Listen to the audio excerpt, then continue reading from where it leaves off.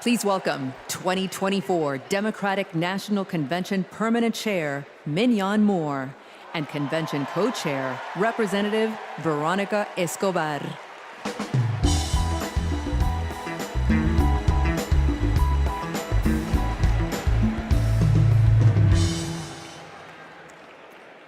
Hello, fellow Democrats. For the final season of the convention, I am more than pleased to pass the gavel to Co-Chair Representative Veronica Escobar.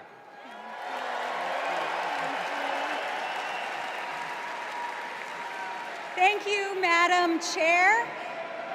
The fourth season of the 49th Quadrennial National Convention of the Democratic Party will now come to order.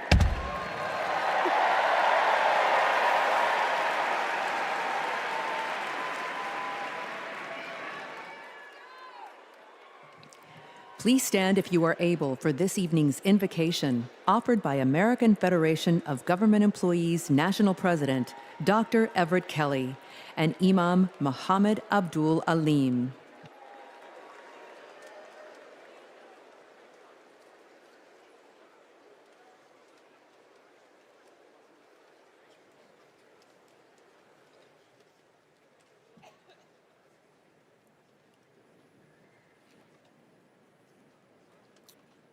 Let us pray. Eternal God, our Father, creator of the universe, help us to rise together in unity and love. The work ahead is monumental. We must heed our call to feed the hungry, heal the sick, and comfort all who suffer. We must conquer fear, injustice, and despair. Our great democracy's foundation is our knowledge that all are equal in God's eyes, that righteous truth, your gift of freedom and equality, are being questioned once again. They're what our forefathers and mothers fought and died for. They died on battlefields, in factories, on farms, and beloved Creator, all this tonight, our democracy is now on the line. In the months that remain, guide Vice President Harris and Governor Walz with your wisdom and your thoughts. Eternal One, hear our prayer. Set our hearts afire that we may never weary in doing with your will in the pursuit of justice. In your Son's name, amen.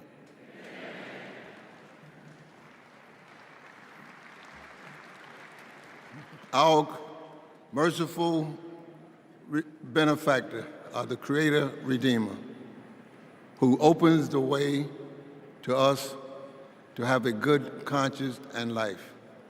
Grant that we continue as a nation out of many one, a people of faith, taking pride in caring for our common humanity. Let us pray that this great nation inspire nations to advance social and economic progress. O God, make us among those who seek justice for all. O God, help us stand with humanity against hate. O God, bless us to approach each day with a feeling of gratitude and remembrance of you. Bless our homes and our schools. Bless us to never be without hope. Bless us in every decision, endeavor, and undertaking. Bless the efforts of the presidency to secure more opportunities for all in our great society. And finally, bless Americans to cherish our freedom and noble essence. Amen. Amen.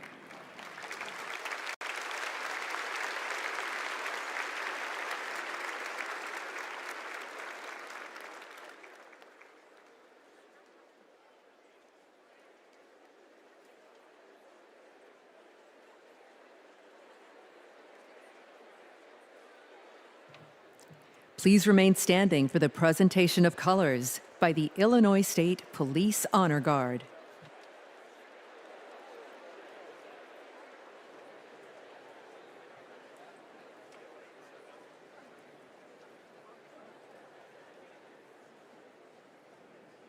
Detail, attention. Carry, colors. Forward, march. Left, left, left, left,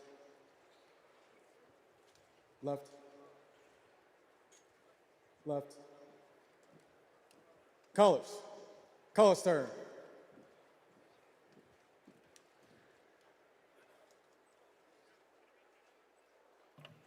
Please remain standing for the Pledge of Allegiance, led by Luna Mehring, sixth grader from Oakland, California.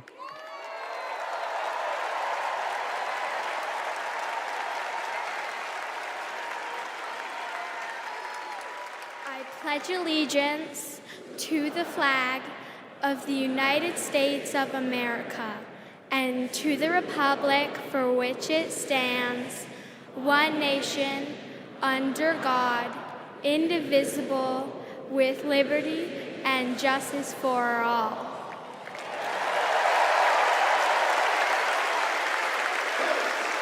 Colors turn.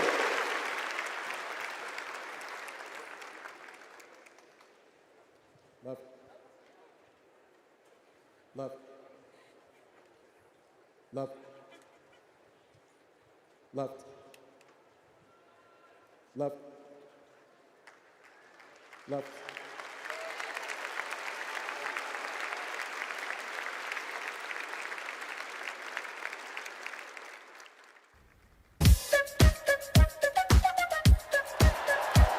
She's a fighter for the American people, committed to our values, our hopes, our dreams, bringing joy back across our nation.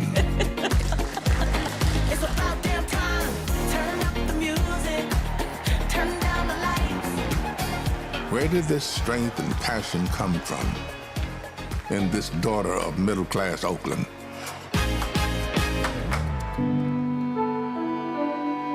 Well, it started with her parents, her mother, a South Asian scientist, and her father, a black economist. They took her to civil rights marches and inspired her to pursue her dreams. After her parents divorced, she and her sister were raised by her mother with the help of friends and neighbors, attending Sunday school at the 23rd Avenue Church. We grew up in this wonderful, loving, supportive environment. My mother was very well aware that she was raising two black girls to be two black women. Her mother saved up for 10 years to buy their first home and shared with Kamala the words and wisdom that remain her North Star to this day. Be a fighter for things that matter, and don't be limited by what has always been.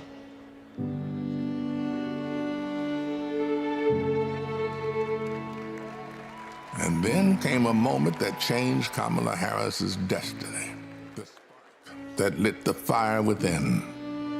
When I was in high school, I had a best friend who I learned was being molested by her father. This particular day, she was like, hey, you really, really are not yourself. There's something going on. I said to her as soon as she told me, well, you have to come stay with us. As you get older, you really, really reflect on how pivotal that intervention was at that crucial point of my life.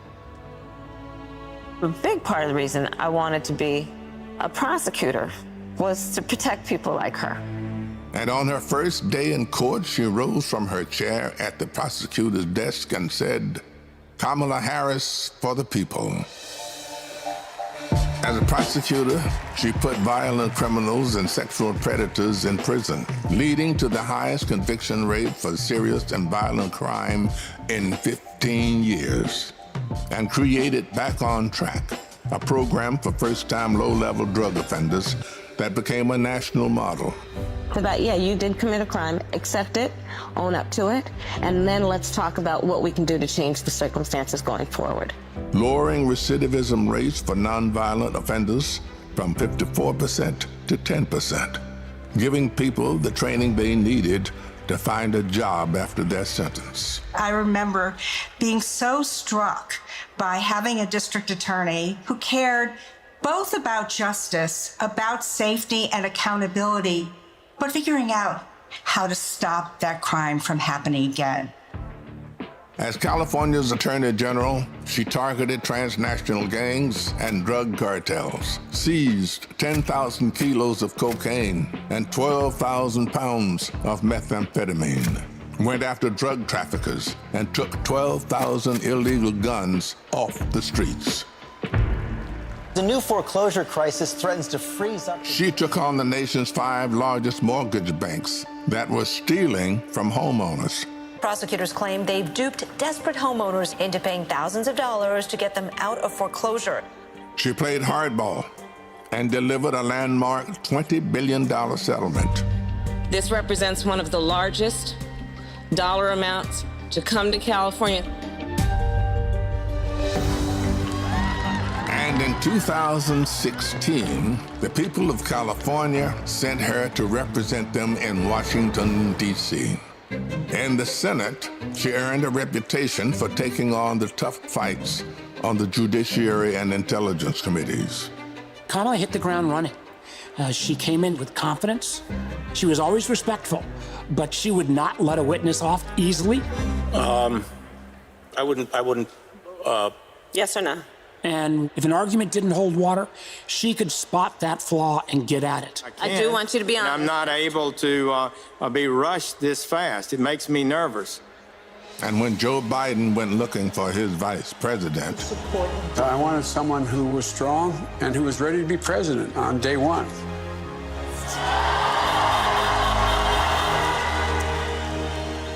as vice president, she worked to cap insulin costs for seniors at $35, to replace lead pipes and provide clean water for communities, and she helped create 16 million jobs. The Biden-Harris bipartisan infrastructure bill has already created thousands of jobs for our members. That is what the future looks like under a president, Kamala Harris. She fought to reduce the trauma of gun violence that has devastated our nation. How many of you guys, as college students, had to have a drill during high school or middle school or elementary school where you learned about how you need to hide in a closet or crouch in a corner in the event that there is a mass shooter roaming the hallways of your school? Look at that. Look at that. And she did more than talk the talk. She walked the walk, helping pass the first bipartisan legislation in 30 years to curb gun violence. So one thing I learned about working with Vice President Harris is she always stand on business.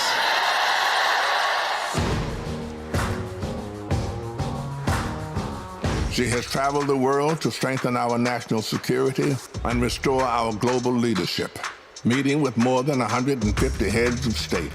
She stood shoulder to shoulder with our allies and stood up to dictators, helping to unite NATO behind Ukraine and impose punishing costs on Russia. She's led the fight for reproductive freedom. We have worked too hard and fought too long to see our daughters grow up in a world with fewer rights than our mothers.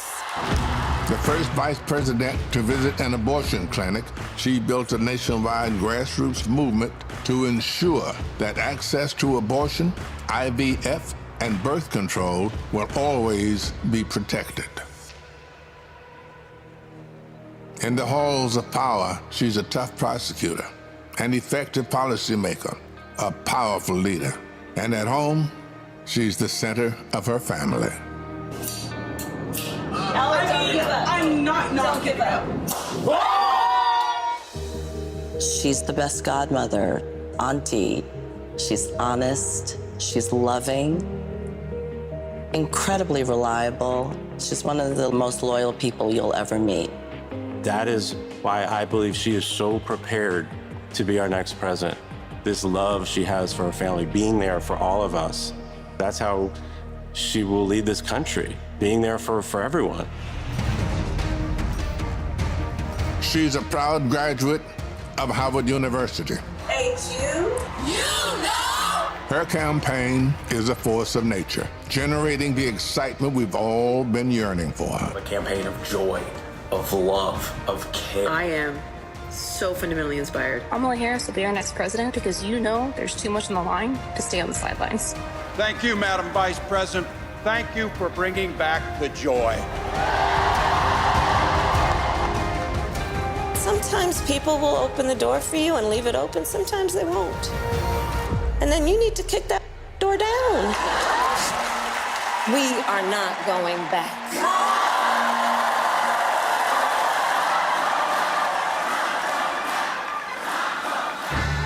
She's a protector, a strong voice for common sense, a leader for tomorrow.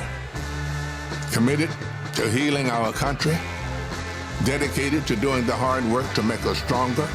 I now declare you spouses for life. Someone who truly understands the struggles of everyday Americans. Forged by the challenges of the past, ready for any challenge that may arise. Now is the time, America. The joy is back, the pride is back, the hope is back.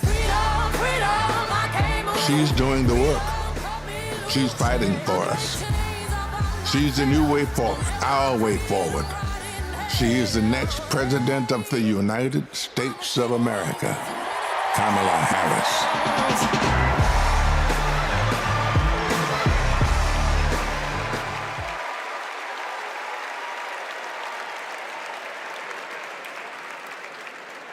Wow. Bienvenidos todos to the final night of the Democratic National Convention. We have so much in store for all of you tonight, including a special rendition of our national anthem by our favorite country music rabble-rousers, the Chicks. And I just want to say, this week, our energy, hope, and joy have inspired the nation. Meanwhile, Donald Trump has been a small man, speaking in small venues, talking about small ideas. Our ideas, our vision for America brings us together. Our vision for America embraces every community and everyone. Kamala Harris and Tim Walz are working hard because they know our country is great. They know that we can build a future for all of us, and they're earning our votes by laying out a plan that puts the American dream not just within reach, but so we can fully grasp it. By making sure going to the grocery store doesn't break the bank, that we have control over our bodies, that our kids like my own kids, Christian and Eloisa, have opportunities to lead healthy and happy lives. We'll get to know Kamala a little more, and I promise you, you will not only be more inspired, but also ready to fight for a new way forward. And to keep us pumped for this journey, Chicago's very own DJ Metro. Over to you. Chicago, how's everybody feeling out there today? Welcome to night 4 of the Democratic National Convention. I know you all are having so much fun out there, is that correct? Well, there's only one thing left to do, and that's to make sure that the fun continues right here, right now, the only way that I know how. The Chicago way, baby. Y'all ready? Let's go. Thank you.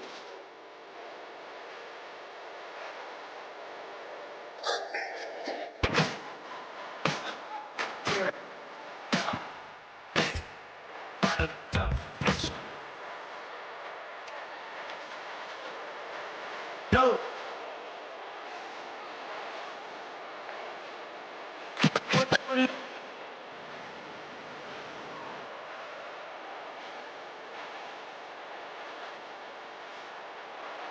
Everybody Everybody, hands up, hands up.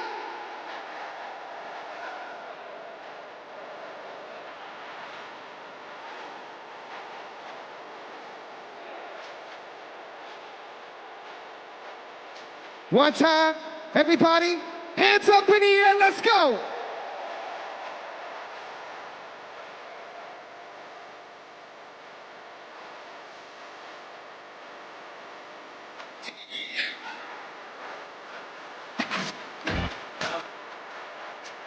Thank you very much, ladies and gentlemen.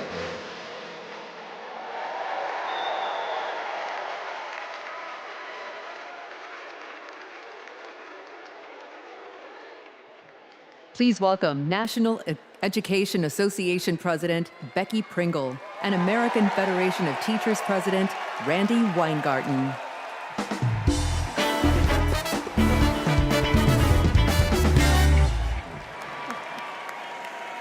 I am Becky Pringle, President of the largest labor union in this country, the National Education Association. As an 8th grade science teacher for over 30 years, I can tell you that Kamala Harris and teacher Tim Walz understand when our public schools are strong, our nation is strong. They know expanding free school meals, investing in healthcare, and keeping our communities and our schools safe creates opportunity for everyone. They will strengthen our schools, support our educators, and help our students live into their brilliance. Donald Trump and J.D. Vance are not just wrong, they're dangerous. It's all right there in Project 2025. They will shut down the Department of Education, end Head Start, and make educators pay a higher percentage in taxes than billionaires.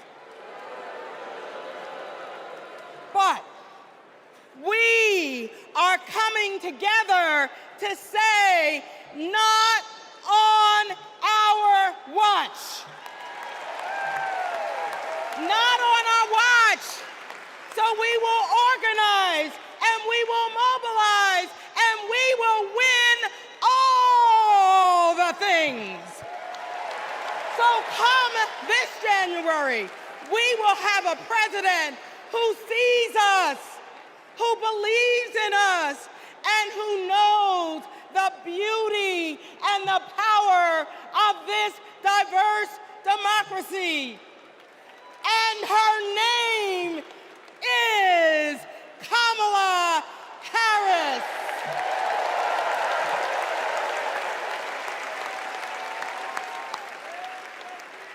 I'm Randy Weingarten, the president of the AFT and a public school teacher. One of my first lessons I taught my students was about the social contract, how both individual freedoms and mutual responsibility are essential in our democracy.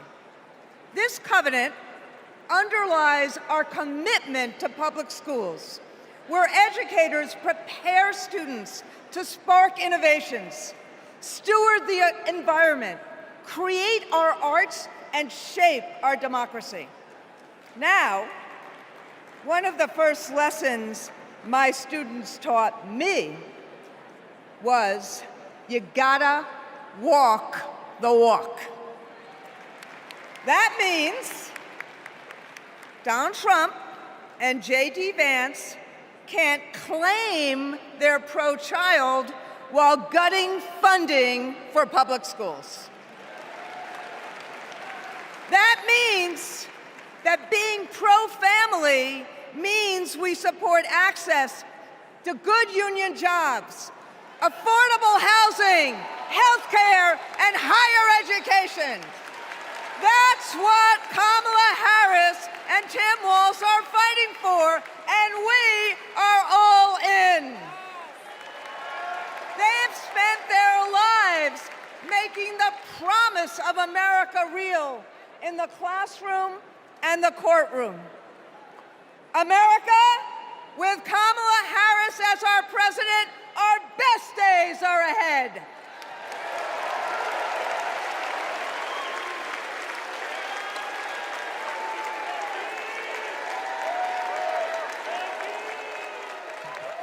Please welcome California Senator Alex Padilla.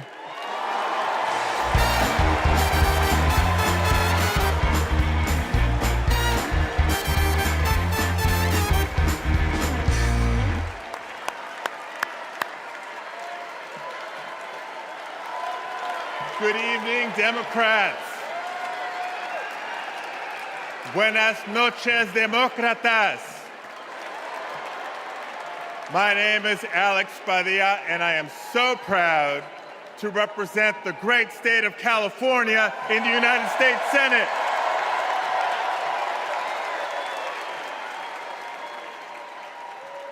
But the titles I'm most proud of are husband to my beautiful wife, Angela, and father to 3 young gentlemen. You know, as a father, when we talk about the future of our country, it's not just hypothetical. For me, it is very real. Every day I go to work in Washington, I think about my kids and the future we're building for their generation.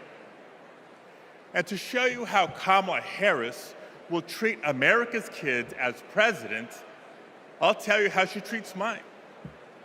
Because whenever she sees Roman, Alejandro, and Diego, she greets them with kindness and respect, literally meeting them on their level, to speak to them and to listen. And every fight that Kamala and I have taken on together has been about making life better for this generation and the next. As a state senator, I stood with then Attorney General Harris as she took on the big banks to keep kids and their families in their homes. As California's Secretary of State, I knew her as a fearless United States Senator and my partner in defending our sacred right to vote. That's right. And when Kamala became vice president, I was honored to fill her seat. But I knew that I had some big Chuck Taylors to fill. But I was proud to carry on legislation that she championed to protect workers, to safeguard public lands, to provide kids with more access to quality education. You see, Kamala and I believe that all of our kids deserve a shot at the American dream. It's the American dream, after all, that brought my parents to the United States decades ago. Es cierto. Mis padres, Santos y Guadalupe Padilla, vinieron a los Estados Unidos en busca del sueño americano. But today, we know that the dream is out of reach for far too many families. So my question for all of you tonight is this. This November, who's ready to defend the dream? ¿Quién está listo a defender el sueño americano? Tim Walz is ready to defend the dream. Kamala Harris will defend the dream. And between now and Election Day, each of us must defend the dream too, by working to elect them as Vice President and President of the United States of America.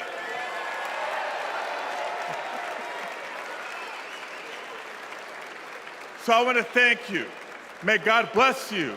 Now let's go win this thing.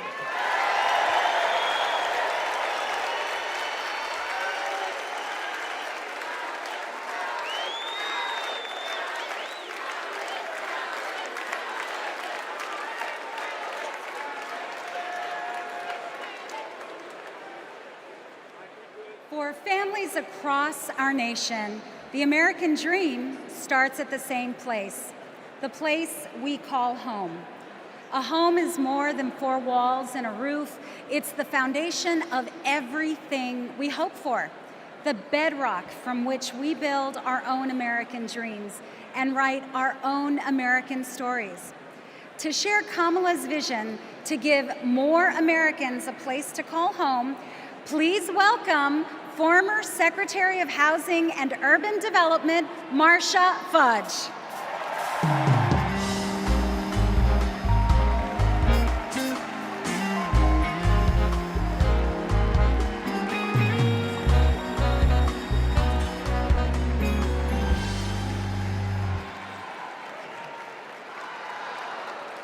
OH.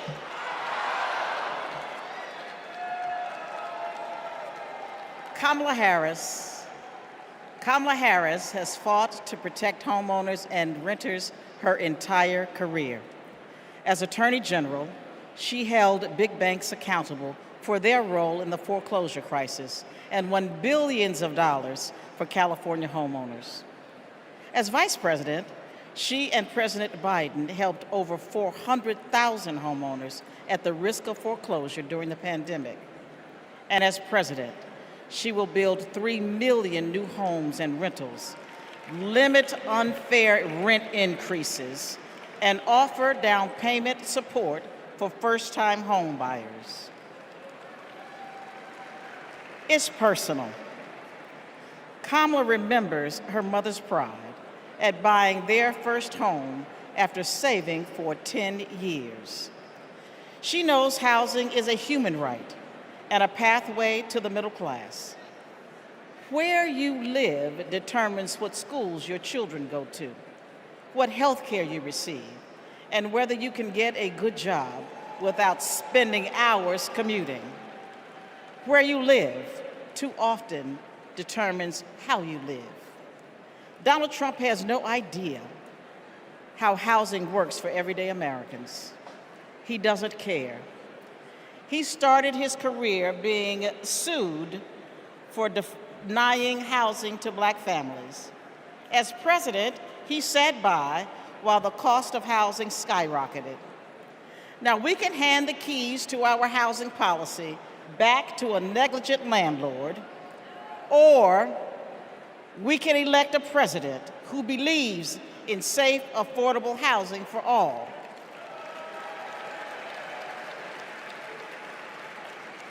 Let's ensure we have an opportunity economy by voting for Kamala Harris. Thank you. Don't know why, but I feel like freedom. I'm Matt, and I'm a former Trump voter. Hi, my name is Dave from Pennsylvania. I'm a two-time Trump voter, 2016 and 2020. I voted for Trump before, but I'm not going to do that again. I think his agenda has really been awful for America. He doesn't care about ordinary people. He's never been one, never known any. I'm extremely worried about Donald Trump getting in the White House again. People are working. All these people who weren't working under the Trump administration, they now have jobs. One thing I like about Kamala Harris is she talks about the issues. She talks about the economy. She talks about women's rights. I'm going to vote for Kamala Harris.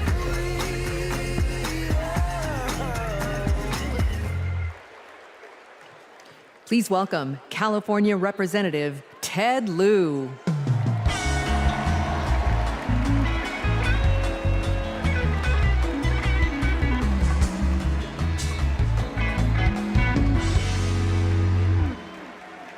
As a computer science major, I am so impressed with how large this AI-generated crowd looks tonight. I first got to know Kamala Harris during the Great Recession when I was a California state legislator. Millions of hardworking families were facing foreclosure. My constituents told me stories about predatory and unfair loan terms and about how hard they were fighting to keep the homes that they loved. Thankfully, they had someone fighting just as hard for them, Attorney General Kamala Harris. She led an investigation of the mortgage industry to root out fraud. She helped pass the Homeowners Bill of Rights, and she held the big banks accountable, bringing back $20 billion to homeowners. Since those days, I've seen her continue to fight for affordable housing as vice president, and as president, she's going to cut red tape so we can build more houses, help new homeowners afford a down payment, and take on corporations that unfairly hike up rent. Kamala Harris fights for affordable housing because she gets it. You know, when her mom was raising 2 girls, she did what so many parents do: work early hours and work late nights, pay the bills, and put on a brave face so her girls did not know how hard it really was. It shouldn't be this hard in America, and President Kamala Harris will make sure it's not. She'll fight to lower housing costs so that everyone, everywhere, can find a place to call home.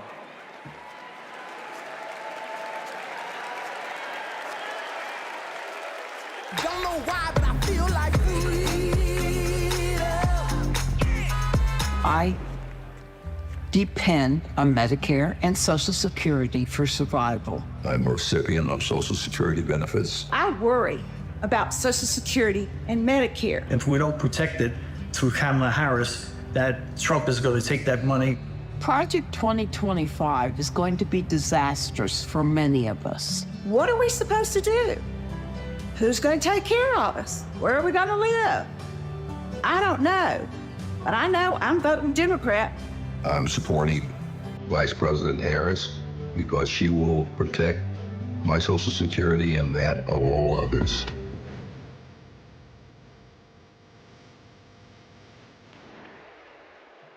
Please welcome Wisconsin Senator Tammy Baldwin.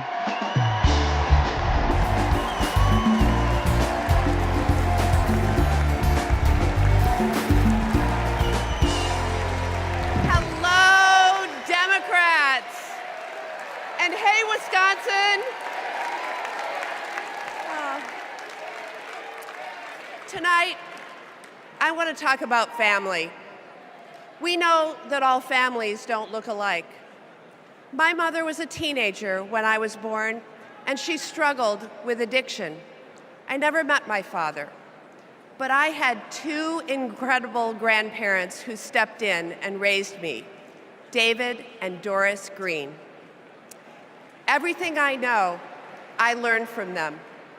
In every way a child needs, my grandparents were there for me. And as they grew older, it was my privilege to be there for them.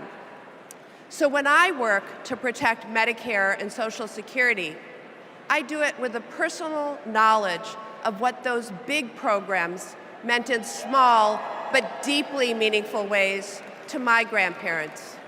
And I know what they mean for your parents and grandparents. But let's be clear, that is all at risk today. Donald Trump was asked what he would do about Social Security and Medicare, and he said, and I quote, "There's a lot you can do in terms of cutting." Cutting? He's talking about cutting Social Security and Medicare while giving a huge new tax break to billionaires and corporations? Well, Kamala Harris is not going to let that happen. And Tim Walz is not going to let that happen. We are not going to let that happen. You know, they've got it backwards. We Democrats, we honor our elders and ask the wealthiest to pay their fair share. Wisconsin's state motto is forward, and my friends, that's where we're headed.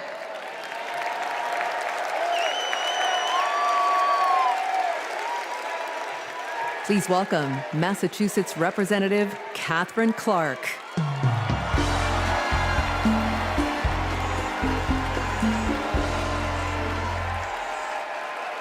I am a proud mom of 3.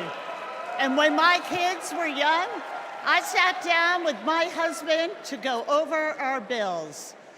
We realized that my entire income went to paying for childcare.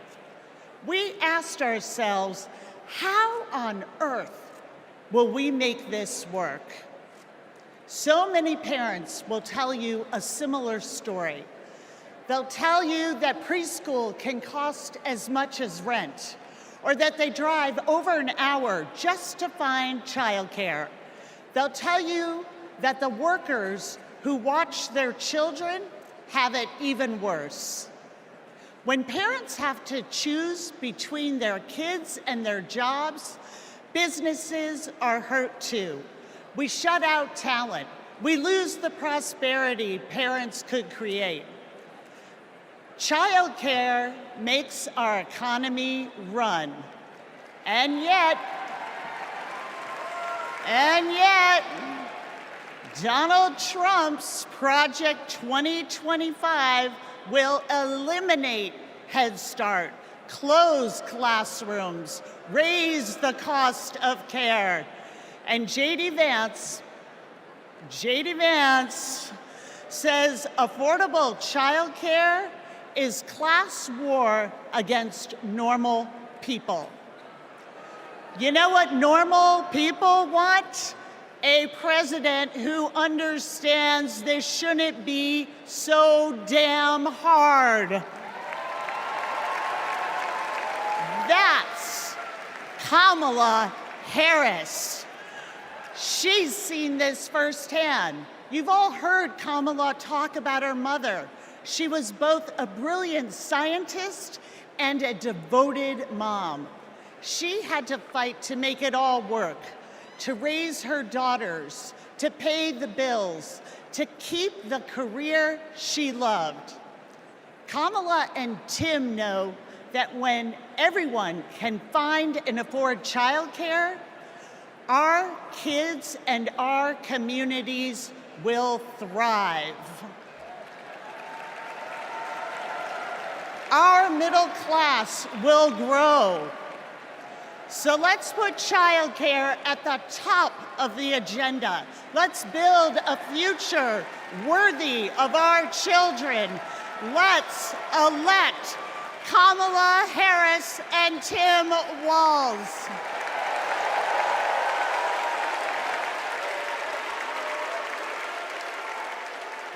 Please welcome Colorado Representative Joe Neguse.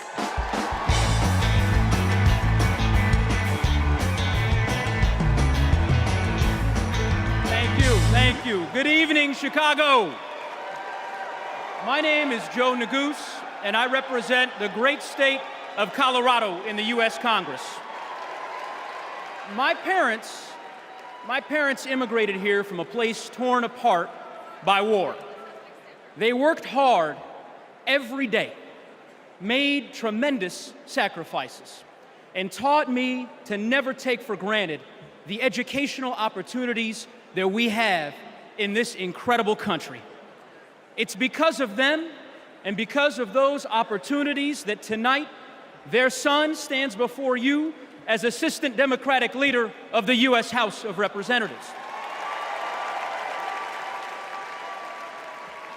My fellow Americans, let me say this clearly.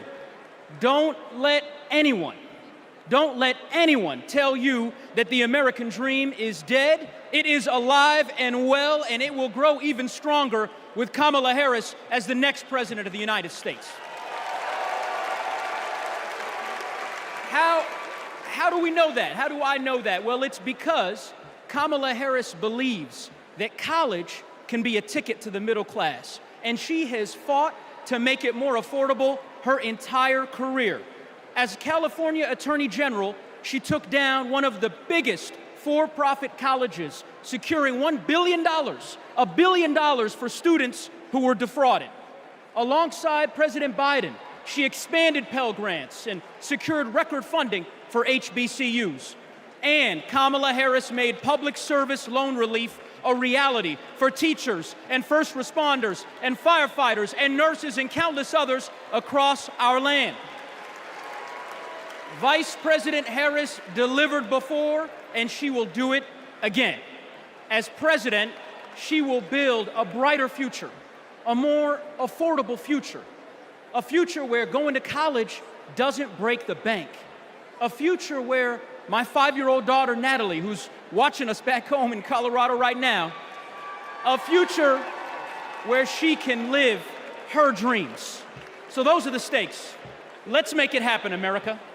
Let's make history, America. Let's elect Kamala Harris, the 47th President of the United States. Thanks so much. God bless. Thank you.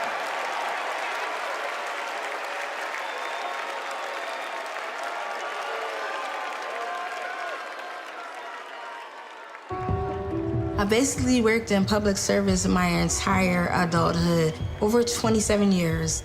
Seeing my mom work in the public service sector, it was actually inspiring me, and I'm like, she gives more to the community than she is for her own self. As a single mother, I knew I wanted my daughters to have a better life than I did. So I said, you know, going to school will help me. I would see her move like the bills to the side, but I know she was mounting. I know she was drowning in student loan debt. Then eventually my loans got to $800 a month. I paid it. I did what I was supposed to do. But I was like, oh my God, I'm gonna be in debt until the day I die. When the Biden-Harris administration first announced the public service loan forgiveness, and I'm rushing to my mom, like, apply for this, apply for this. I'm sitting at my desk, opening up my mail. It says, thank you, Kelly, for public service. Your loans now have been forgiven. Took a deep breath, and I screamed. I had to pinch myself. I had to see if this was really happening. Seeing my mom finish her higher education was life-changing. I don't think anything can ever stop me from my goals, because I saw her do it as a single parent with twin girls, with life pushing her down so many ways, but she continued to rise up. She has been the force, the motivation for me to want to continue to work in the public service agency. With this loan forgiveness, I can plan for my future. I was able to purchase my very first home. It creates great opportunity for my daughters. It creates stability. Thank you, Vice President Harris and the entire administration. I just want to thank you again and again and again. Thank you so much.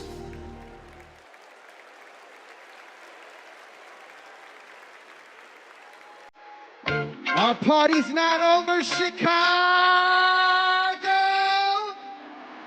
Let me see you just rock for me.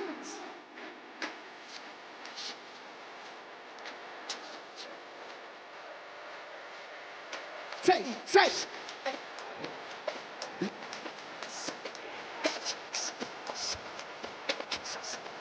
See what?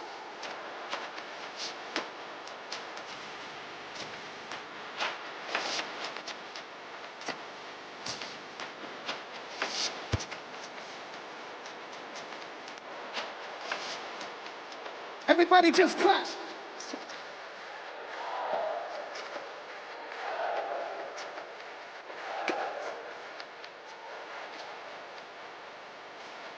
All right, Chicago, let me see you just.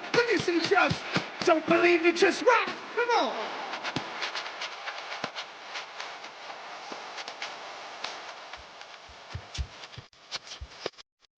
Believe me, just rock. Don't believe me, just rock. Don't believe me, just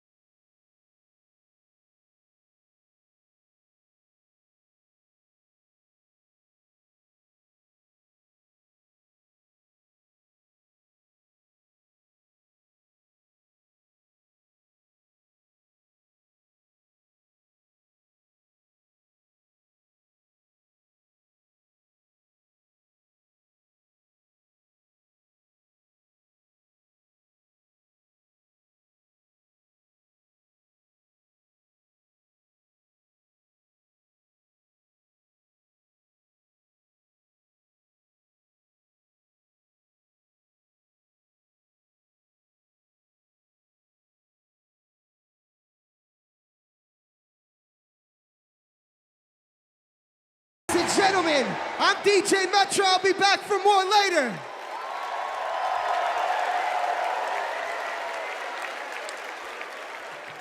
Please welcome Durham, North Carolina Mayor Leonardo Williams.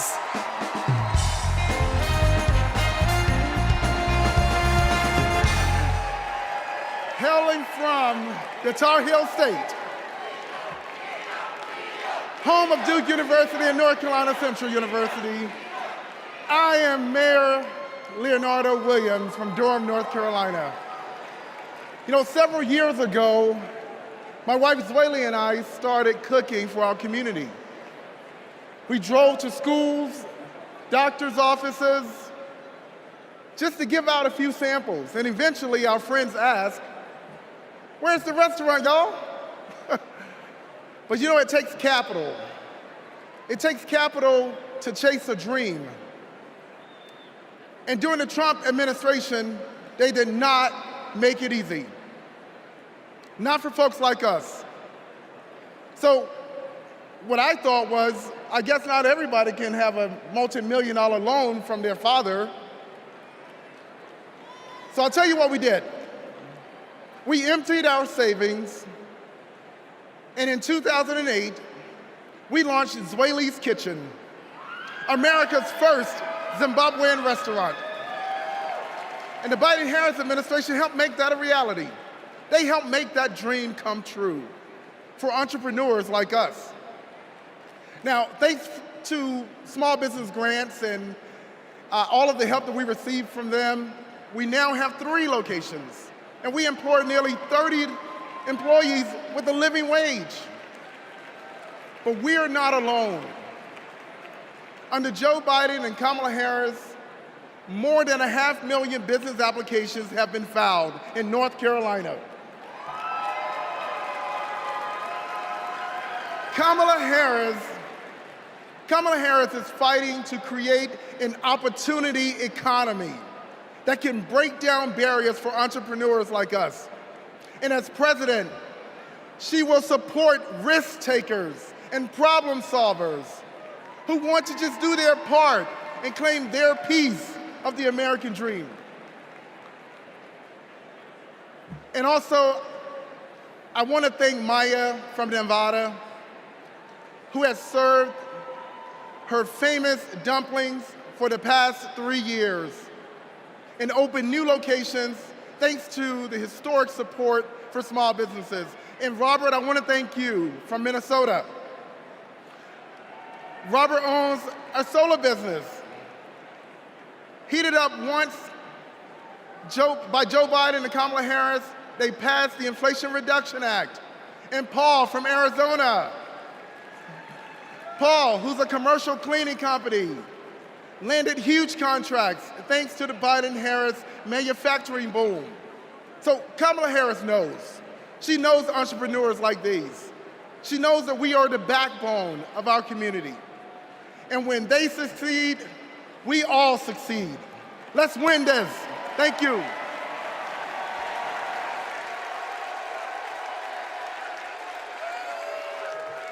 Please welcome Illinois Representative Raja Krishnamurthy.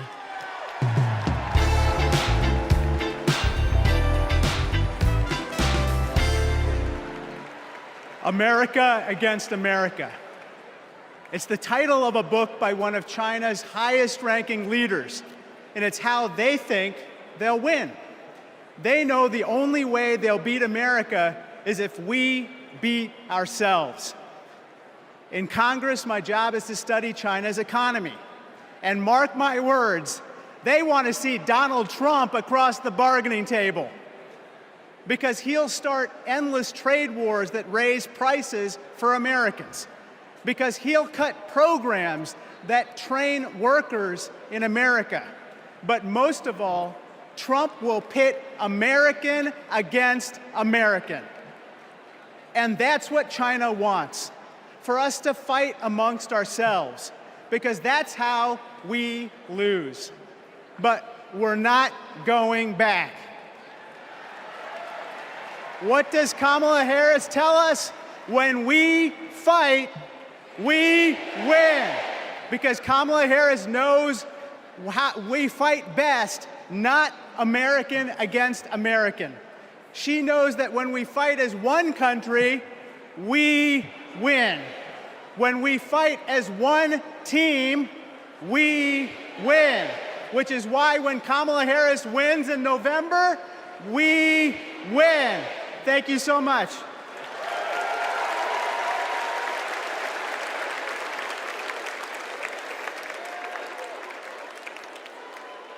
We believe in a future where every person has the opportunity to build a business, to own a home, to build intergenerational wealth, a future with affordable health care, affordable child care, paid leave, and all of this is to say, building up the middle class will be a defining goal of my presidency.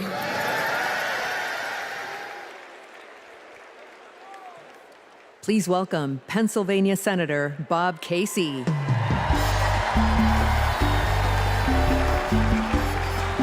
Pennsylvania. Here's a real question. Mom's asked me in Pennsylvania, what am I supposed to do if I can't afford diapers? In just 6 months, a box of diapers went up $15. The corporations say your prices are up only because their costs are up. They're selling you a lie. It's in the bag with the diapers. Prices are up because these corporations are scheming to drive them up. Most companies are good companies. It's the food conglomerates that sit behind the supermarkets, the faceless wholesalers. They're the ones who are extorting families at the checkout counter. This is greedflation. I've been fighting it a long time. So has Kamala Harris. And finally, we're starting to win. When Big Pharma jacked up the cost of insulin, we passed a bill to stop them. Now, for millions of Americans, it's capped at $35 a month. So that's one. I've been fighting to ban price gouging on food. And next year, when she's president, Kamala Harris will sign a bill to do just that. So that's another. And when corporations take advantage of a crisis, like toilet paper during the pandemic, we'll hit them with harsher fines when Kamala Harris is president. Now, Americans don't expect stuff to be free, but we do expect it to be fair. The people I'm talking to, from Allentown to Erie, they don't tolerate being ripped off. Americans are hardworking, honest people. And that's what we've been fighting for. We're fighting for honesty.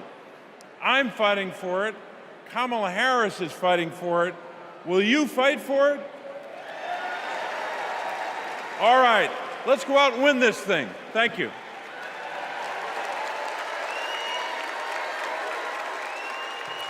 Please welcome Massachusetts Senator Elizabeth Warren.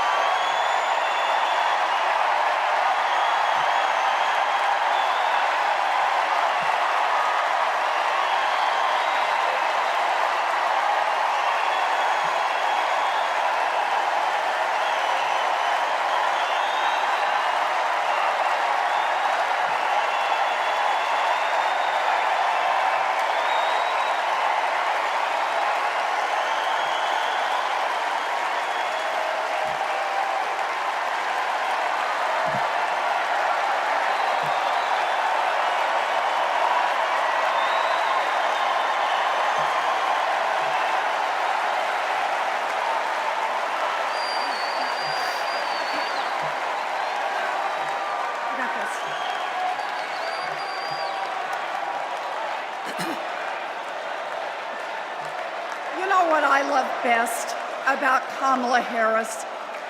Kamala Harris can't be bought and she can't be bossed around. Now, I first met Kamala in the aftermath of the 2008 financial crash. The banks had flat out broken laws, cheated people, and stolen homes. Millions of Americans had lost their jobs, their savings, their homes. Now, I was setting up the Consumer Financial Protection Bureau. Go CFPB! Yeah!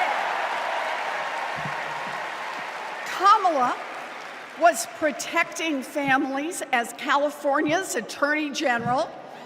You bet. And Donald was scamming students at Trump University and trying to make money off people losing their homes. Kamala Harris stepped up. She enforced the law, she fought the giant banks, and she delivered billions of dollars of help for families.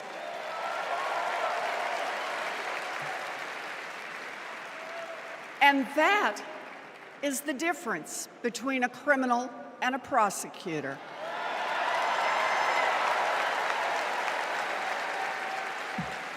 You know what else I love about Kamala?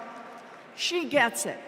We need to make life more affordable for working people. Yeah. Donald Trump, the felon, has no plans to lower costs for families. He doesn't know how, and basically, he doesn't really care. When did he ever fill up a gas tank or worry about a grocery bill? The only bills he worries about are from his criminal defense lawyers.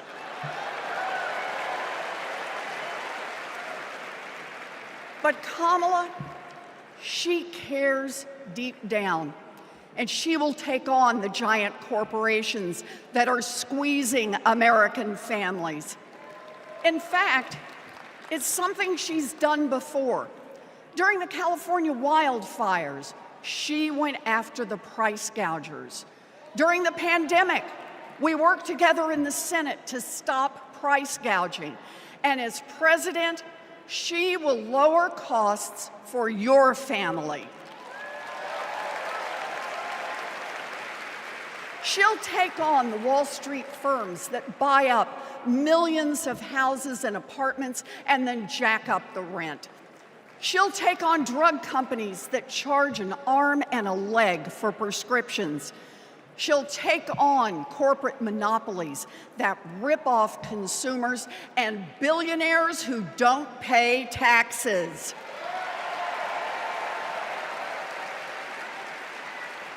And she'll take on right-wing extremists who think they should decide who has access to abortion or IVF. Kamala will protect abortion rights nationwide. Yeah. And there it is. Groceries, gas, housing, healthcare, taxes, abortion. Trust Donald Trump and JD Vance to look out for your family? Shoot, I wouldn't let those guys, I wouldn't trust them to move my couch.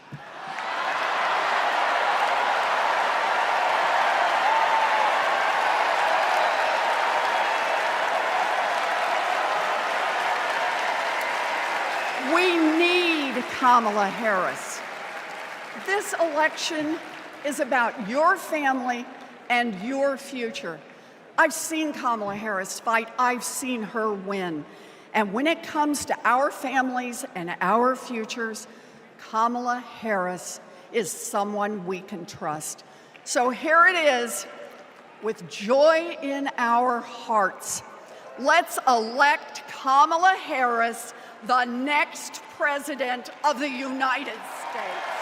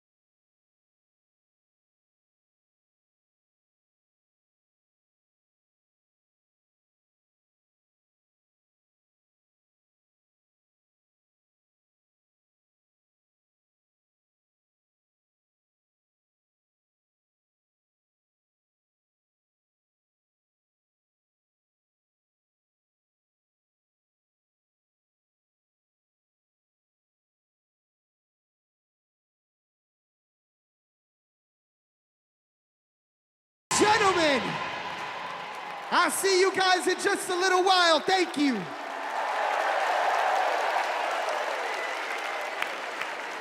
Woo!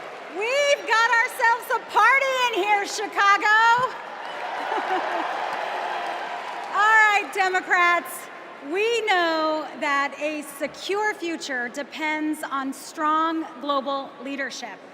As Vice President, Kamala Harris has been tested on the world stage. She's faced down threats, stood shoulder to shoulder with our allies, and engaged in the serious work of safeguarding America's security. Please welcome to the stage an Army Ranger, my colleague, Congressman Jason Crow.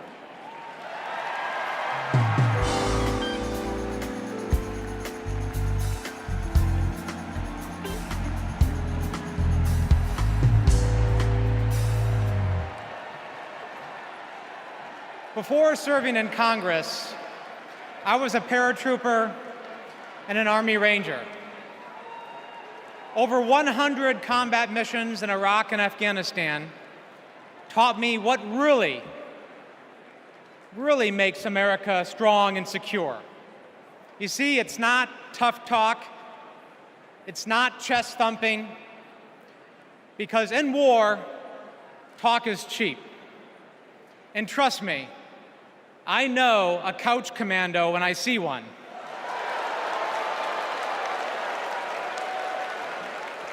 Real strength and security come from our people, from our allies. Donald Trump's Project 2025 would abandon our troops, abandon our veterans, our allies, and our principles. In Chapter 4, Trump plans to do Putin's bidding by abandoning Ukraine and walking away from our NATO allies. In Chapters 2 and 3, he plans to fire our national security and military professionals and then replace them with MAGA loyalists.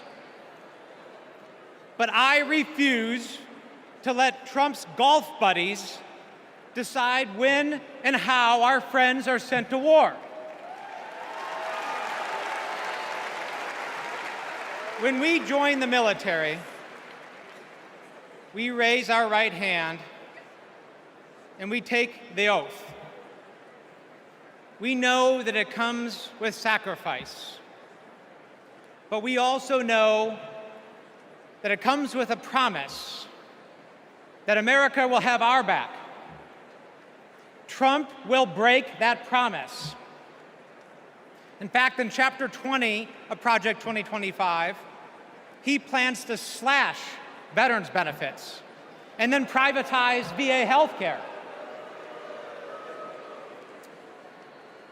As a paratrooper, we learned that the leader of the unit jumps first, and then the others follow. Leaders always go first. But Trump, he would push your son or daughter out of the plane and then abandon them when they come home. Our troops deserve a commander-in-chief who will always have their back. That leader is Kamala Harris.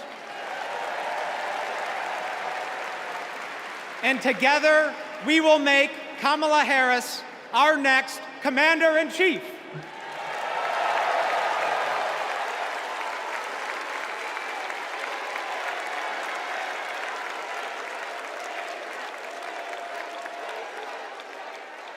President Joe Biden and I, along with our entire country, are grateful, deeply grateful to each and every one of you for your service and for your excellence. The United States military, without any question, is the strongest and best fighting force the world has ever seen. And that is because of you, each one of you. Please welcome Michigan Representative Alyssa Slotkin.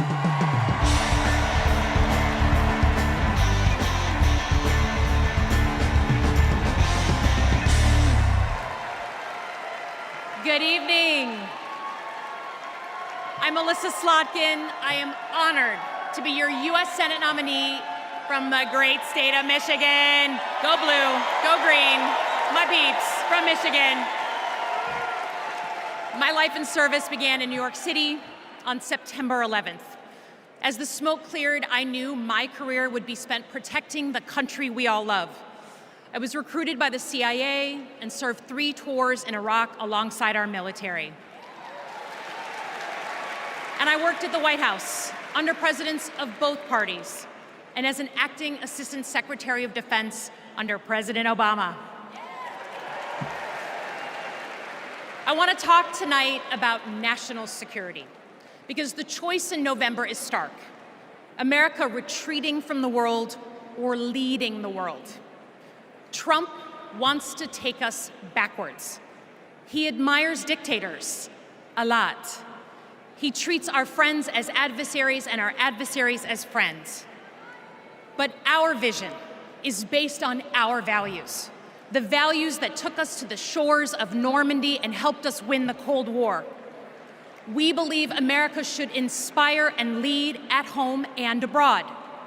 We recognize that it's not just about having a strong military, but about tackling global challenges like AI and climate change together. And guess what? That takes friends. You gotta have friends to do that. Vice President Harris understands our strength abroad is inextricably linked to our strength here at home. Our schools, a strong middle class, and the health of our democracy. So, for everyone here and everyone watching, I want you to proudly claim your patriotism. You are here because you love your country. Do not give an inch to pretenders who wrap themselves in the flag, but spit in the face of freedoms it represents.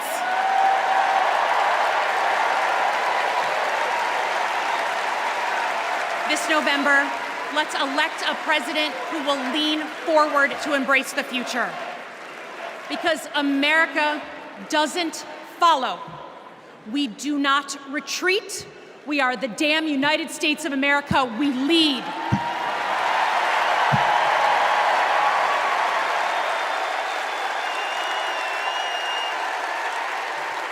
Please welcome New York Representative Pat Ryan.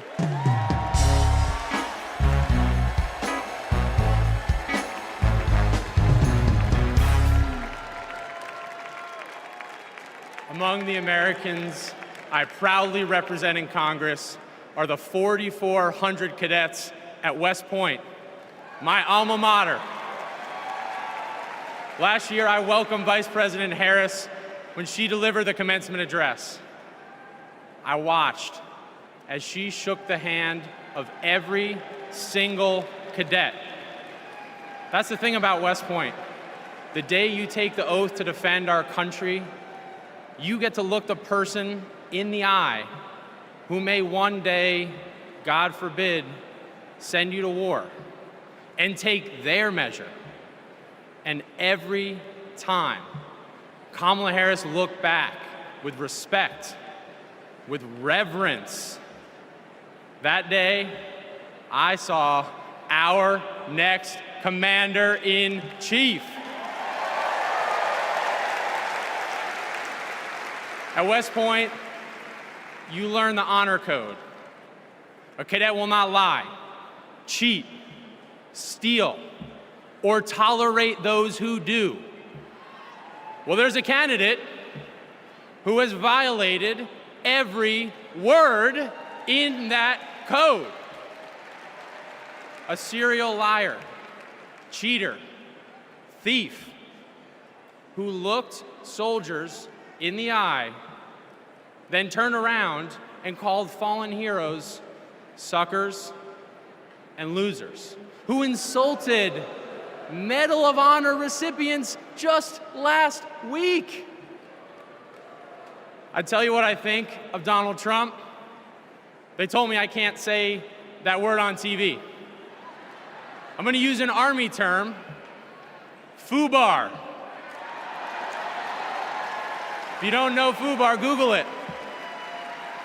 These last few weeks have felt like a new day in America, when we are waking up rising up as patriots to demand our next president be someone who not only treats our veterans with respect, but everyone with respect, with dignity, with decency, with the truth. Someone like Kamala Harris, our next commander-in-chief.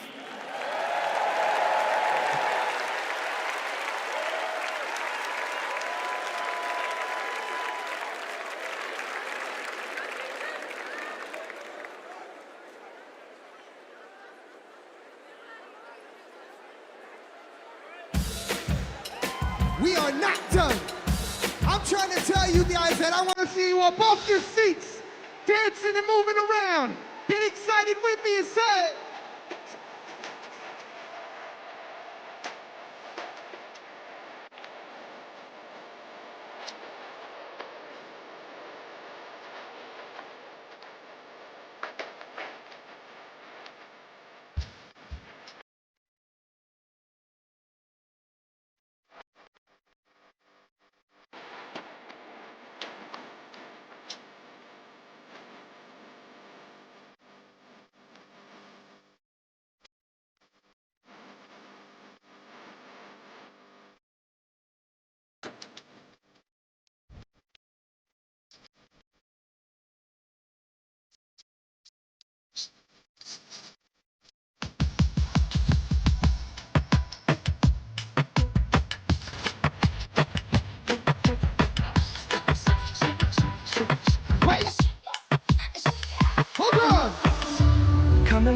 In my direction. So thankful for that. Representando para mi latino aquí conmigo esta noche.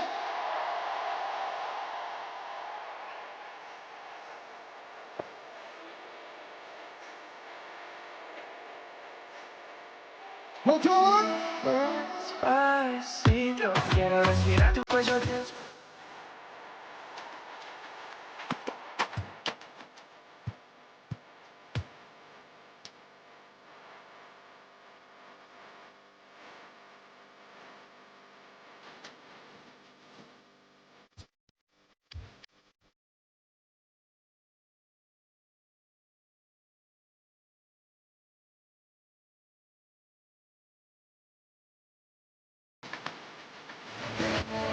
Ladies and gentlemen, one more time, I'm DJ Metro, and I'll be back.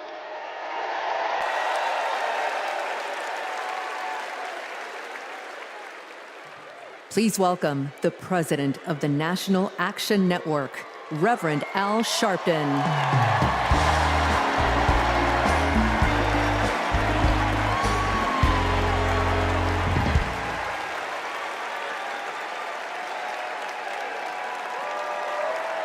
Thank you.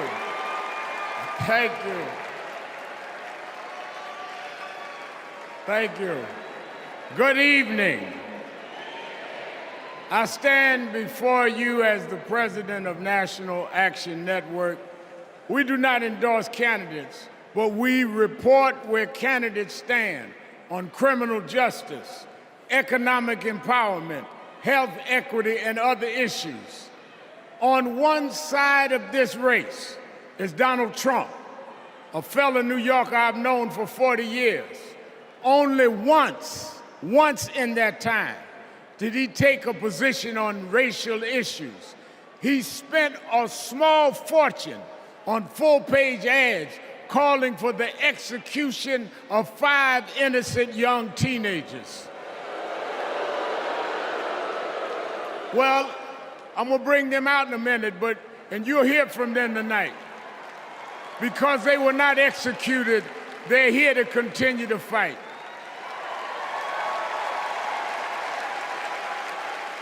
But it was there that I saw Trump love to fan racial flames. On the other side is a woman that I've walked with in Selma, Alabama to commemorate the 59th anniversary of Bloody Sunday. Kamala Harris spoke to me that day about unity and passing bills. All I ever heard from Donald Trump was how he could get an advantage. I see one candidate who wants to protect the right to vote while the other has tried to cook up 11,000 votes in Georgia. I see a candidate who, with Joe Biden, brought leaders to the White House to confront violent hatred, running against a man who said neo-Nazis in Charlottesville were fine people. I see a candidate who has sought to reform and uphold the law, and a man who wrongly assumes his mugshot appeals to black Americans. I've worked with Kamala Harris. In every job she's had, she has consistently committed to making government work for those of us who've been disadvantaged. All Donald Trump has been consistent about is making himself richer and sowing division to get that done. This man sat right here in Chicago a few weeks ago, refusing to apologize for claims that migrants were taking black jobs. Well, in November, we're gonna show him when blacks do their job.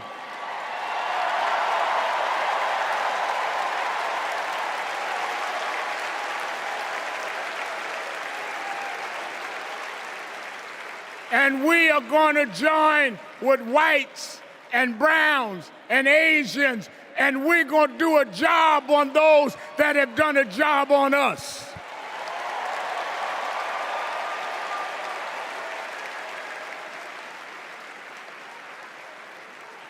Tonight, we are going to realize Shirley Chisholm's dream.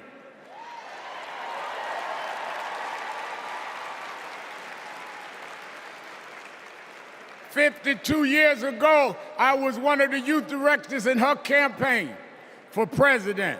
And 52 years after she was told to sit down, I know she's watching us tonight as a black woman stands up to accept the nomination for President of the United States.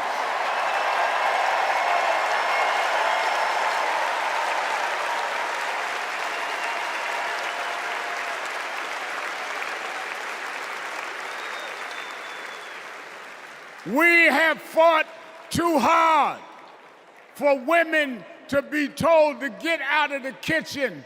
We are now on our way to the Oval Office. We won't go back.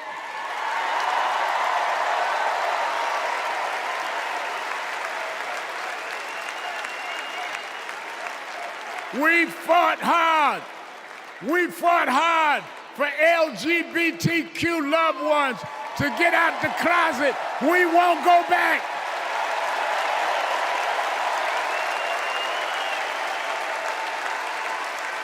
We fought hard for the right to choose, the right to education.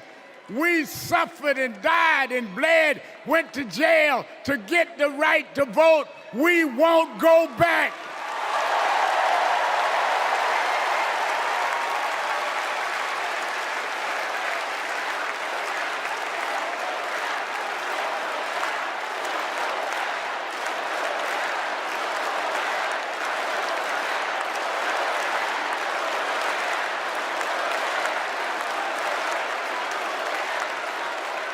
So we must be committed, no matter how the Supreme Court tries to roll back on civil rights, no matter what the amount of money they have. We are here because others fought and suffered for us, and we vowed tonight we won't go back.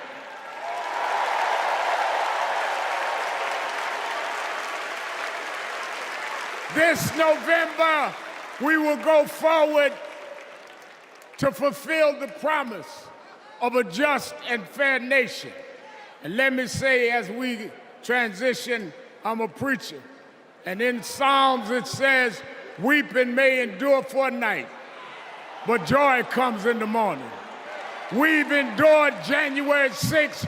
We've endured conspiracy theories. We've endured lies and areas of darkness, but if we stay together, black, white, Latina, Asian, Indian American, if we stay together, joy, joy, joy, joy coming in the morning.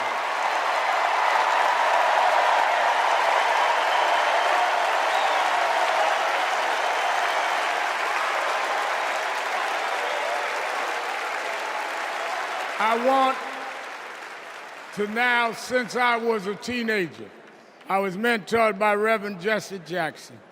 And Reverend Jackson taught us to fight for what's right. And now I want to bring out some young men that I fought for. I referred to them then, they were known as the Central Park Five. Now they're the Exonerated Five. Raymond Santana, Kevin Richardson, Yusef Salaam, Corey Weiss, the Exonerated Five.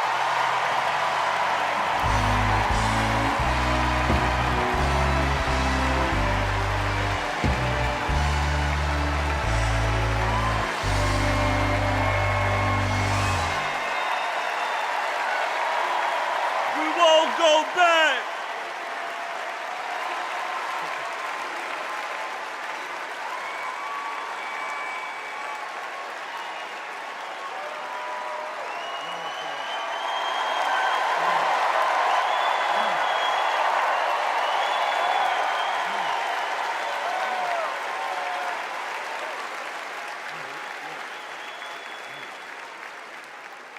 Good evening, people.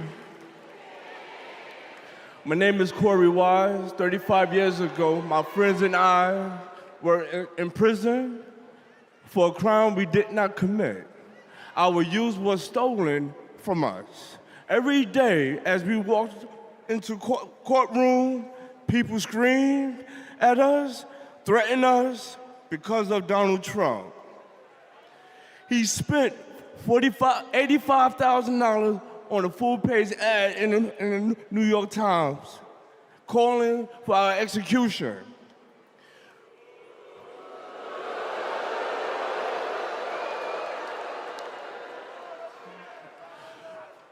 We were innocent kids, but we served a total of 41 years in prison.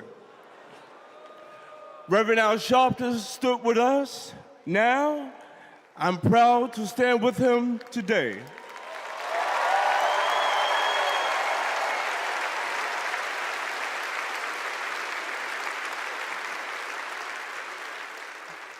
Vice President Kamala Harris has also worked to make things fairer. I know she will do the same as president. Now, approve that message.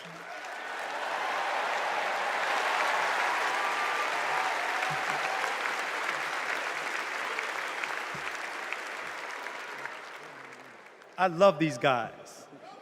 These are my brothers. These are my brothers.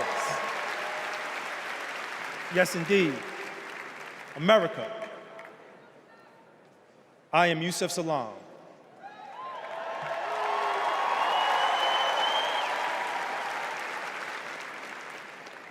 A New York City councilman representing my hometown of Harlem. That's right.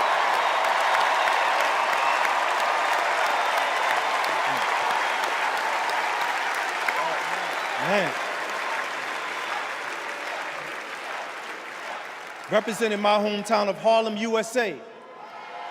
And listen, as my friend Corey Wise just said, 45 wanted us unalive.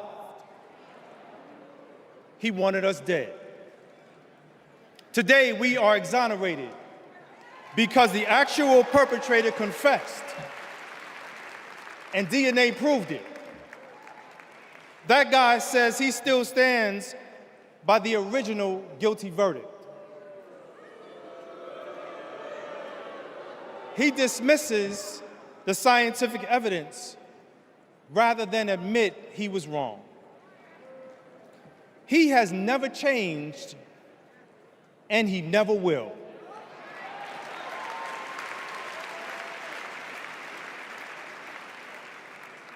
That man thinks that hate is the animating force in America. It is not. We have the constitutional right to vote. In fact, it is a human right. So let us use it. I want you to walk with us. I want you to march with us. I want you to vote with us.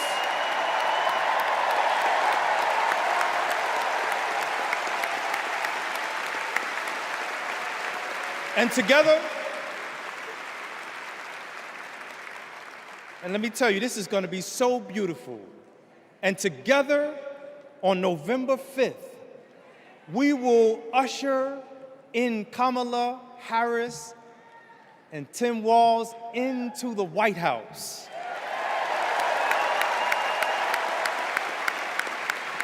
So I want to do this.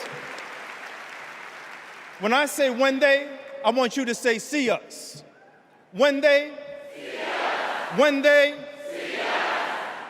When they see us, America will finally say goodbye to that hateful man.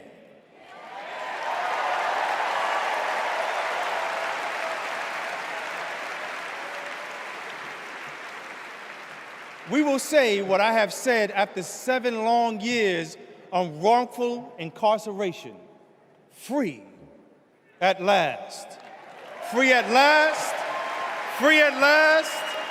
Thank God Almighty, we are free at last. God bless you, and God bless the United States of America.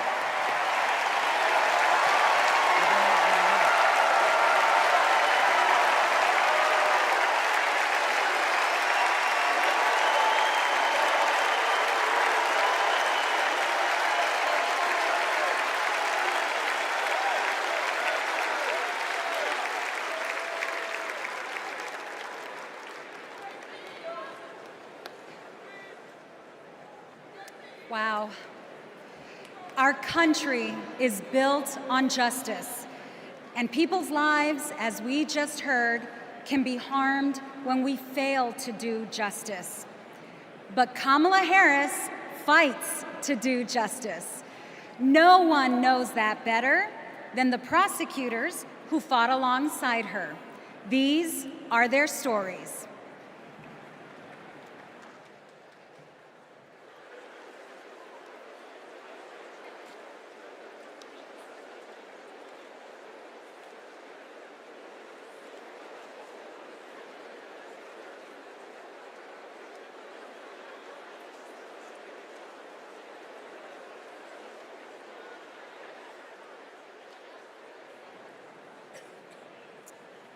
I'm Amy Resner. I was a colleague in the courtroom when my friend Kamala tried one of her first cases and made the prosecutor's promise for the people. For Kamala, practicing law was always about protecting the vulnerable and giving the victims a voice. Women who were sexually assaulted, children who were mistreated and sexually abused.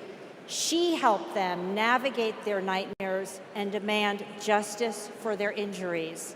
And she did it all with grit and grace, intelligence and heart. She was a remarkable prosecutor, and she will be a remarkable president. Survivors of sexual assault struggle to be heard over the cacophony of voices demeaning, discrediting, and vilifying them. When powerful offenders are allowed to manipulate public opinion by attacking their victims' credibility, all victims suffer. Those words are from the 2021 amicus brief filed by RAINN, the nation's largest anti-sexual violence organization, in the case of E. Jean Carroll versus Donald J. Trump.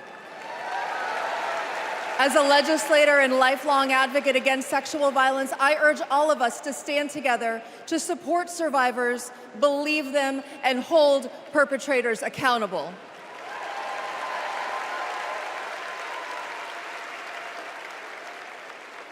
I'm Lisa Madigan, former Attorney General of Illinois. I worked with Kamala Harris during the Great Recession to protect homeowners from foreclosure.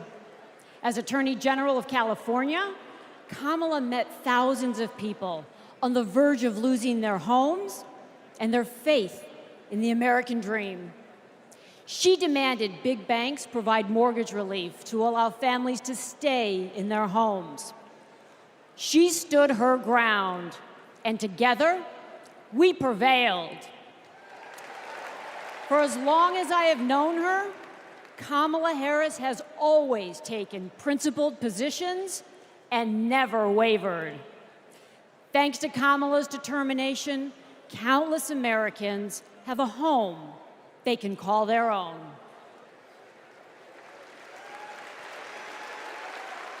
And I'm Mark Morial, civil rights leader and former mayor of New Orleans. In the 1970s, Donald Trump was sued for refusing to rent his apartments to African Americans. His employees were told, put those applications in a drawer and leave them there. It was straight up housing discrimination. It was racism, and civil rights advocacy put an end to it.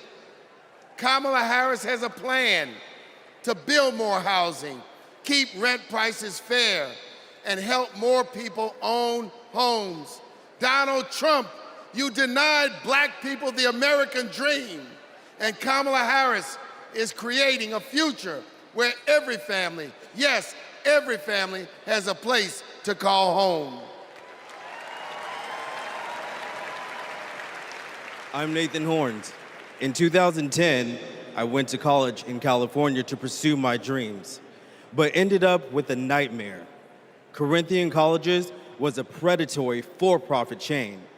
They defrauded more than 500,000 students and burdened us with loans we could never repay. Then, Kamala Harris stepped in. As Attorney General of California, she stuck up for students.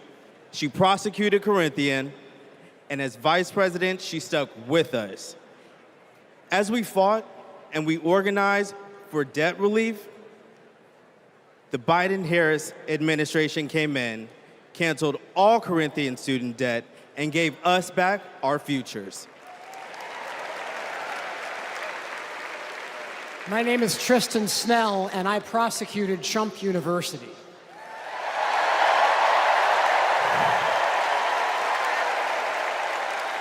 I interviewed over 100 victims of Trump's fraud, a retired police sergeant, an Iraq veteran with PTSD, a mother caring for her son with special needs. They trusted Trump. They believed that he would teach them his secrets and make their American dreams come true. But all they got was credit card debt and a fake diploma. Some lost their life savings, some lost their homes. Donald Trump ripped off his biggest fans and made $5 million in profit. Kamala Harris fought scammers like him, and as president, she will continue to fight for you, for us, for the people.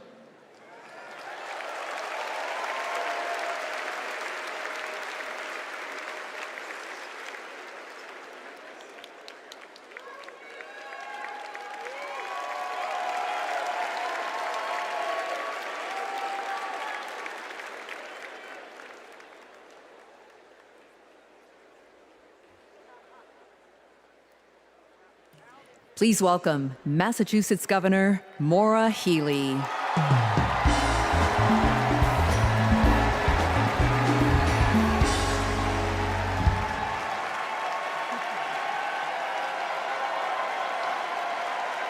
For the people.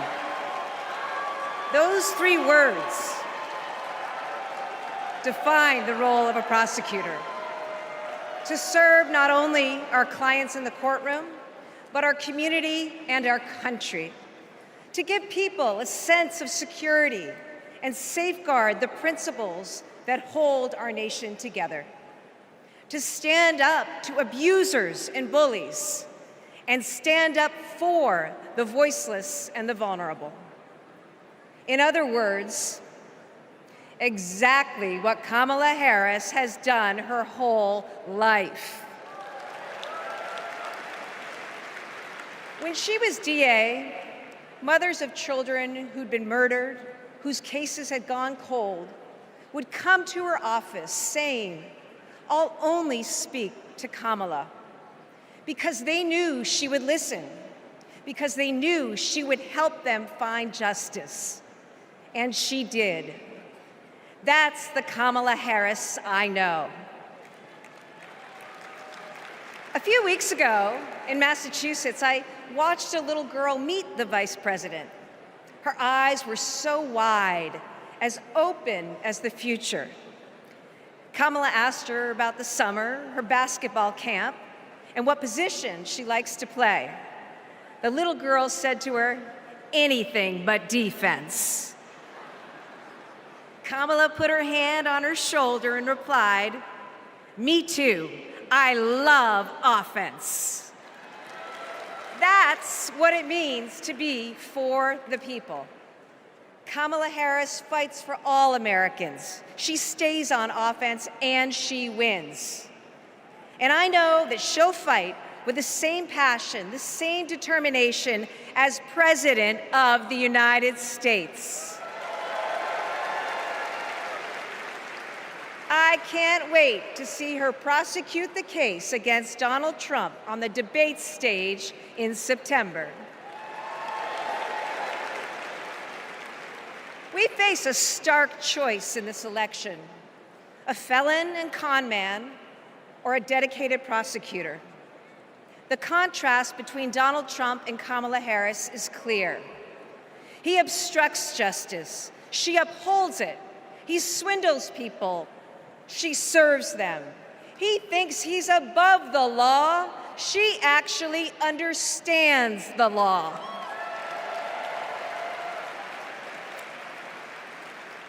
That's what this election comes down to. One candidate who's out for himself, or Kamala Harris for the people. It's a battle for the future of our nation. And tonight, we will prove beyond a reasonable doubt that Kamala Harris should be, she must be, the next President of the United States. Thank you.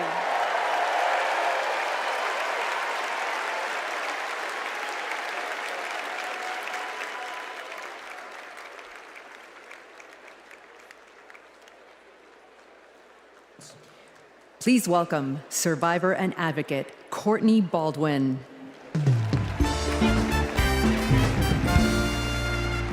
Good evening, Chicago. I'm Courtney Baldwin. In 2013, I was sold for sex in cities across California by a trafficker who controlled every aspect of my life. During those dark moments, I held on to hope that one day I'd be seen as more than a victim, that I could pursue my dreams, and that my trafficker will be held justice. I didn't know it yet, but waiting for me on the other side were people who were fighting for survivors. One of them was Kamala Harris. As California's Attorney General, she fought Backpage.com, the website that let me and thousands of others be bought and sold. She filed criminal charges against its owner that shut down the website for good. No one has ever done that. Vice President Harris is fearless, compassionate, and she still gives me hope. She's protected people like me her whole life, and I know she'll fight for us all as president. Thank you.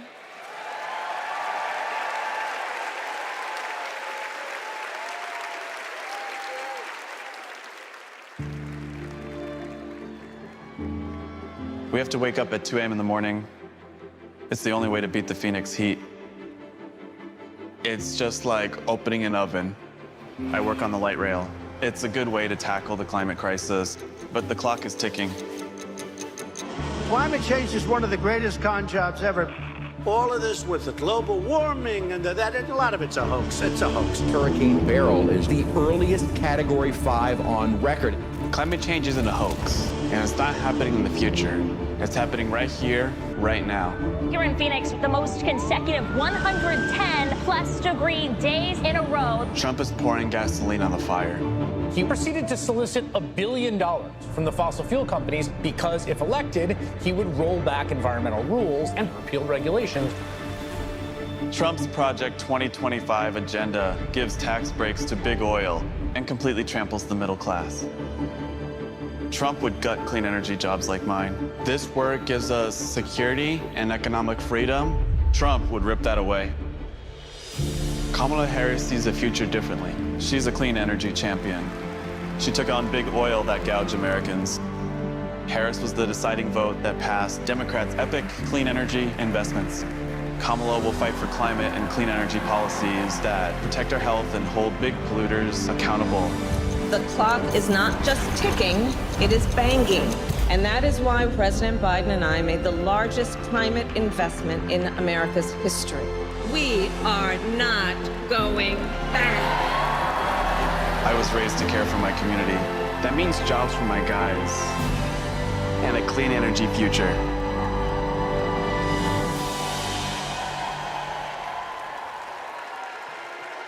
Please welcome former New Mexico Representative Deb Haaland.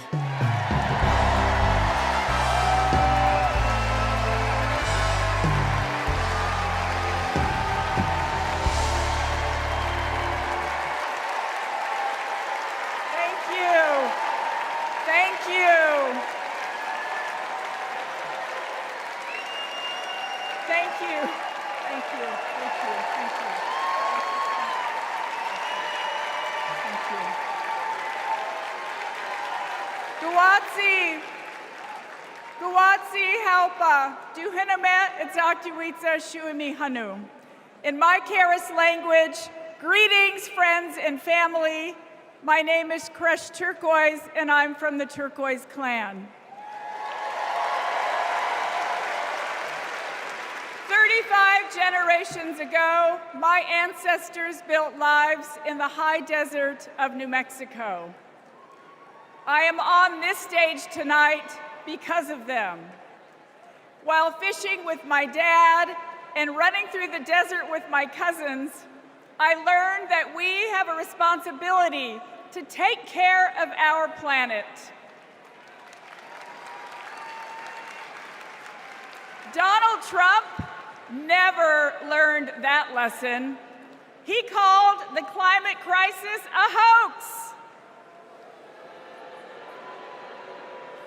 He made it easier for big companies to poison our air and water. An American president must lead the world in tackling climate change. We need a president who understands that assignment. That's Kamala Harris.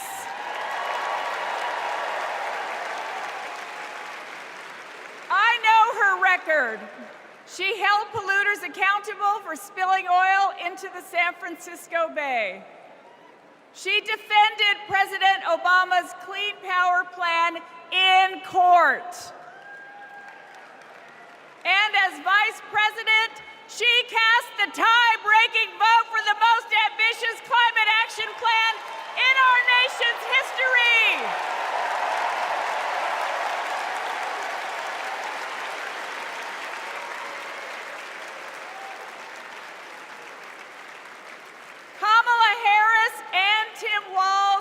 Will fight for a future where we all have clean air, clean water, and healthy communities. Let me go back to the lesson I learned in the desert Southwest. We all have a role in protecting our Earth for future generations. So let's all be fierce, and let's make Kamala Harris the next President of the United States. Thank you all so much. Thank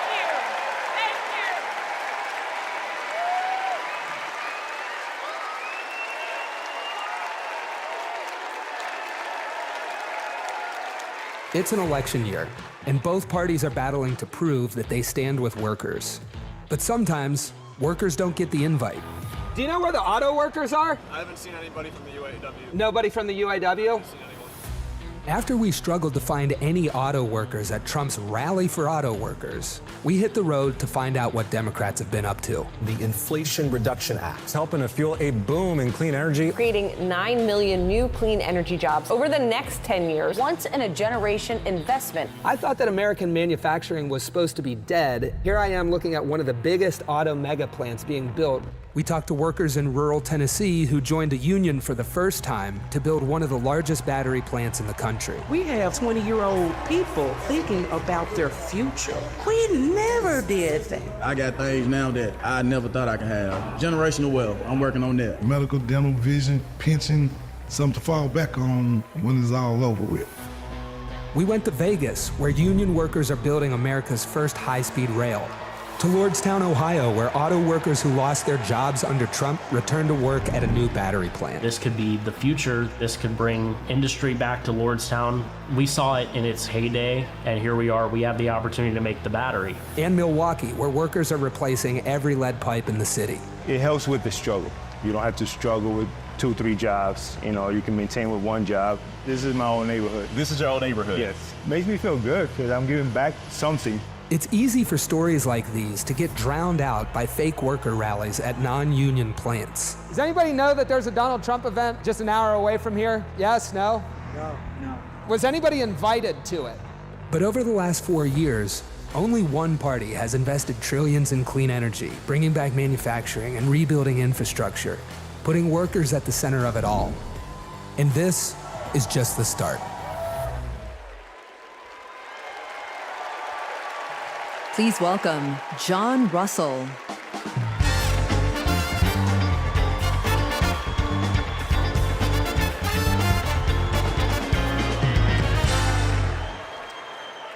Hello, America. Thank you to the workers that make this convention happen. Let's never forget how essential all of our labor is.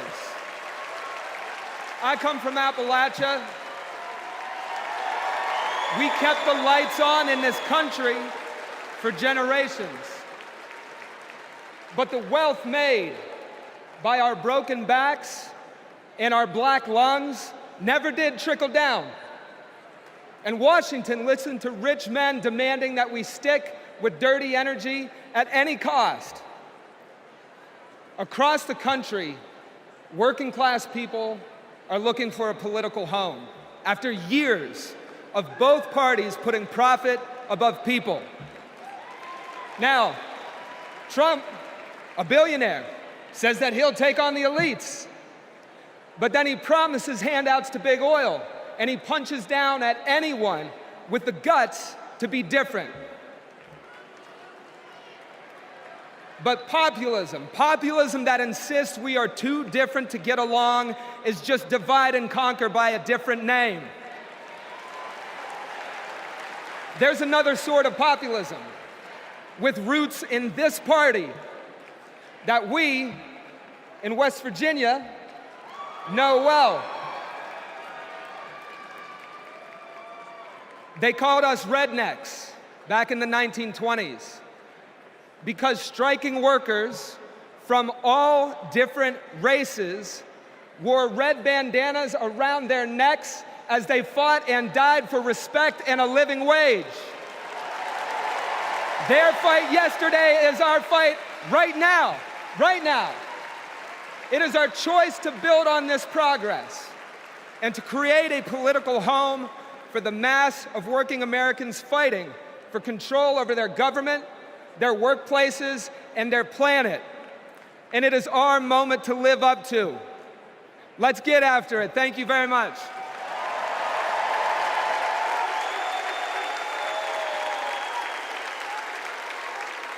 Don't know why, but I feel like When our team of students passed one of the first climate justice policies in our nation, Vice President Kamala Harris showed up. She came to highlight our initiative because she believes in us. Last year, my dad retired after spending more than 30 years working at one of our country's most polluting power plants. Donald Trump doesn't care about people like my dad. I know Vice President Harris will put working families ahead of big oil billionaires. Kamala Harris approaches climate policy through the eyes of future generations, like mine. As new voters and as new leaders, I'm excited to join Harris in the fight for our future.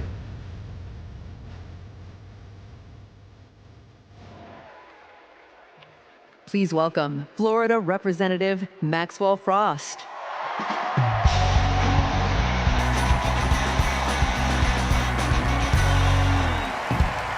I'm Maxwell Alejandro Frost, and I'm proud to be the first member of my generation in Congress. I'm also proud to represent Central Florida. You might expect me to talk about how climate change will impact our future, but as a Floridian, as a Florida man, I'm here to tell you that the climate crisis isn't some far-off threat. It is here. Donald Trump and J.D. Vance think they can divide us by saying this crisis is some type of hoax. But I've walked the streets of communities that have been forced to rebuild after hurricane flooding destroyed their homes. I've heard the stories of immigrant farm workers made to work in horrid conditions exacerbated by this crisis. And I felt the scorching record heat and know that climate change can sometimes feel like an unstoppable force. But with our movement and with organizing and an administration that cares, we are making progress. Kamala Harris and Joe Biden have proven that tackling this crisis creates jobs, that investing in clean energy protects our health, and that investing in mass public transit builds strong communities. And we must always remember that peace is essential to our climate and war destroys our environment. This election is about every drop of water that we consume and every breath we breathe. Fighting the climate crisis is patriotic. And unlike Donald Trump, our patriotism is more than some damn slogan on a hat. It's about actually giving a damn about the people who live in this country. Because when you love somebody, you want them to have clean air. When you love somebody, you want them to have safe drinking water. And when you love somebody, you want them to have a dignified job. And so, America, it's simple. Let's get to work and elect Kamala Harris and Tim Walz for our planet, for our future, for our present, and for our people. God bless.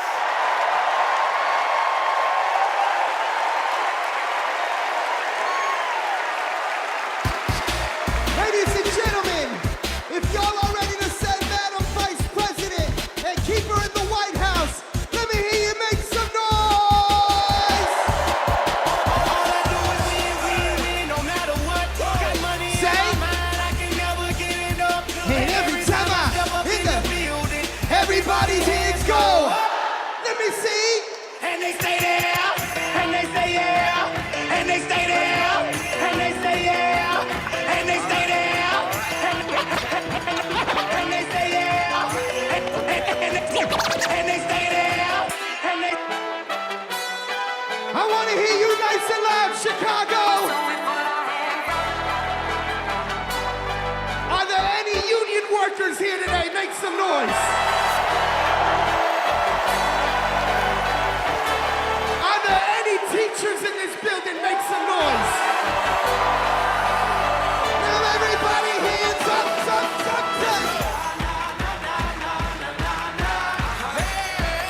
Whoa. Thank you, ladies and gentlemen. I'm DJ Metro. We'll be back for more.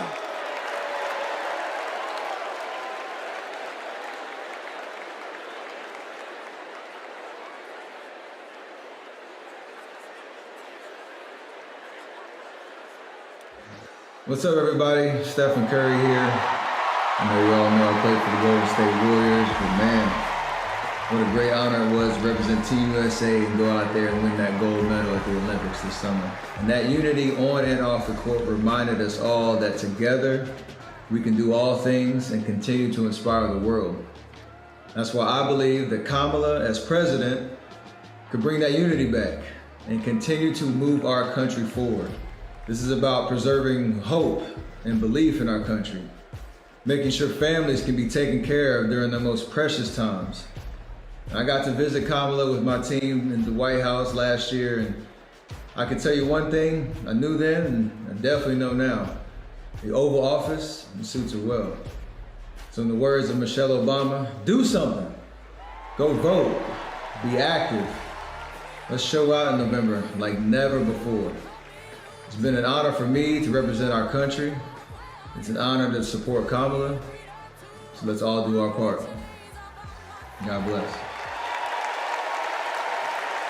Please welcome Democratic nominee for U.S. Congress in Alabama, Shamari Figures.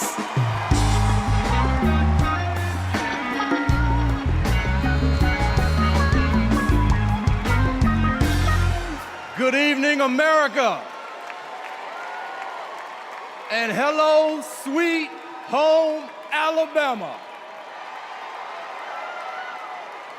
I am running for Alabama's 2nd Congressional District. This is the district that gave America the Tuskegee Airmen, Rosa Parks, Fred Gray, and it is the birthplace of the civil rights movement in Montgomery, Alabama. And of course, this district is home to Mr. Good Trouble himself, Congressman John Lewis. Look, my pathway to this stage was paved by a legacy of fighters. Fighters that include my mother, Alabama State Senator Vivian Davis Figures, who is here at her 11th DNC. And it also includes my father, my late father, Michael Figures, who was also a state senator and civil rights lawyer who sued the Klan into bankruptcy. Listen, all of America, all of us owe a debt to courageous freedom fighters, both known and unknown, a debt that can never be repaid. But what we can do is ensure that the work of those fighters who came before us continues, and that our sacred right to vote is always protected. Kamala Harris gets this.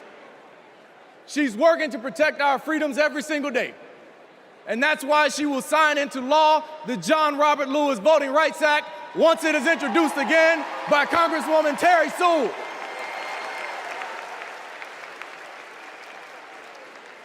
Listen, America, a California poet named Kendrick Lamar recently reminded us that sometimes we gotta pop out and show up. Well, America, it's time we pop out and vote. It's time we pop out from California to Alabama and all across America, and we show them that we are not going back. We are going forward, and we are going forward with Kamala Harris as the next president of the United States of America. Thank you. God bless you. Roll Tide. Let's go win this thing.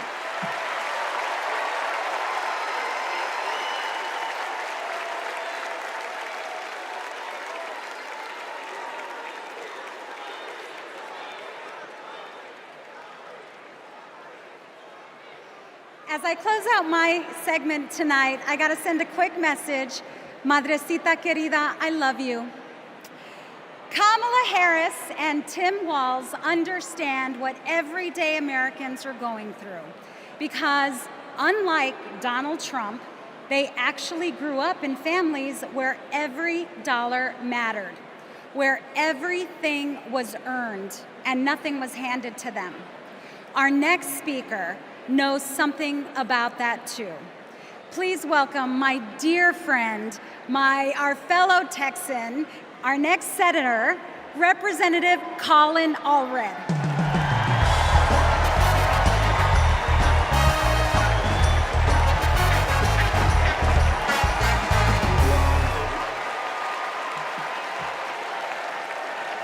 All right.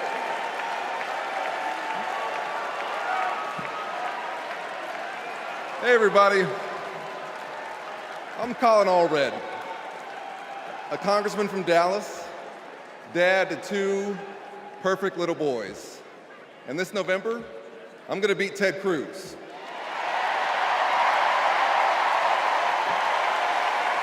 And I'm so proud to be here to support our next president, Kamala Harris. You know, like Kamala, I was raised by a single mom. Mom was a public school teacher who often worked 2 jobs to make ends meet. So when we talk about lowering costs, I think about the times when we went to the grocery store when I was growing up and swiped the debit card and said a little prayer.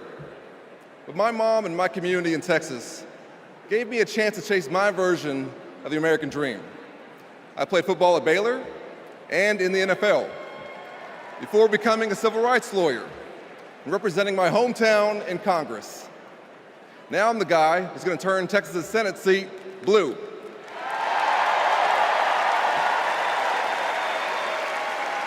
You know, in the NFL, we had a term for guys like Donald Trump and my opponent Ted Cruz. Me guys. You know the type. Talk a big game, only care about themselves, but you don't want to be stuck with them at a barbecue. The truth is, America has never been about me. As President Obama said, the single most powerful word in our democracy is the word we. We the people. We shall overcome. Yes, we can. And we've got a message for the me guys. We is more powerful than me. We will protect and restore reproductive freedom. We will secure the border. We'll protect Medicare and Social Security. And we'll turn the page and write a new chapter for this country and elect Kamala Harris to be the next president and beat Ted Cruz. Thank y'all so much. God bless you, and may God bless Texas.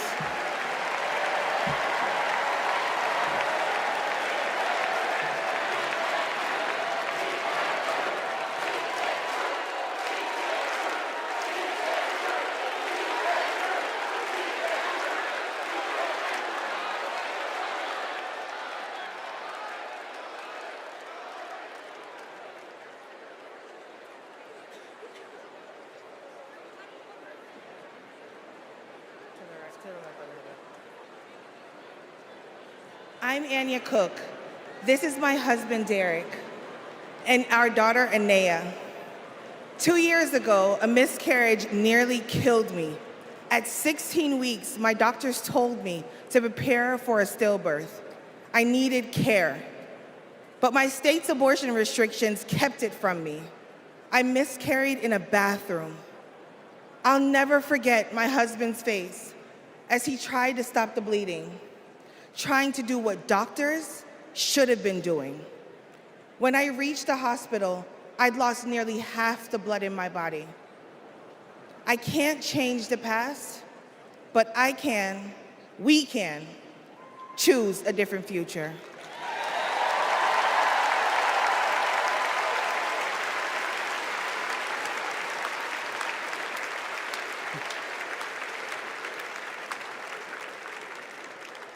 I'm Craig Sicknick, and this is my mother, Gladys.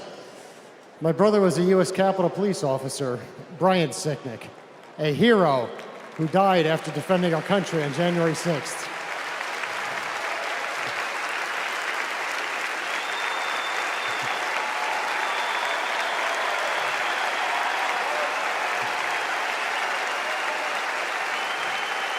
My family knows how dangerous Trump is. He incited the crowd while my brother and his fellow officers were putting their lives at risk. We need a real leader, not an autocrat who is stuck in the past. Brian, we miss you every day.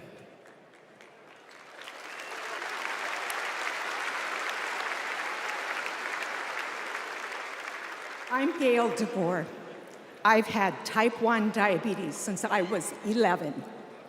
Stressing about insulin cost has been a constant in my life. President Biden and Vice President Harris have moved mountains to help. Medicare can finally negotiate prescription drug prices.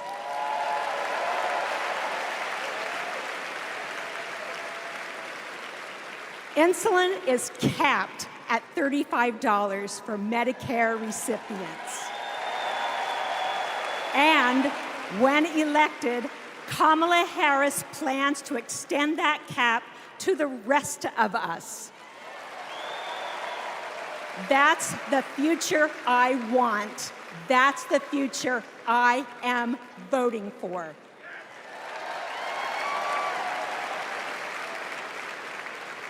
I'm Wani Romero, owner and CEO of Mothership Coffee in Las Vegas.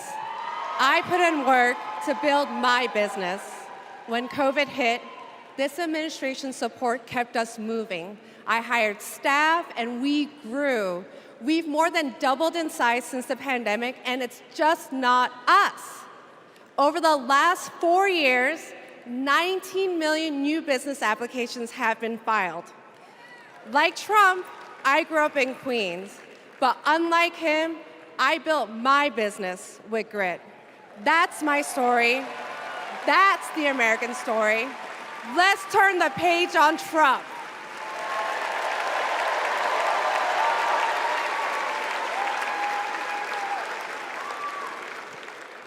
I'm Eric Fitz, and these are my sons, Christian and Carter.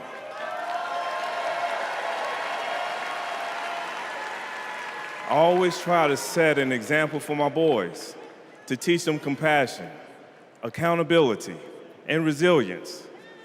I want those values to be reflected in our leaders. I don't want to have to turn off the TV because our president is lobbing insults or telling lies. I'm tired of all of the hate. It's time to move forward, together, and build a country our kids can be proud of.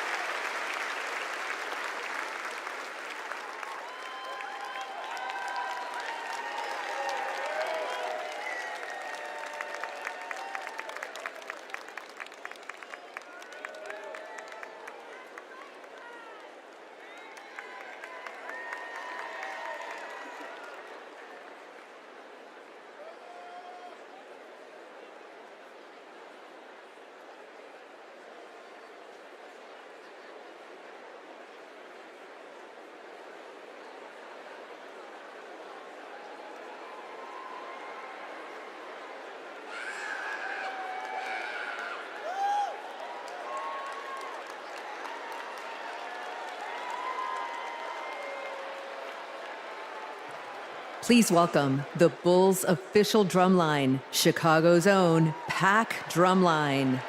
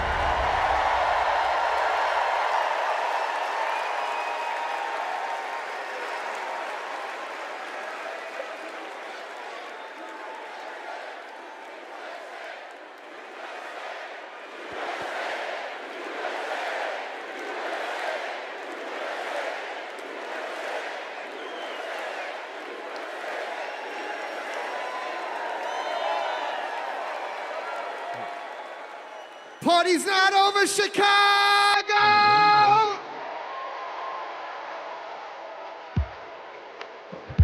What I want to see is those flags and those hands up in the air. Help me sing it out nice and loud. Y'all ready to get down and party with me one time? DNC, say!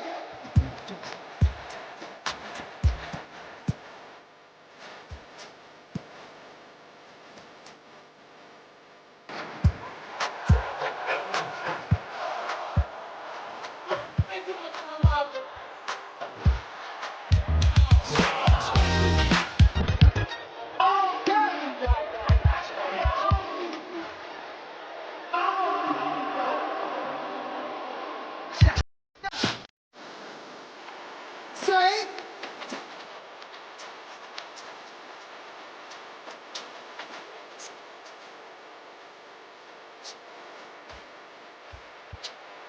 Let me hear you say, oh! Woo.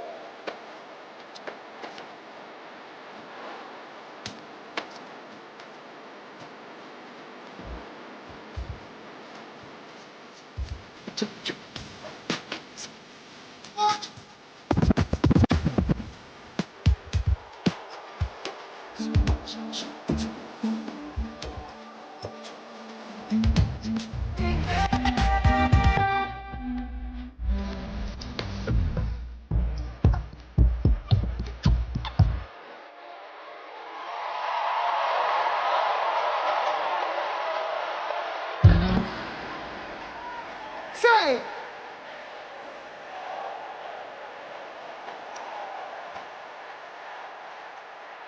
Nice and loud!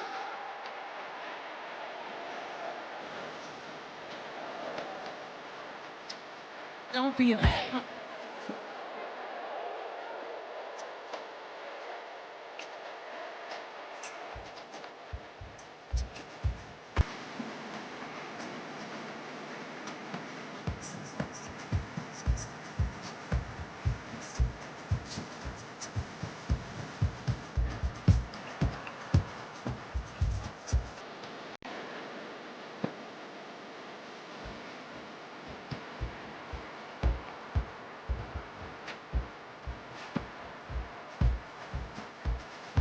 Say!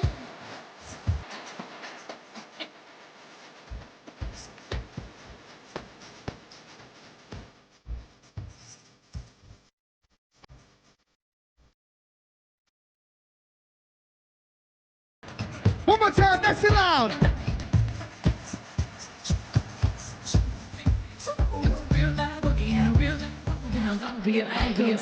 Right.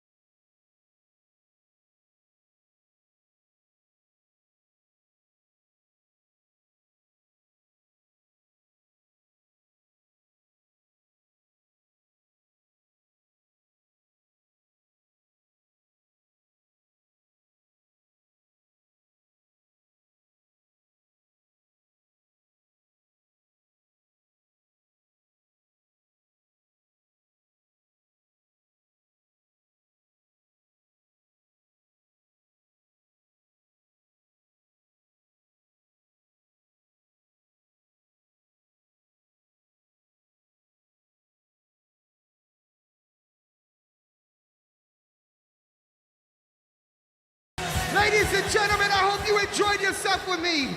My name is DJ Metro from Chicago. Thank you for having me.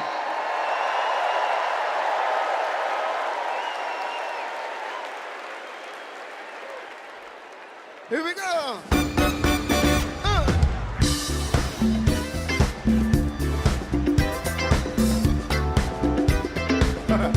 Knock me out.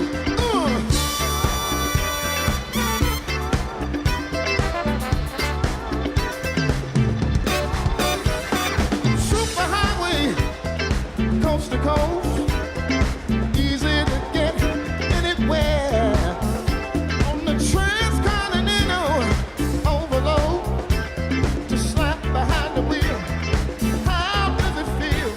There's no destination. Too far and somewhere on the way. You might find out who you are. Living in America, eye to eye, station to station. Living in America, hand in hand, across the nation. Living in America, I got to have a celebration. Rock my soul, yeah. Come on, Snoop Dogg, Fatback, a mini mile, a railroad track. All night, the radio, keep on running through your rock and roll soul. All night diners keep you awake on black coffee and a hard roll. I like to walk but everybody's working overtime. Living in America, eye to eye, station to station.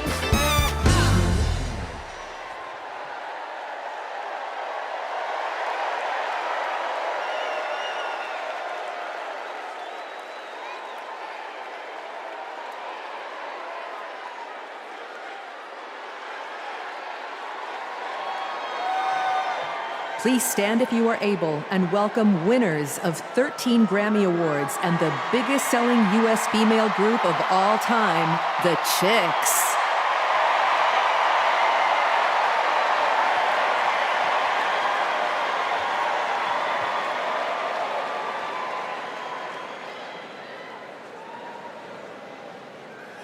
Oh, say, can you see by the dawn's early light what so proudly we hailed at the twilight's last gleaming, whose broad stripes and bright stars through the perilous fight o'er the ramparts we watched were so gallantly streaming, and the rockets' red glare, the bombs bursting in air, gave proof through the night that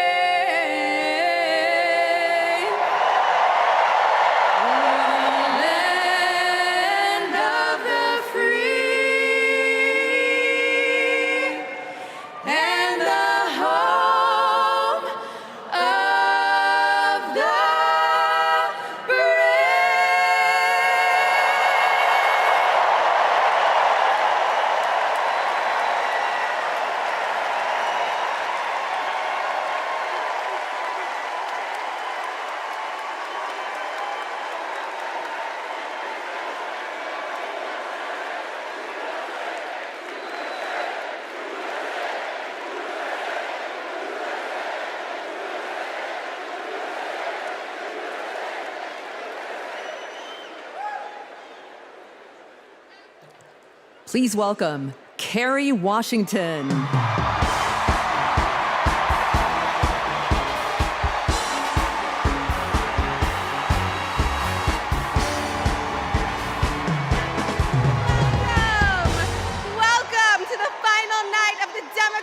National Convention. The last 3 nights have been extraordinary, and tonight we hear from our next president, Kamala Harris.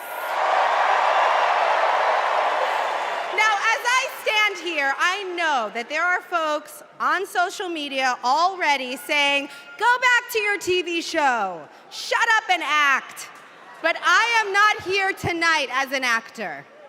I am here as a mother, as a daughter, as a proud union member. I am here as the granddaughter of immigrants, as a black woman descended from enslaved people. I am here tonight because I am an American and because I am a voter and because we, the people, are stronger when all our voices are heard. Look, I know that I am the one standing on this stage, but I am not the lead character in this story. You are. All of you. You are the messengers. You are the fixers. Dare I say it, you are the Olivia Popes. You are the superheroes saving this democracy. It is you, not me, who have the greatest power to convince your loved ones to vote. So, just like Michelle Obama told us, let's do something. Let's make a video. Everybody take out your phones. Everybody take out your phones. We're gonna make a moment. Can somebody bring me my phone? I want to capture this historic moment and share it with the people that we love. Oh, hi! What you doing? Come on over here.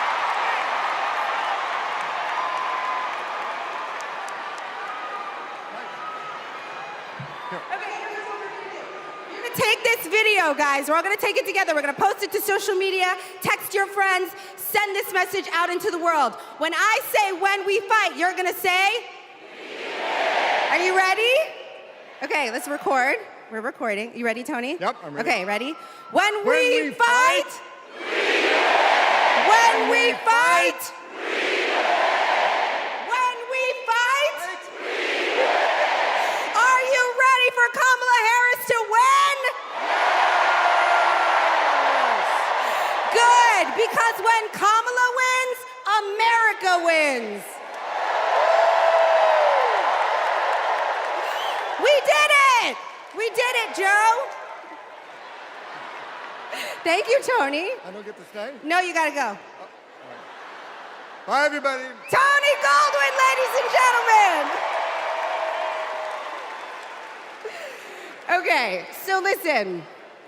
It's come to my attention that there are some folks who struggle or pretend to struggle with the proper pronunciation of our future president's name. So, hear me out. Confusion is understandable. Disrespect is not. So tonight, we are going to help everyone get it right.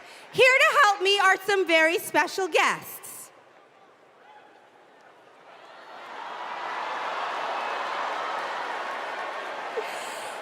Thank you, ladies. Can you tell us your names? Hello, everybody. My name's Amara.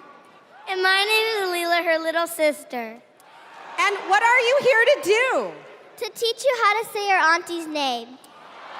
Okay, so how do you pronounce it? First you say comma like a comma in a sentence.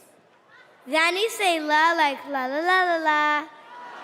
Put it together and it's 1, 2, 3, Kamala. All right, so let's practice, Everybody over here say comma. Everybody over here say la. Together.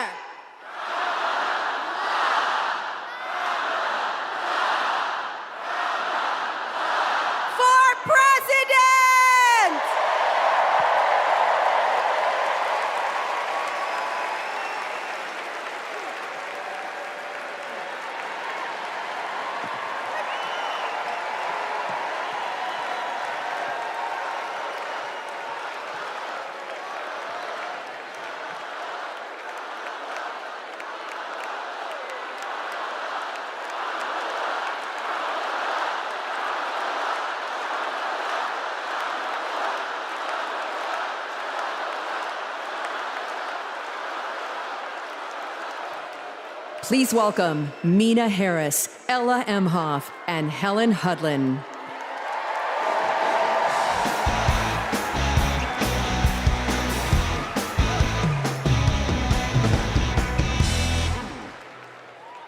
Hi, I'm Mina. I'm Ella. And I'm Helena.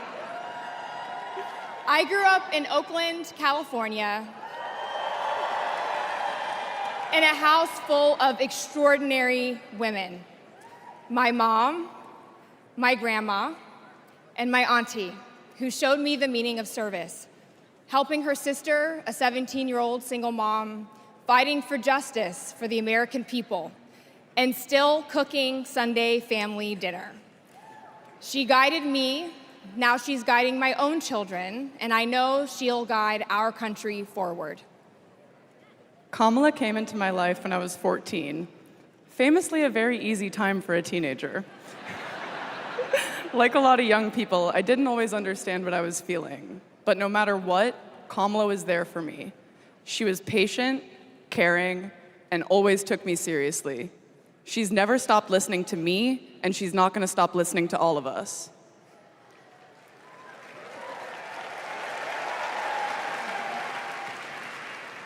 Kamala Harris is my godmother. To me, her advice means everything. Whether it's pursuing my passions, making an impact, or finding hope when the world doesn't feel so hopeful. She taught me that making a difference means giving your whole heart and taking action. She's fighting for economic opportunity, LGBTQ+ equality, and reproductive freedom, because we are not going back. She's fighting for social justice, health justice, environmental justice, and she isn't alone. We're all in this fight together. So let's keep up the fight, let's keep up the joy. And let's elect this extraordinary woman as our next president.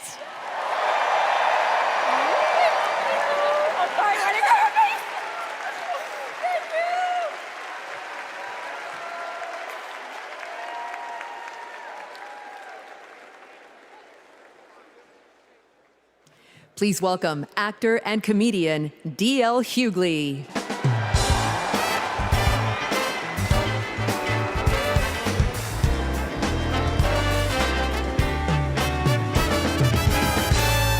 Hey now, hey Chicago, how y'all doing? What's happening, California? Now, wait, where those AKAs at? Where they at? You know what? In 3 months, ain't gonna be no living with y'all. I can tell you this, I don't blame Donald Trump for not wanting to debate Kamala. I've been married to a black woman for 40 years and I ain't won one debate.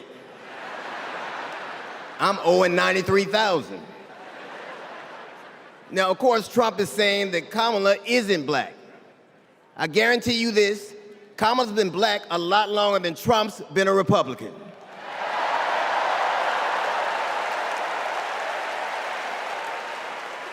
And if he keeps sliding in the polls the way he is, the only way he can keep Kamala out of the White House is if he buys it and refuses to rent it to her.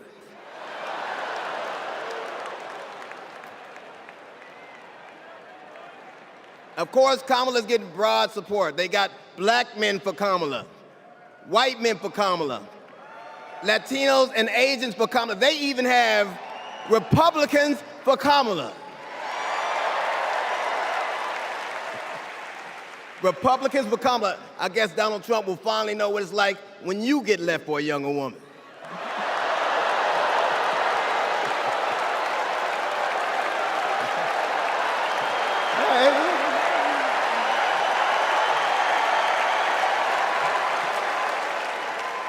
But seriously, Kamala knows the truth about the American dream, that hard work is not enough. Hard work alone is not enough to succeed, that you need access and information and opportunity.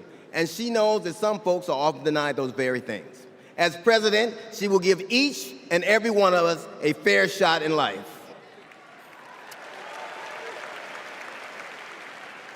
But I have to admit, I didn't always believe that. I mean, if you told me the 15-year-old me would be on stage supporting a prosecutor and a teacher,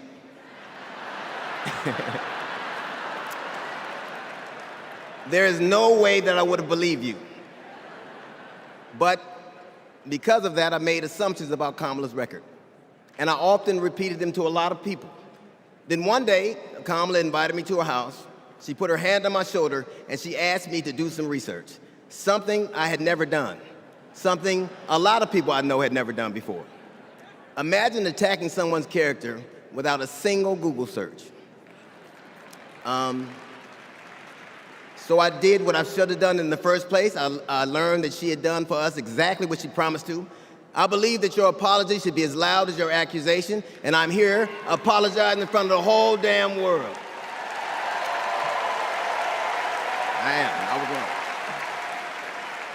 I was wrong, and I'm so very glad I was wrong because, Kamala, you give me hope for the future, a future where my grandchildren, Nola and Stevie, had the freedom to control their own bodies, where they have the opportunity to go as far as their wits and their talents would take them.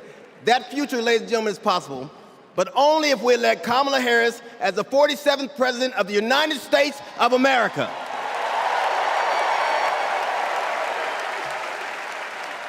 I will say this to you, the best piece of advice I've ever gotten in my entire life is you don't have to know what you will do, just know what you won't. And we won't go back.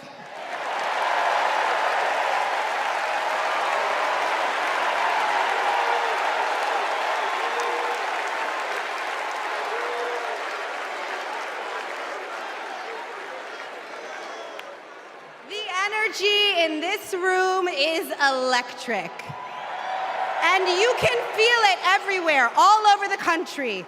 In the coming weeks, I want us to find ways to maintain this energy and this joy and this commitment, because there will be days when the work ahead seems impossible. And when that happens, I know what I do. I get involved. I get engaged. I ask myself, how can I be of service to my community? Because community is why we do this. Am I right? Yes, we do this for our children, for our parents, for our teachers and care workers who treat our loved ones like their own. We do this for working families who make this country thrive. We do this for the planet and for each other. We do this for justice and for peace and for democracy. And as we are about to hear, we do this for the safety of our communities.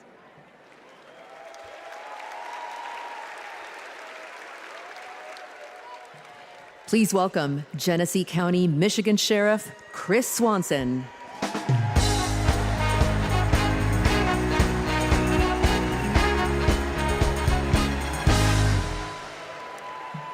My job is to protect people, all people. In 2020, righteous anger spilled over into the streets of Flint, Michigan. One bad decision from either side, and there would have been bloodshed. But that didn't happen. We laid down our riot gear, and we embraced the community, and instead of hate, we chose hope.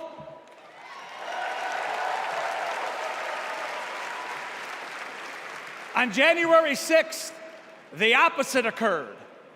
That day was paved with division, deceit, and denigration. Police officers were attacked that day. It could have been stopped. We need a leader who will embody what's affixed to all three sides of my sheriff patrol cars: protect, serve, and unify. Kamala Harris is that leader. As a prosecutor, Kamala Harris protected us by putting violent criminals and sex offenders behind bars. If I was in a courtroom, she's exactly the tough prosecutor that I'd want to see. As vice president, she served America by keeping us safer. And I can testify firsthand, where I come from, crime is down and police funding is up. As president, Kamala Harris will unify our country. She will bring us together because our country needs a leader who will go toe-to-toe with drug cartels and bullies. One who has already taken the oath, raised her right hand to advocate for the people. I can tell you in 2020, we were able to turn a protest into a peaceful movement by walking together. One city, one community, and one country. America, let's walk. Let's walk. Let's walk together and let's elect Kamala Harris and turn hate into hope yet again. Thank you.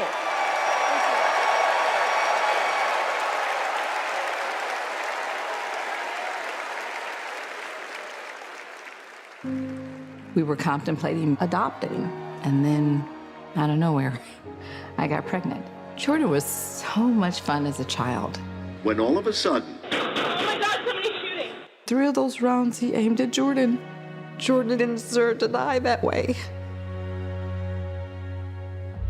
Reports of an active shooter at a high school. These students have now lived through so many of these shootings since they were born almost. We were praying and crying. I don't know how we're alive.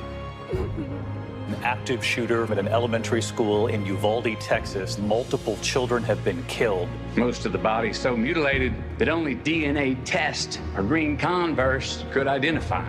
Trump did nothing on guns and was proud of it. There was great pressure on me. We did nothing. After a mass shooting in Iowa, Trump said, I have to get over it. "You never get over it." Kamala Harris and Joe Biden refused to get over it. As district attorney, she got illegal guns off the street. As attorney general, she took on transnational crime rings and stopped gun trafficking.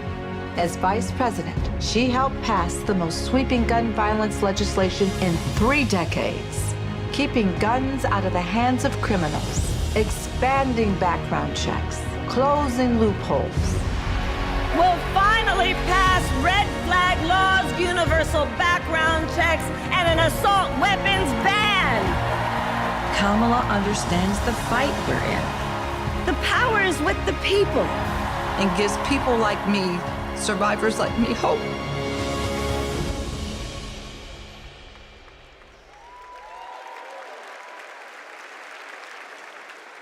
When I worked for Every Town Please for Gun welcome Safety. Georgia Representative Lucy McBath.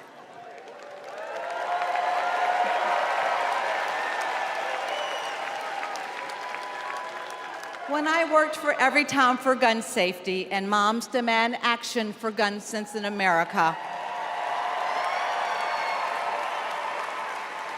I saw firsthand the power of telling our stories.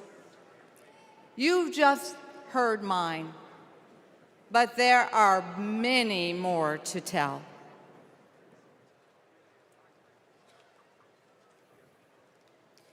On December 14th, 2012, I walked into Sandy Hook School. I stopped at the office, chatted with my principal, then started my day with my second graders. Suddenly, a loud crash, like metal folding chairs falling. 154 gunshots blaring.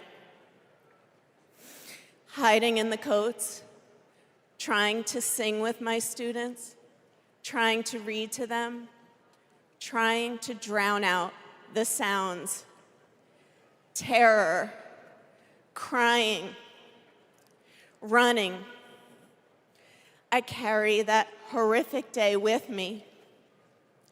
20 beautiful first grade children and 6 of my beautiful colleagues were killed. They should still be here.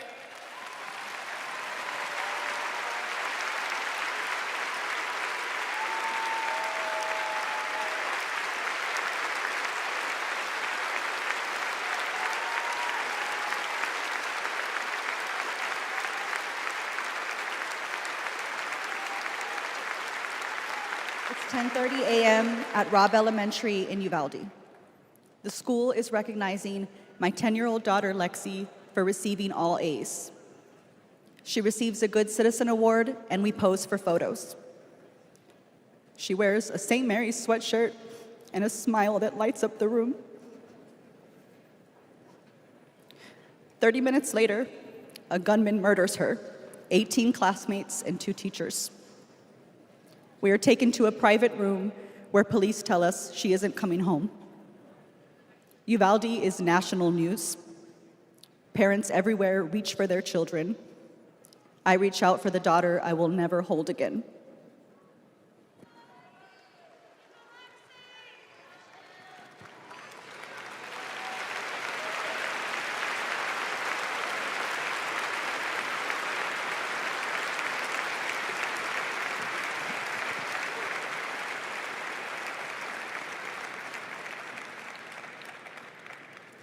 My niece, Sandy Patrice, was 22. She drove to Myrtle Beach for sun and fun and motorcycle parades. Hours later, my phone rang. Shooting on the beach. No one can find Sandy. I stayed calm.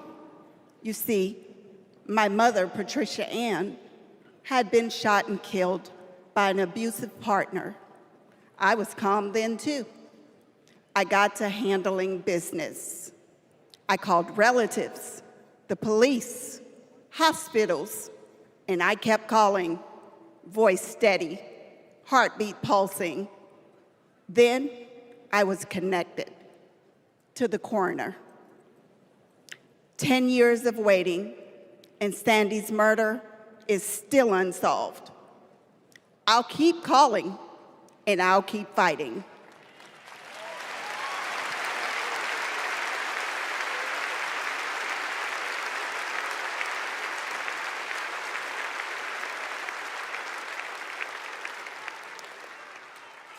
I was in high school when my classmate got shot. It changed my story. Instead of worrying about taking a test, I started worrying about living to take another test.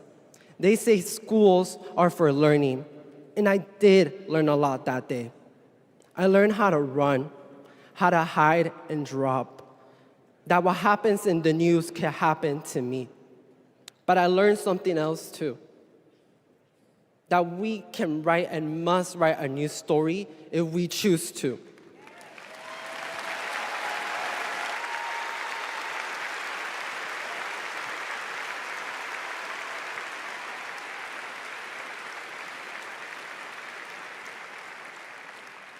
Ours are stories of loss. But make no mistake, our losses do not weaken us. They strengthen our resolve. We will secure safer futures that we all deserve. We will organize. We will advocate. We will run for office.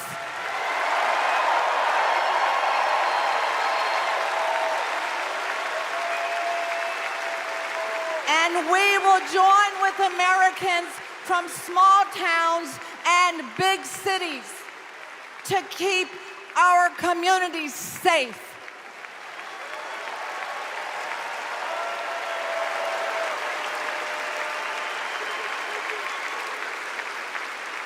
And we will elect leaders like Kamala Harris, who won't just empathize, but will act.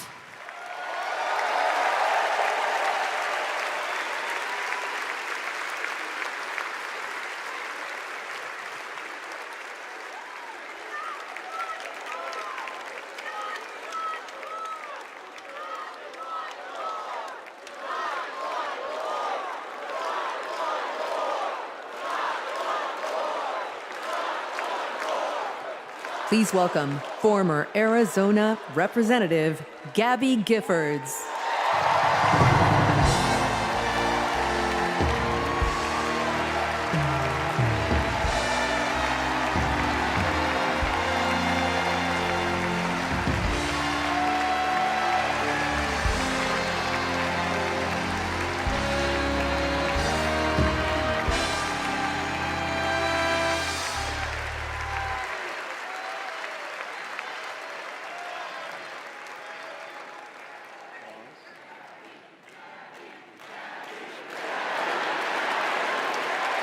Hello, fellow Americans! I'm Gabby Giffords. I was born in the great state of Arizona!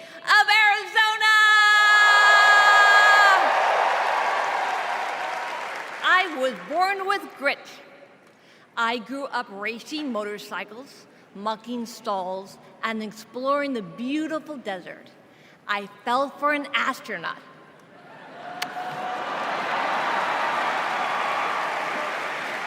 For 5 years, I served in Congress from a swing district.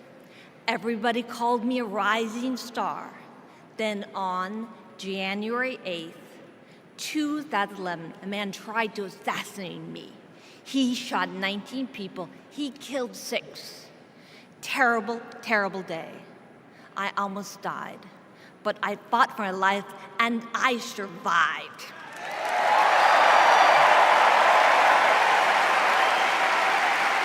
I learned to walk again, one step at a time. I learned to talk again, one word at a time. So many people helped me as I worked hard to recover, including a decent man for Delaware who always checked in. He still does. Thank you, Joe Biden. Thank you for everything. Joe is a great president. My friend Kamala will be a great president. She is tough. She has grit. Kamala can beat the gun lobby. She can fight gun trafficking. Kamala stood up to Wall Street and the drug company. She will protect abortion access. She will defend our freedom. She saved lives. Join me in voting for Kamala Harris. Bravo! Thank you. Woo!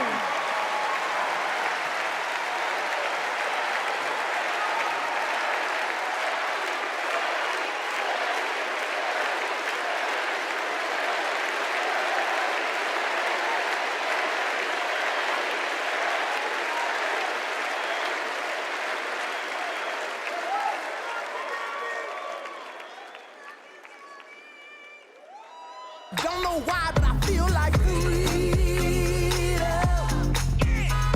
I had the honor of meeting Vice President Harris when I got to introduce her when she spoke at my high school about gun violence. Parkland happened, and all I could think about is that I wanted to keep my kids safe. On July 4th, 2022, I was next in line to walk in the Highland Park Independence Day Parade when gunshots erupted. 7 people were shot and killed, and 48 more were injured. Vice President Harris has been a gun sense champion since she was our California AG. We have 2 options in November. We have Kamala Harris, who has already proven her leadership in the Biden-Harris administration. They passed the first ever comprehensive gun reform in 30 years. Meanwhile, Donald Trump has cozied up to the NRA and the gun lobby. I have full confidence in Vice President Harris that she's dedicated to and committed to finding a solution to end gun violence.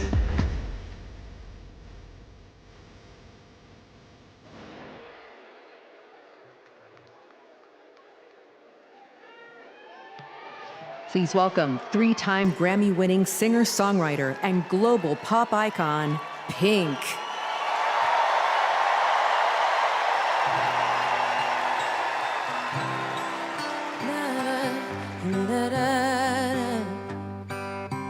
We're searchlights we can see in the dark.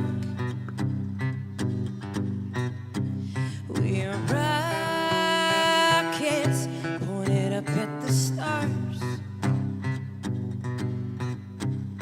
We are billions of beautiful hearts. You sold us down the river too far.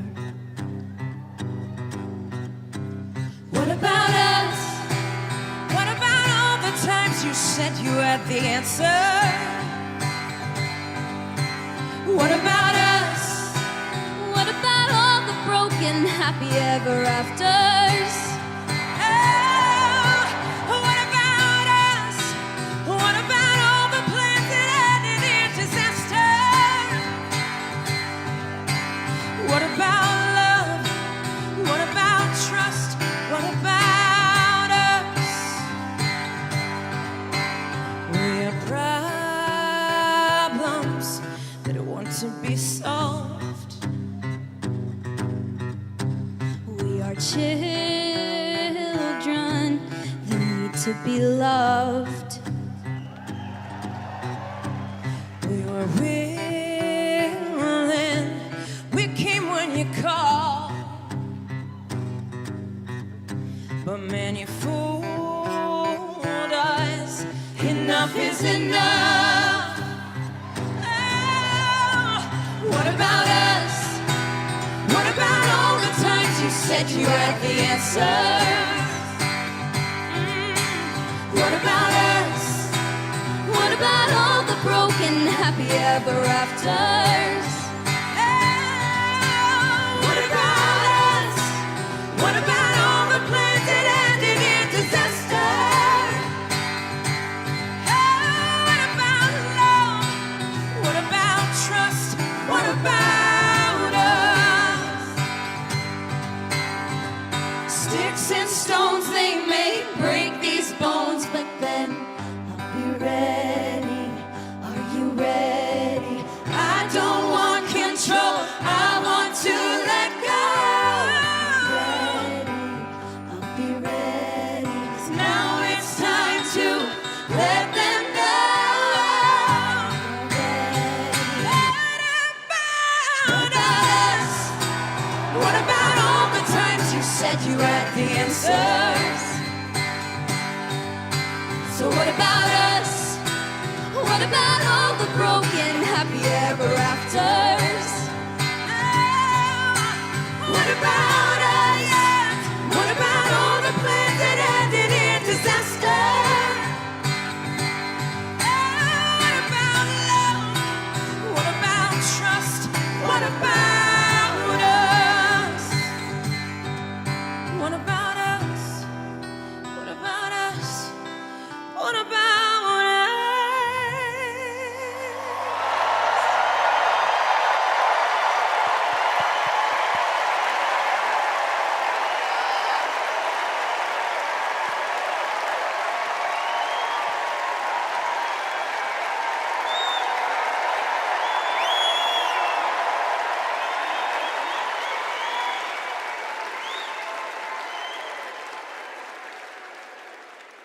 Global security and global prosperity depend on the leadership of the United States of America.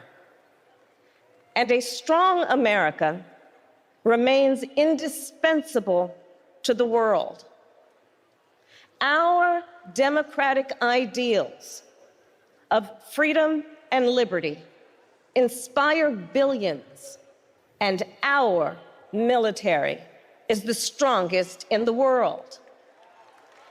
Our military is a force that underwrites global stability and our national security.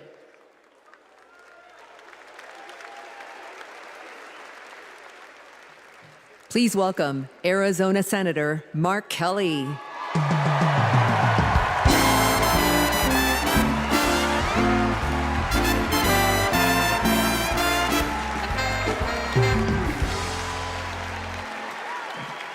Hello, Chicago.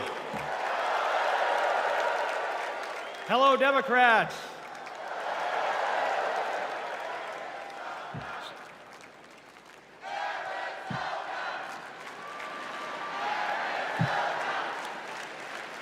So, President Obama had to follow Michelle. I had to follow Gabby and Pink. Gabby amazes me every single day. She was able to walk out and address you tonight because she's a fighter. And thanks to a team of doctors, nurses, and especially her speech therapist. We all need a team. I've flown into space 4 times. I've flown into combat nearly 40 times. Not once did I do that by myself. It took a team to accomplish a mission. It always does. I flew in the Navy during the first Gulf War. America rallied our allies to kick out a tyrant who invaded a neighbor. Today, Vladimir Putin is testing whether we're still that strong. Iran, North Korea, and especially China watch closely. What's Trump's answer? He invited Russia to do, and these are his words, not mine, whatever the hell they want.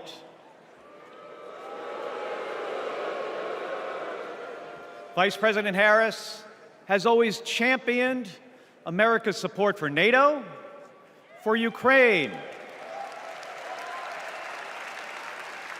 and for the Ukrainian people. On the Senate Intelligence Committee, she investigated Russian interference in our election. She defends free and fair elections everywhere. You already know how Trump feels about those. Donald Trump skipped his intelligence briefings. He was too busy sucking up to dictators and dreaming of becoming one himself. Trump thinks that Americans who have made the ultimate sacrifice are suckers and losers. If we fall for that again and make him the commander-in-chief, the only suckers would be us. Kamala Harris knows that standing with our allies means standing up for Americans. She'll keep modernizing our military to support our troops and to support our veterans like our next Vice President, Tim Walz.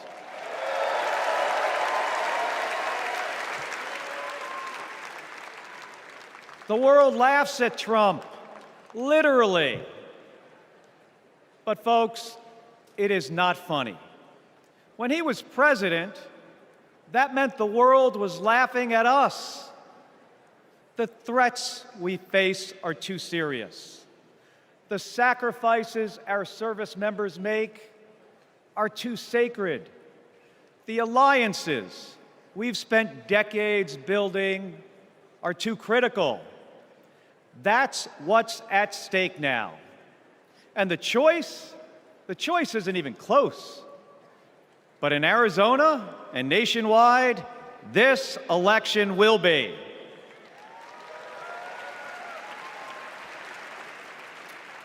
We'll win in the same way we launch rockets into space and land fighter jets on an aircraft carrier as one team on one mission. State by state, voter by voter, coming together. No country is better than ours at solving big problems. So, On November 5th, let's prove that America is still the leader the world needs today by electing the leader we need right now, Kamala Harris. Thank you, everybody. Thank you.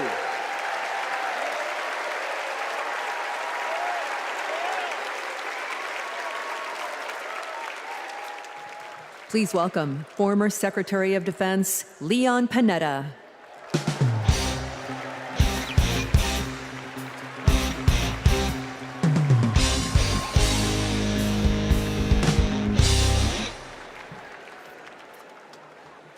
My fellow Americans, I'm proud to have served in the Army, the Congress, the White House, Chief of Staff, CIA Director, and Secretary of Defense.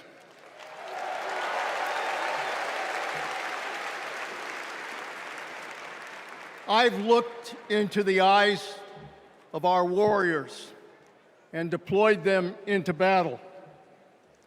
I gave the order directing our Special Operations Forces to fly 2 helicopters 150 miles into Abbottabad at night.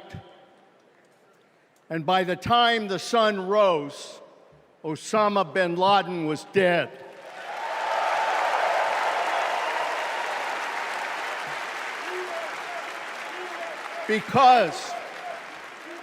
Because nobody attacks our country and gets away with it. Nobody.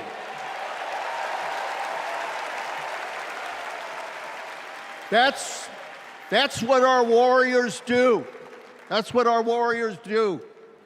Our warriors need a tough, cool-headed commander-in-chief to defend our democracy from tyrants and terrorists.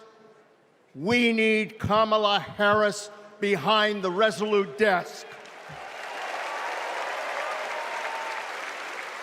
She knows a tyrant when she sees one. And our allies know a leader when they see one. On the Senate Intelligence Committee and as Vice President, she worked with more than 150 world leaders. She's looked our allies in the eye and said, America has your back. Trump would abandon our allies and isolate America. We tried that in the 1930s. It was foolish and dangerous then, and it's foolish and dangerous now.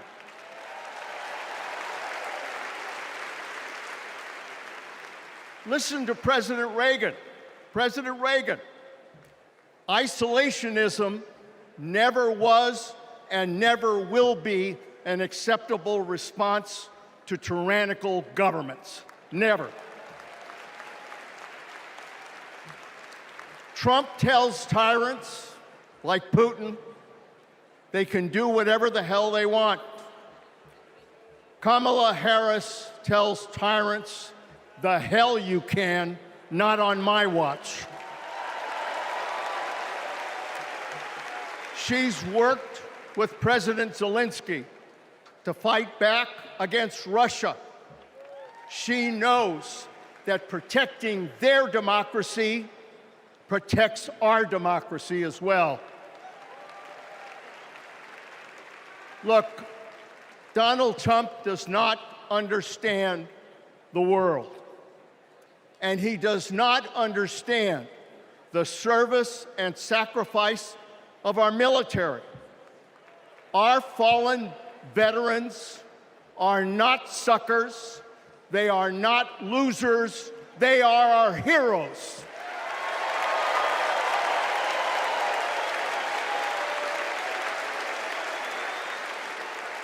Kamala Harris will honor our veterans. And in Tim Walz, we will have a vice president who has served in uniform honorably for 24 years.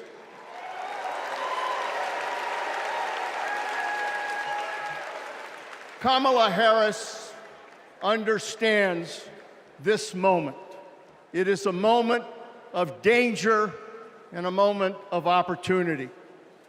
She'll keep America's military the strongest in the world, the strongest ever known. And she understands what our military is for. The role of our military is to defend us from foreign enemies. It is not to threaten Americans, and it sure as hell isn't to put immigrants in camps.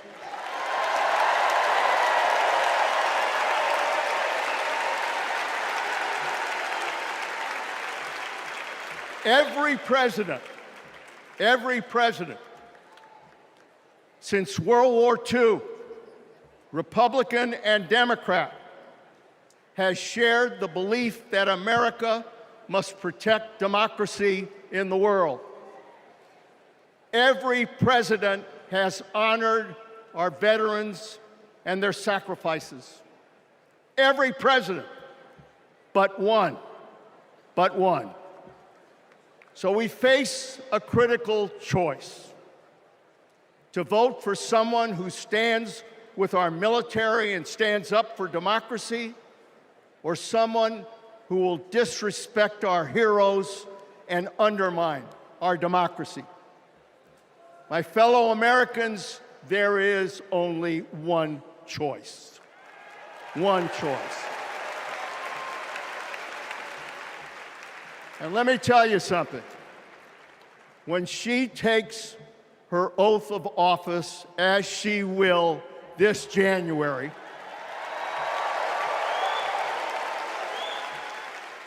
our allies will cheer, our enemies will fear, and we will have a commander-in-chief that we can trust. God bless our veterans, and God bless our country.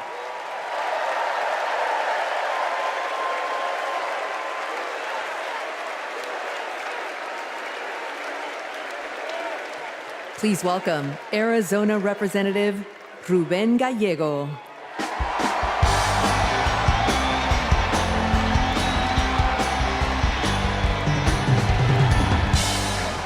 I'm a dad, husband, congressman, and the proudest Arizonan you'll ever meet.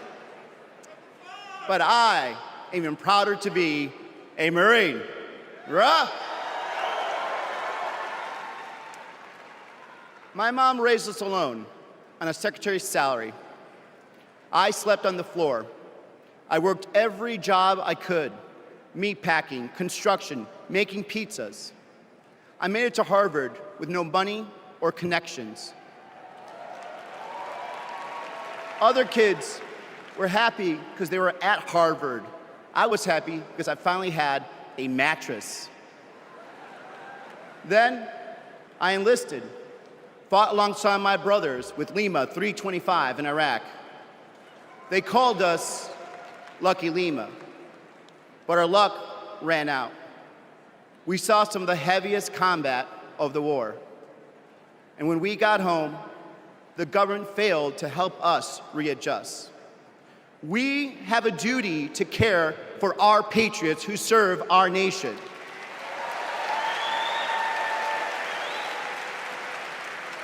For the Vietnam veteran and Buckeye who relies on the VA for his medication. For the Afghan veteran in Pittsburgh who finally got treatment for his PTSD. For the Marine in Milwaukee who relies on the benefits she earned. For my Navajo brothers and sisters who serve in the Marines with me, I remember you too. Kamala Harris and Tim Walz are fighting for them. Kamala Harris has delivered more benefits to more veterans than ever before, and has achieved the lowest veterans unemployment rate in history. Vice President Harris has stood up for us and our families always. Tim Walz served for 24 years. His passion for veterans earned him respect on both sides of the aisle, and he stands with us too. In fact, let me introduce you to some of the many Democrats who understand what service means, because we put country over politics. We were proud to wear the uniform. And we're proud serving our countries in city halls, state capitals, the U.S. House, and the Senate. These veterans represent the best of our country. We stand united as veterans, Democrats, and patriots to fight for everyone who served.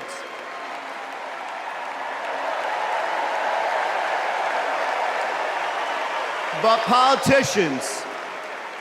politicians like Donald Trump, they don't stand with us.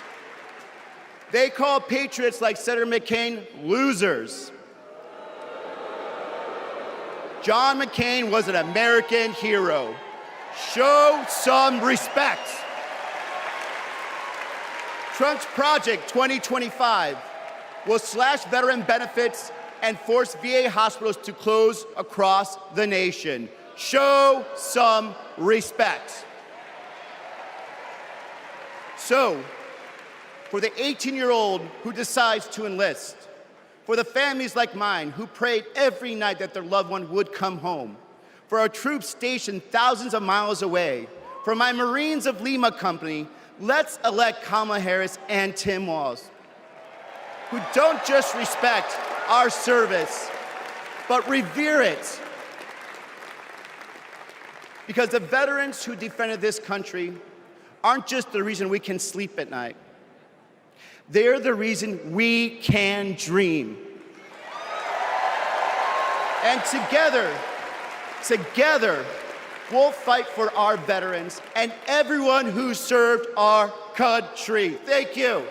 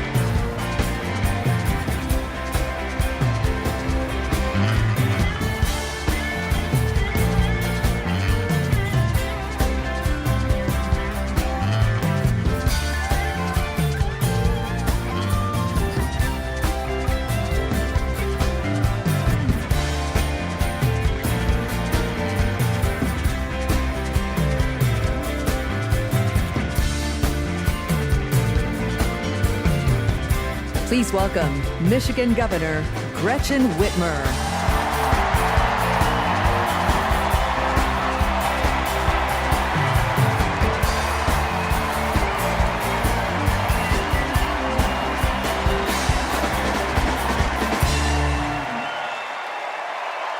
I'm Governor Gretchen Whitmer.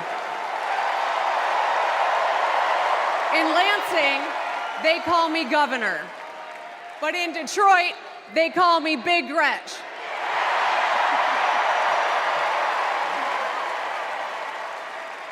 Donald Trump called me that woman from Michigan as an insult. Being a woman from Michigan is a badge of honor.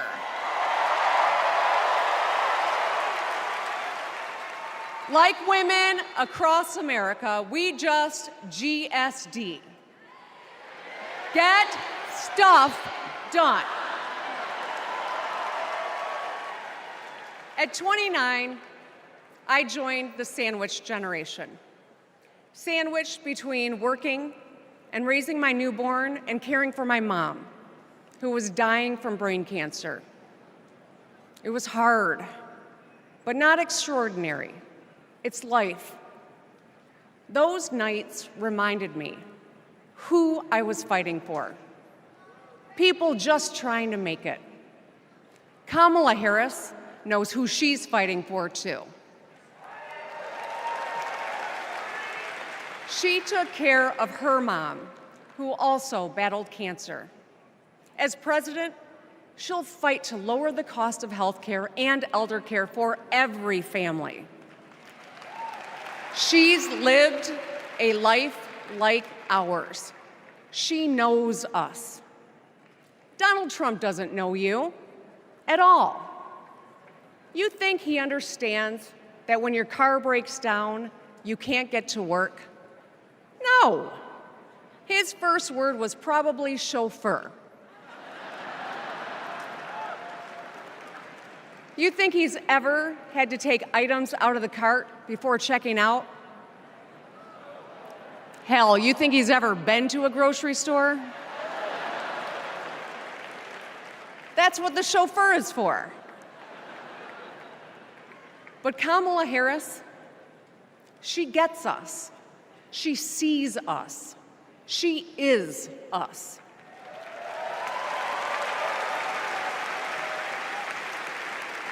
Look, we've all lived through a lot of history over the past few years.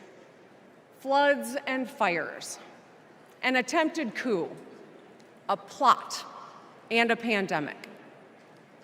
It's exhausting. We don't know what the next 4 years will bring, but what we do know is this. Through it all, your life won't stop. You're gonna have to get to work, pick up the kids, and pay your bills. And then one day, when you're just trying to get everyone out the door, a news alert goes off. Something happened. Something hit the fan. You'll ask, is my family gonna be okay? And then you'll ask, who the hell is in charge? What if it's him? What if it's that man from Mar-a-Lago?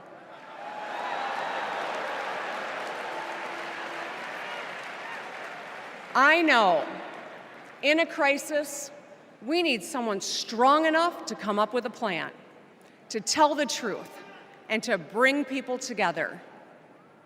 Right now, before the crisis, is when we get to choose.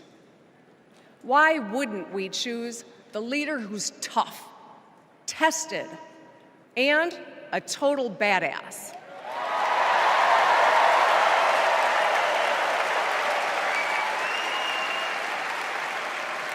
I know who I want as our commander-in-chief. America, let's choose Kamala Harris.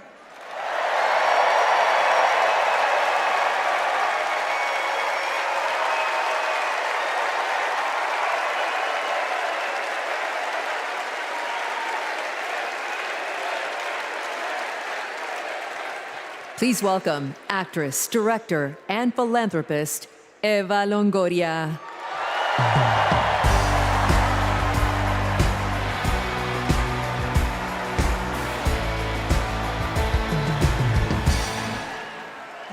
Hello, Chicago! Yes! I am so excited to be here tonight. What an honor to be part of this historic moment, and y'all are part of it. Look, I have known Kamala Harris for more than a decade, and she comes from a family a lot like mine, and I'm sure a lot like yours. We were both raised knowing that no one was gonna hand us anything, especially as women. That we were gonna have to touch every rung of the ladder to get ahead. We were gonna have to work really hard. Now, she worked at McDonald's, but I worked at Wendy's. And look at us now. You see, Kamala and I were able to see beyond the horizon because our families supported our big dreams. Well, guess what? As Americans, we're all part of one big family. Somos familia.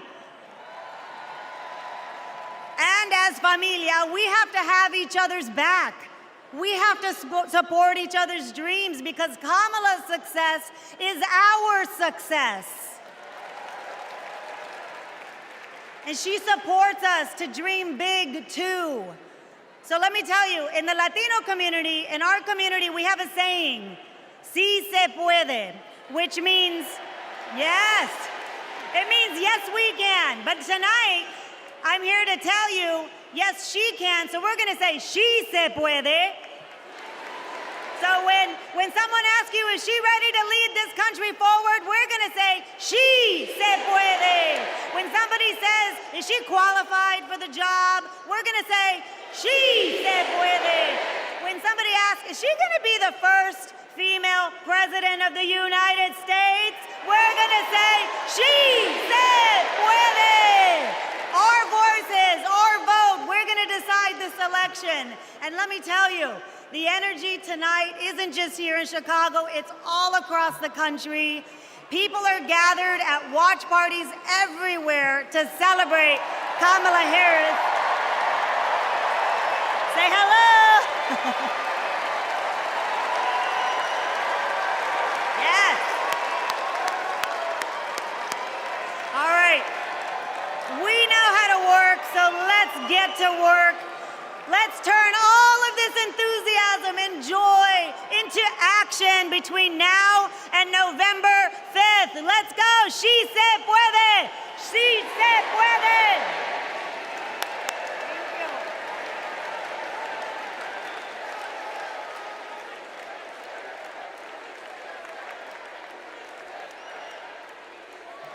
Please welcome former Illinois Republican Representative Adam Kinzinger.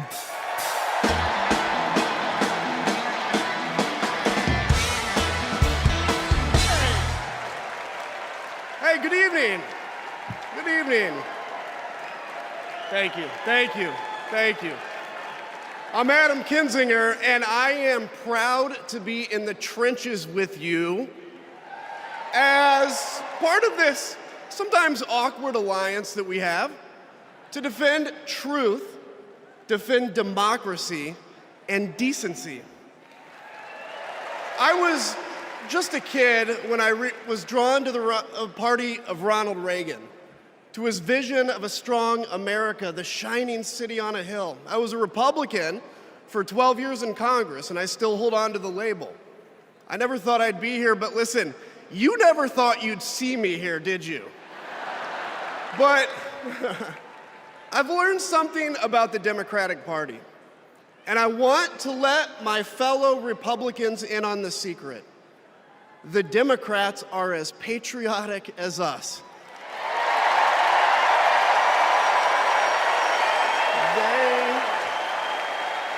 They love this country just as much as we do.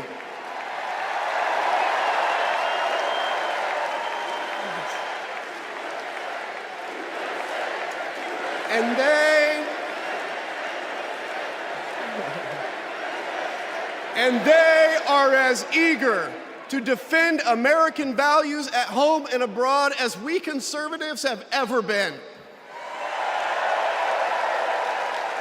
I was relieved to discover that because I've learned something about my party too, something I couldn't ignore. The Republican Party is no longer conservative. It has switched its allegiance from the principles that gave it purpose to a man whose only purpose is himself. Donald Trump is a weak man pretending to be strong. He is a small man pretending to be big. He's a faithless man pretending to be righteous. He's a perpetrator who can't stop playing the victim. He puts on, listen, he puts on quite a show, but there is no real strength there. As a conservative and a veteran, I believe true strength lies in defending the vulnerable. It's in protecting your family. It's in standing up for our Constitution and our democracy. That is the soul of being a conservative. It used to be the soul of being a Republican, but Donald Trump has suffocated the soul of the Republican Party. His fundamental weakness has coursed through my party like an illness, sapping our strength, softening our spine, whipping us into a fever that has untethered us from our values. Our democracy was frayed by the events of January 6th, as Donald Trump's deceit and dishonor led to a siege on the United States Capitol. That day, I stood witness to a profound sorrow, the desecration of our sacred tradition of peaceful transition of power, tarnished by a man too fragile, too vain, and too weak to accept defeat.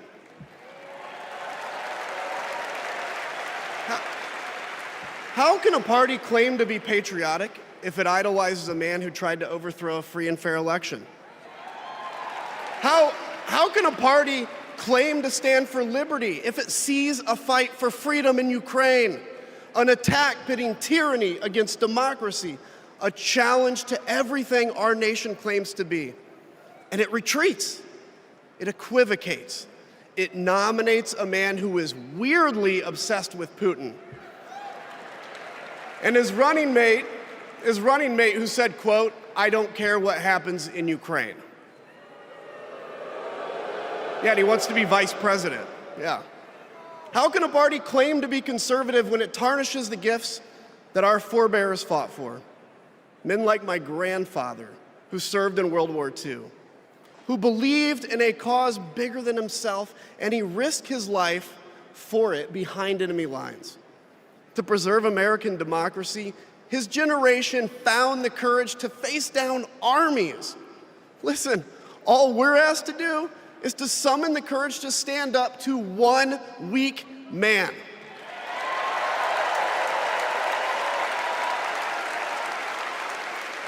Some have questioned why I've taken the stand I have. The answer is really simple, ladies and gentlemen. We must put country first. And tonight, as a Republican speaking before you, I'm putting our country first.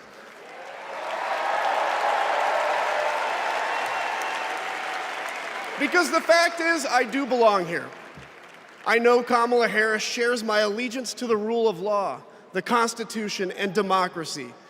And she is dedicated to upholding all three in service to our country. Whatever policies we disagree on pale in comparison with those fundamental matters of principle, of decency, and of fidelity to this nation.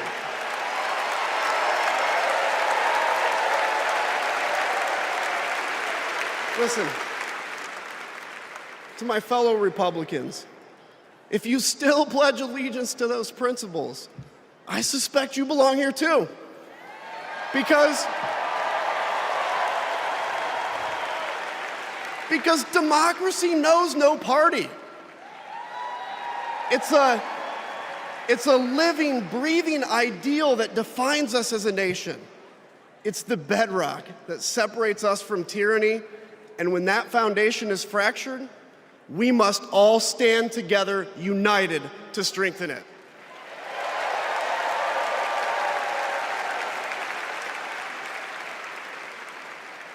If you think those principles are worth defending, then I urge you, make the right choice. Vote for our bedrock values and vote for Kamala Harris. God bless you.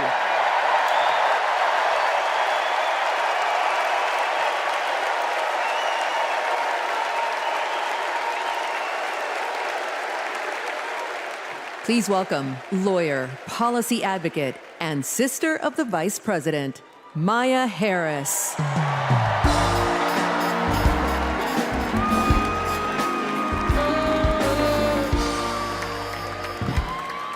Hello, Chicago. In 1958, a 19-year-old from India left the only country she'd ever known to chart her own path in America.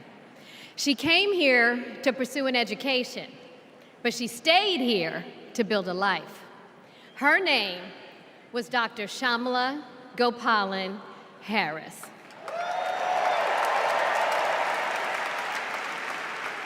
but we called her Mommy. Mommy was so many things to so many people. A civil rights activist, a scientist, a devoted mother to her 2 little girls.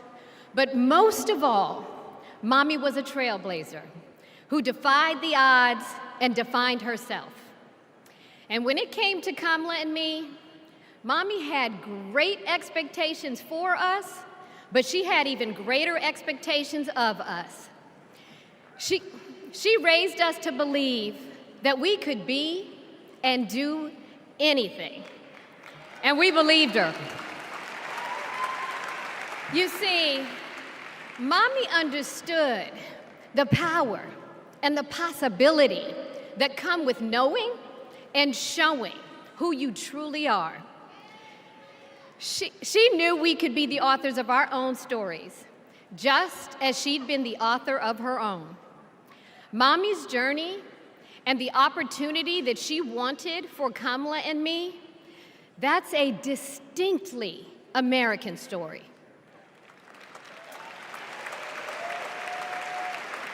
We may all have different histories, different struggles, or different perspectives, but what binds us together is the fervent desire to be free, to fulfill our God-given potential. Kamala's entire life has been about fighting for each of us to have that freedom. And like so many Americans, Kamala knows what it's like to be underestimated and be counted out. She knows what it's like to be the underdog and yet still beat the odds. And now, she has created so much electricity, so much optimism, so much joy throughout the nation, and it is why we need her leadership in this historic moment.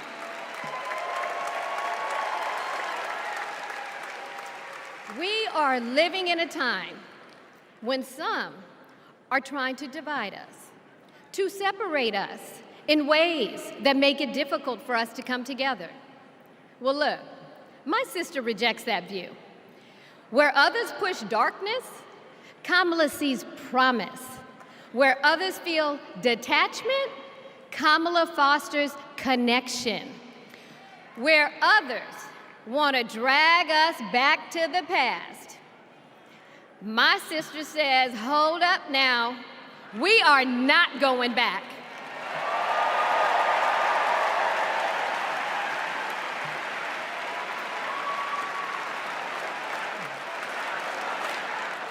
Because Kamala understands we have so much more in common than what separates us. She knows the measure of our success isn't just winning an election. It's about who we bring along and lift up in the process.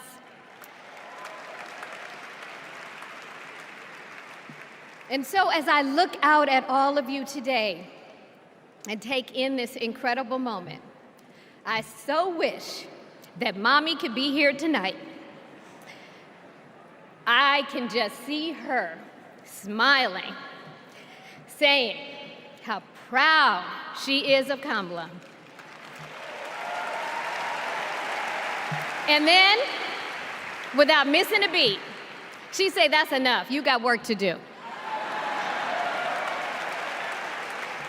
She would tell all of us to roll up our sleeves and get to work, to elect a leader who sees the potential in each of us, a leader who cares for all of us, a leader who fights for every one of us.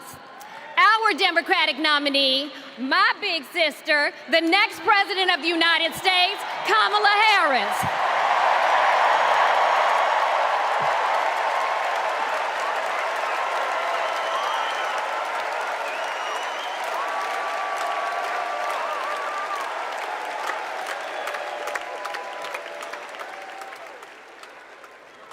Please welcome North Carolina Governor Roy Cooper.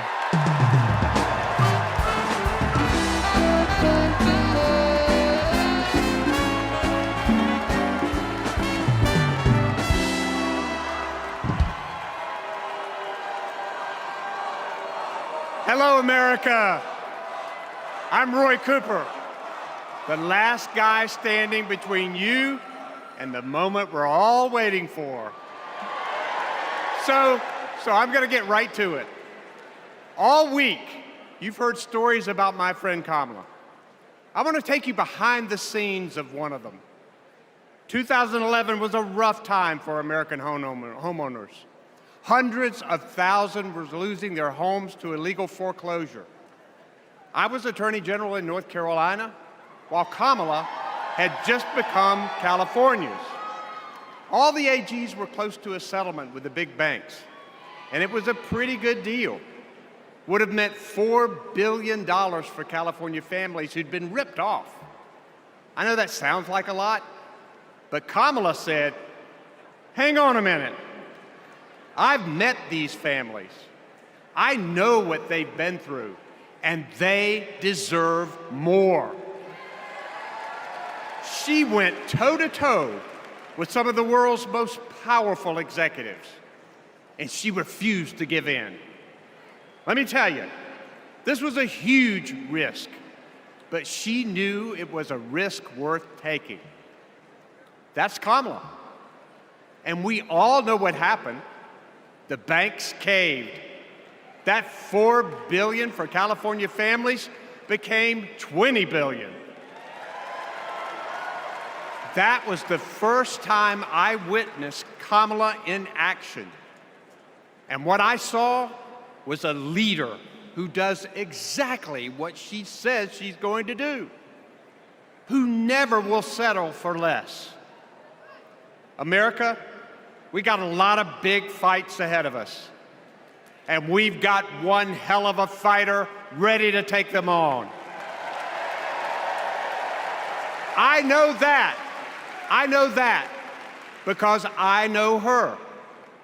And tonight, I want the American people to know, even if you don't agree with her on everything, Kamala Harris will fight for you to the very end. For families who need better health care or a safer place to live, Kamala will fight for you. For parents who want better schools for their kids, for workers worried about a secure retirement for themselves, Kamala will fight for you. For any one of our allies, anywhere in the world, wondering if America still has your back, remember this: Kamala will fight for you. And when she fights, we win. Kamala's ready. Kamala's ready. The question is, are we? Are we going to stand up and fight for Kamala like she'll stand up and fight for us? All right. If you're ready, my home state of North Carolina, stand up. Stand up, Pennsylvania. Stand up, Michigan. Stand up, Wisconsin. Stand up, Georgia. Stand up, Nevada. Stand up, Arizona. Stand up, America. Are we going to stand up? Are we going to fight? Are we going to vote?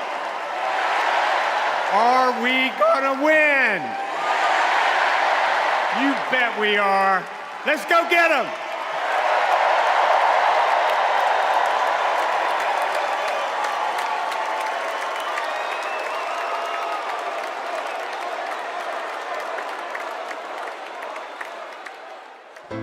She grew up in a tight-knit neighborhood. It was the kind of place where your neighbor would look after you when school let out, where your first grade teacher would show up at your law school graduation. It's where Kamala Harris learned what it means to be in the middle class, making every paycheck count. She was raised by a working mom who taught her about standing up for what's right and protecting the people you love. Kamala carries the lessons of our mother, the fighting spirit of our mother, the compassion. She was all of 5 feet tall. If you met her, you would have thought she was 7 feet tall. And our mother, if I'd ever come home complaining about anything, she wouldn't have it. The first thing she'd say is, well, just stop the complaining. Just tell me what you're going to do about it. And since she was a young girl, Kamala Harris has been fighting for families like the ones she grew up with. That is Kamala. She can't help herself from standing up for people and standing up for what she thinks is right. She has been that way our whole lives. Being a protector is what led her to become a prosecutor. Looking back now, I could say it was her calling. As a courtroom prosecutor, she went after predators who targeted women and children, and fraudsters who ripped off working families. And she put dangerous gang members and human traffickers behind bars.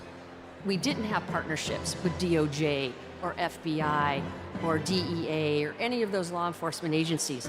Now, we all work collaboratively. She was the person who built the foundation in how we do criminal justice in America.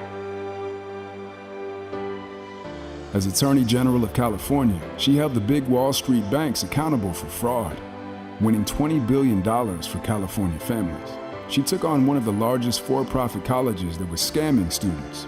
And in the Senate, she fought for her constituents with the determination of a prosecutor, standing up for reproductive freedom. Can you think of any laws that give the government the power to make decisions about the male body? I'm not thinking of any right now, Senator. She fought to keep our children safe from the terror of gun violence. How many of you guys had to have a drill where you learned about how you need to hide in a closet or crouch in a corner in the event that there is a mass shooter? Look at that. Look at that. On the Intelligence Committee, she defended our nation against foreign adversaries. And in 2020, she made history as the first woman to be elected Vice President of the United States. She cast the tie-breaking vote to deliver urgent relief to the American people during the pandemic. She beat Big Pharma to lower prescription drug costs and cap the cost of insulin, and led the fight to restore reproductive rights after Roe v. Wade was overturned. We have worked too hard and fought too long to see our daughters grow up in a world with fewer rights than our mothers. Because she's never been afraid to stand up to powerful interests. Sometimes people will open the door for you and leave it open, sometimes they won't. And then you need to kick that door down. Excuse my language.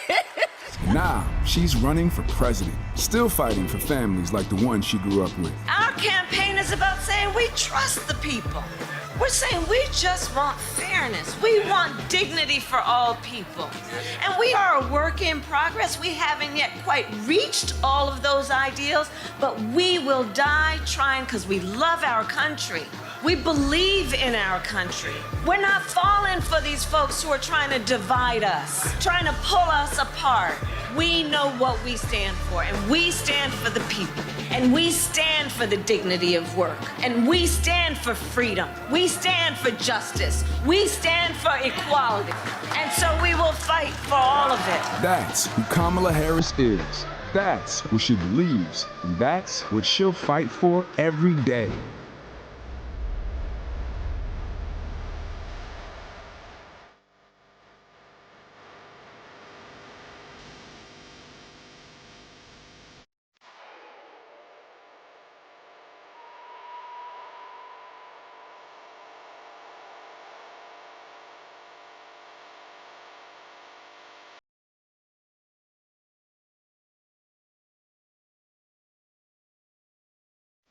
Please welcome the Democratic nominee for president, Vice President of the United States of America, Kamala Harris.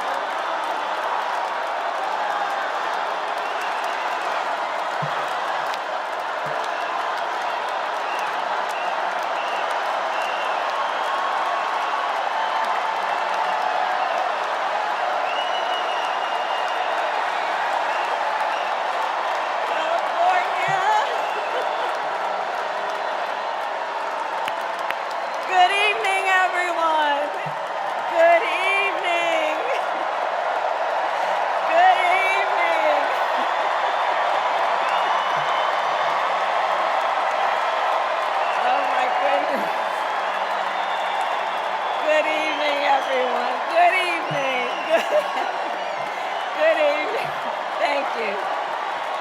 Thank you. Thank you.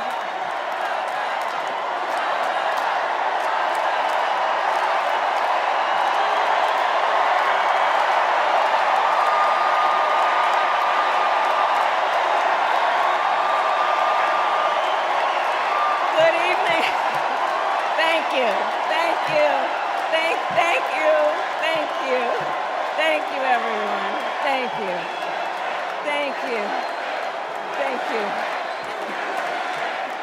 Thank you all.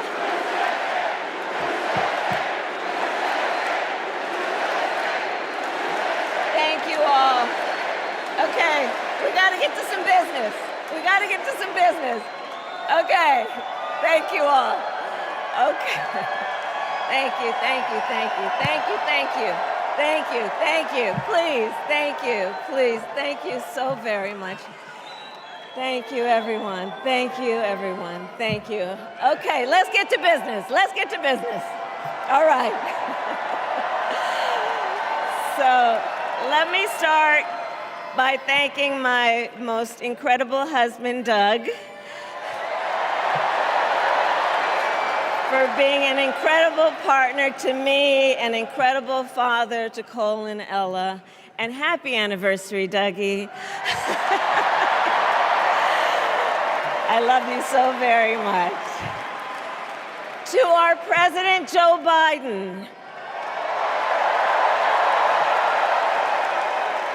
When I think about the path that we have traveled together, Joe, I am filled with gratitude.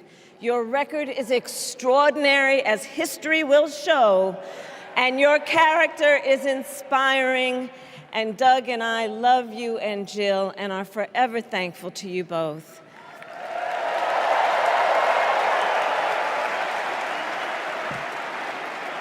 And to Coach Tim Walz,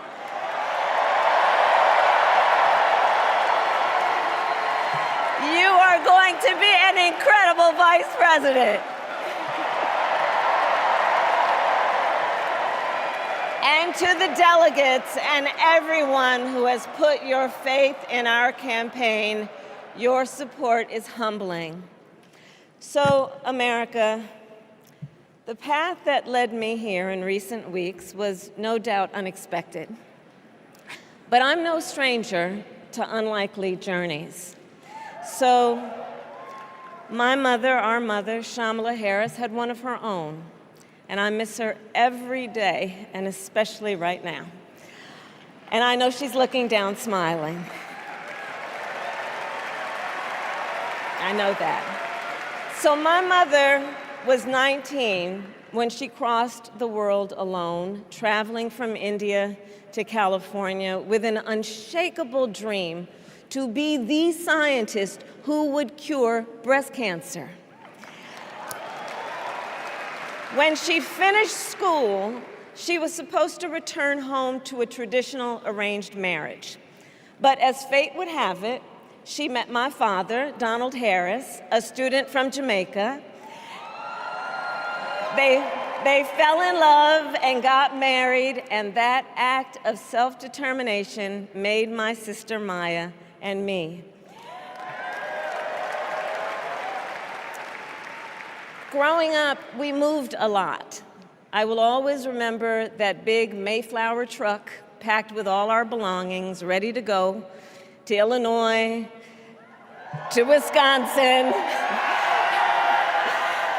and wherever our parents' jobs took us.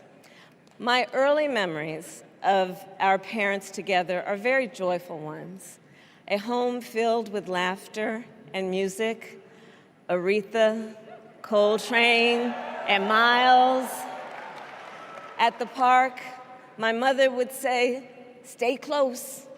But my father would say, as he smiled, "Run, Kamala, run. Don't be afraid. Don't let anything stop you."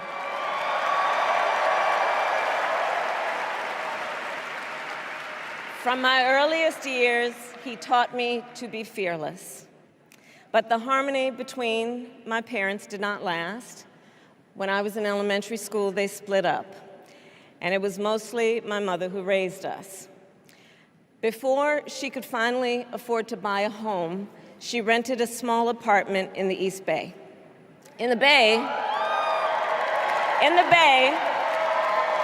you either live in the hills or the flatlands. We lived in the flats.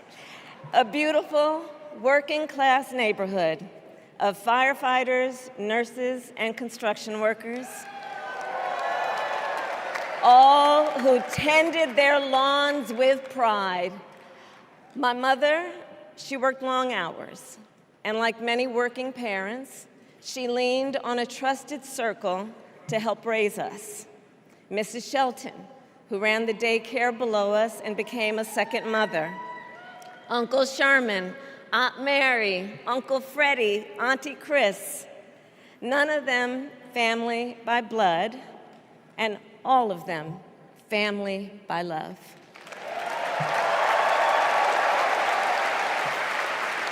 Family who taught us how to make gumbo, how to play chess, and sometimes even let us win.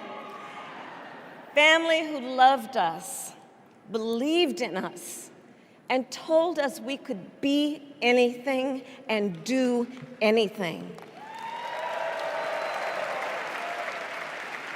They instilled in us the values they personified: community, faith, and the importance of treating others as you would want to be treated, with kindness, respect, and compassion.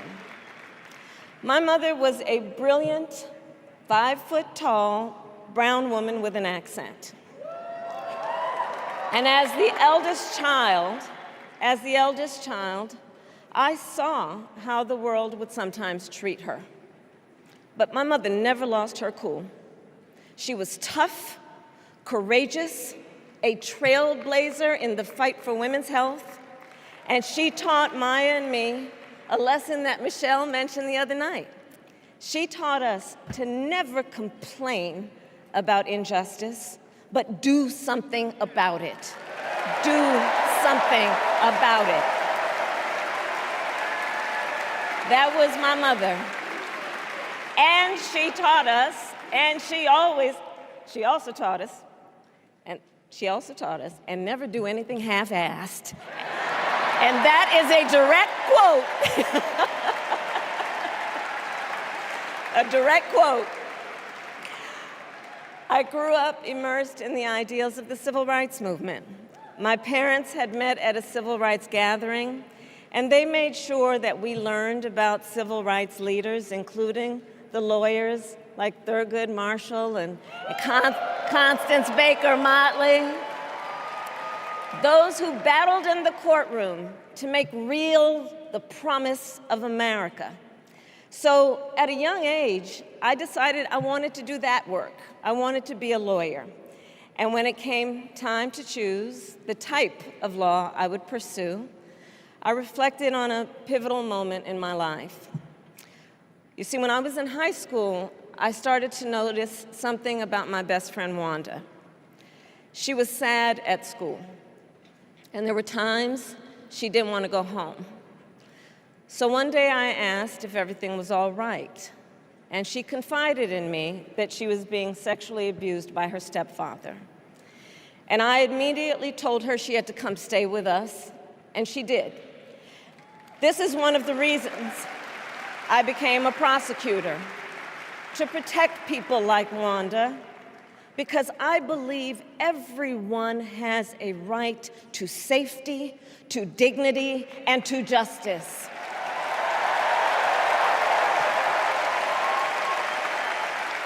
As a prosecutor, when I had a case, I charged it not in the name of the victim, but in the name of the people. For a simple reason. In our system of justice, a harm against any one of us is a harm against all of us.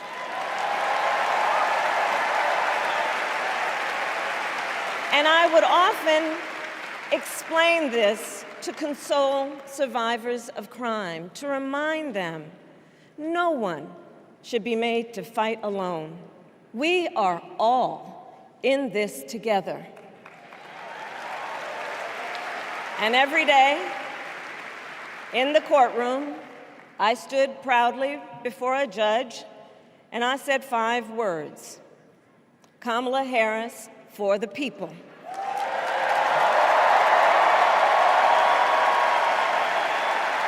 And to be clear, my entire career, I've only had one client, the people. And so, on behalf of the people, on behalf of every American, regardless of party, race, gender, or the language your grandmother speaks, on behalf of my mother and everyone who has ever set out on their own unlikely journey, on behalf of Americans like the people I grew up with, people who work hard, chase their dreams, and look out for one another, on behalf of everyone whose story could only be written in the greatest nation on earth, I accept your nomination to be President of the United States of America.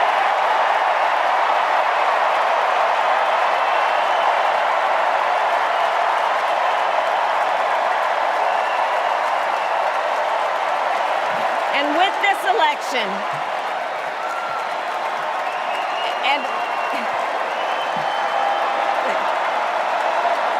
with this election,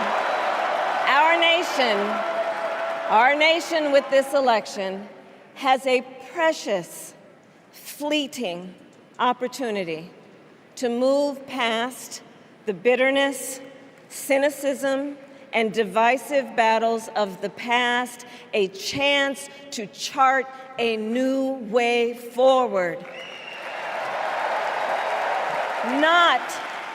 Not as members of any one party or faction, but as Americans.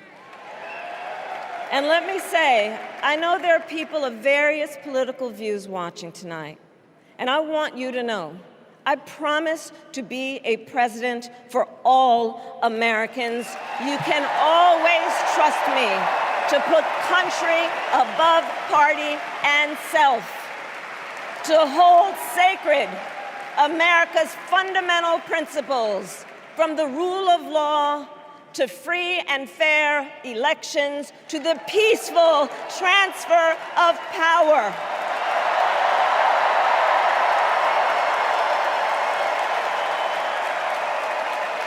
I will be a president who unites us around our highest aspirations, a president who leads and listens, who is realistic, practical, and has common sense, and always fights for the American people.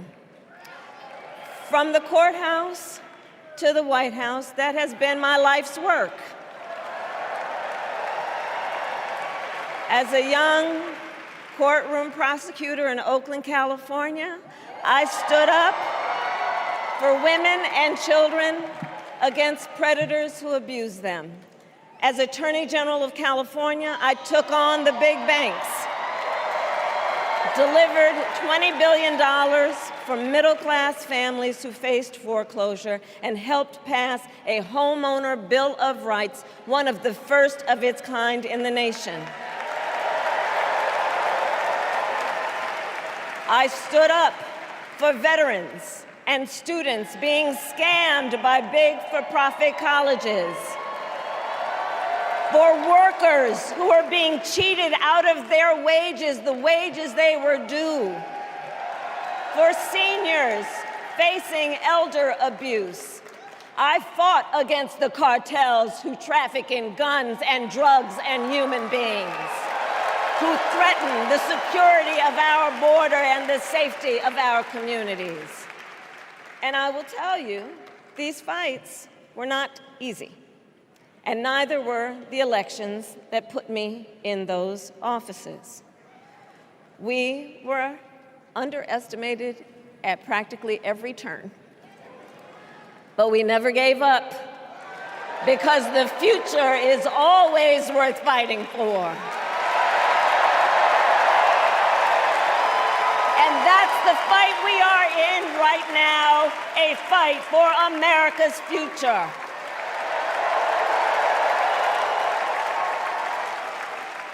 Fellow Americans, this election is not only the most important of our lives, it is one of the most important in the life of our nation.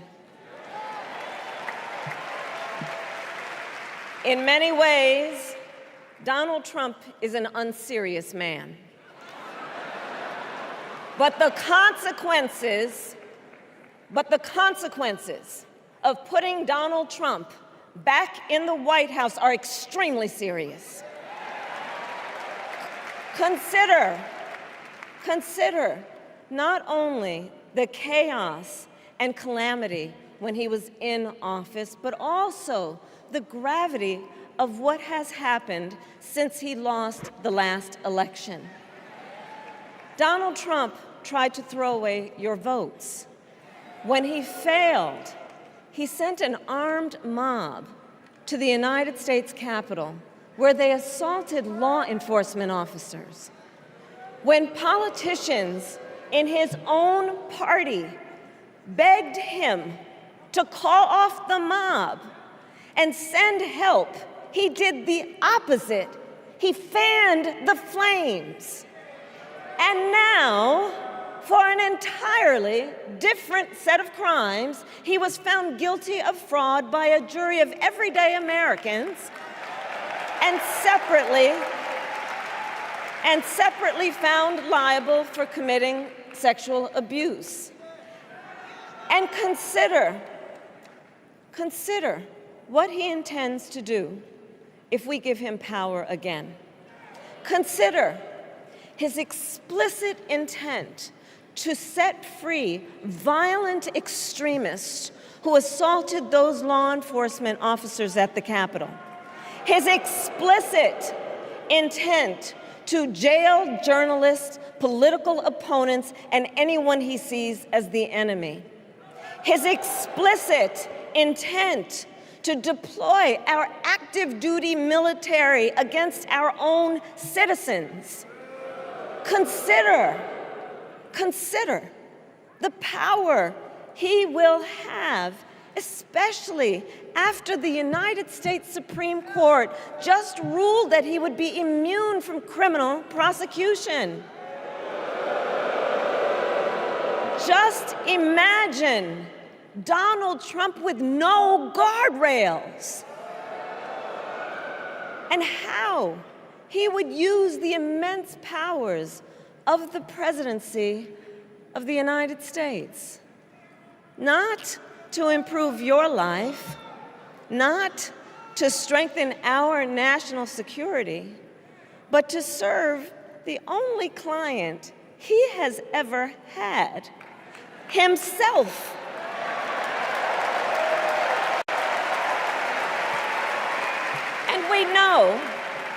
And we know what a second Trump term would look like. It's all laid out in Project 2025, written by his closest advisors, and its sum total is to pull our country back to the past. But America, we are not going back.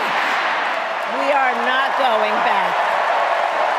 We are not going back. We are not going back to when Donald Trump tried to cut Social Security and Medicare. We are not going back to when he tried to get rid of the Affordable Care Act, when insurance companies could deny people with pre-existing conditions. We are not going to let him eliminate the Department of Education that funds our public schools. We are not going to let him end programs like Head Start that provide preschool and childcare for our children. America, we are not going back.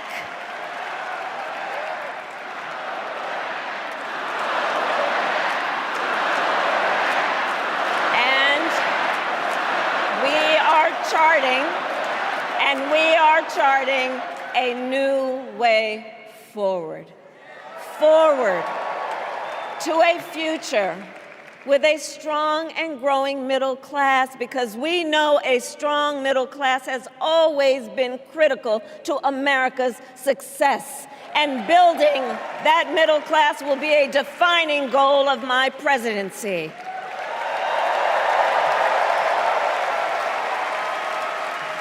And I'll tell you, this is personal for me. The middle class is where I come from. My mother kept a strict budget. We lived within our means, yet we wanted for little.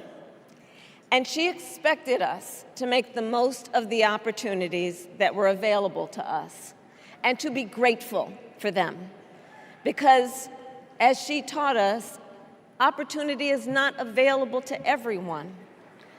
That's why we will create what I call an opportunity economy where everyone has the chance to compete and a chance to succeed. Whether you live in a rural area, small town, or big city. And as president, I will bring together labor and workers and small business owners and entrepreneurs and American companies to create jobs, to grow our economy, and to lower the cost of everyday needs like health care and housing and groceries. We will provide access to capital for small business owners and entrepreneurs and founders. And we will end America's housing shortage and protect Social Security and Medicare. Now compare that to Donald Trump, because I think everyone here knows he doesn't actually fight for the middle class. He doesn't actually fight for the middle class. Instead, he fights for himself and his billionaire friends. And he will give them another round of tax breaks that will add up to $5 trillion to the national debt. And all the while, he intends to enact what in effect is a national sales tax, call it a Trump tax, that would raise prices on middle-class families by almost $4,000 a year. Well, instead of a Trump tax hike, we will pass a middle-class tax cut that will benefit more than 100 million Americans.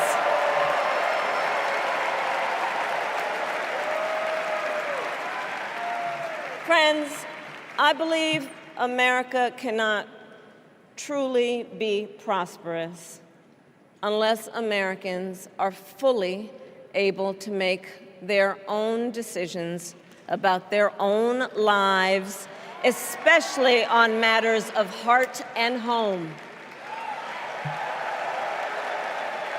But tonight, in America, too many women are not able to make those decisions. And let's be clear about how we got here. Donald Trump handpicked members of the United States Supreme Court to take away reproductive freedom.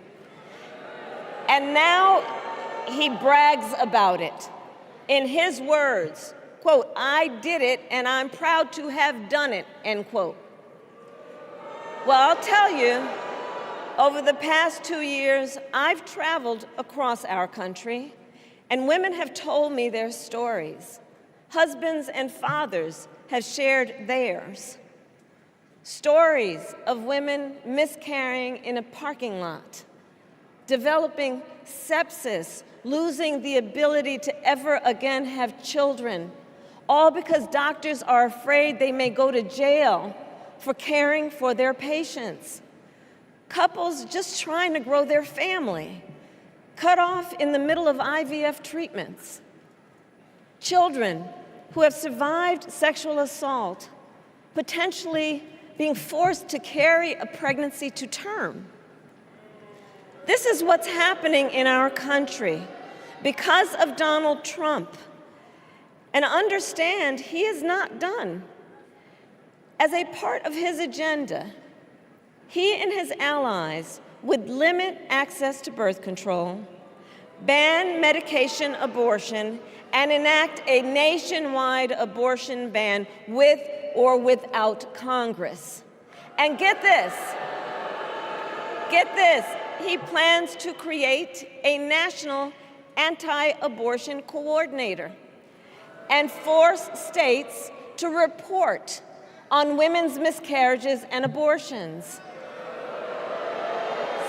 Simply put, they are out of their minds.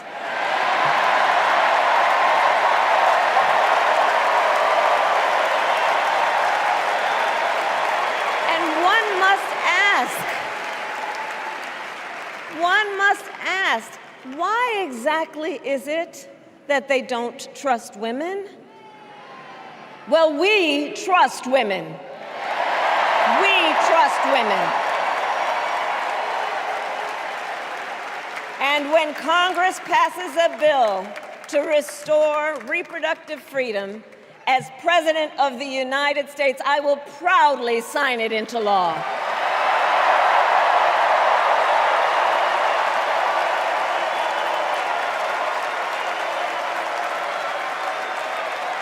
In this election, many other fundamental freedoms are at stake. The freedom to live safe from gun violence in our schools, communities, and places of worship. The freedom to love who you love openly and with pride. The freedom to breathe clean air and drink clean water and live free from the pollution that fuels the climate crisis. And the freedom that unlocks all the others, the freedom to vote. With this election, we finally have the opportunity to pass the John Lewis Voting Rights Act and the Freedom to Vote Act.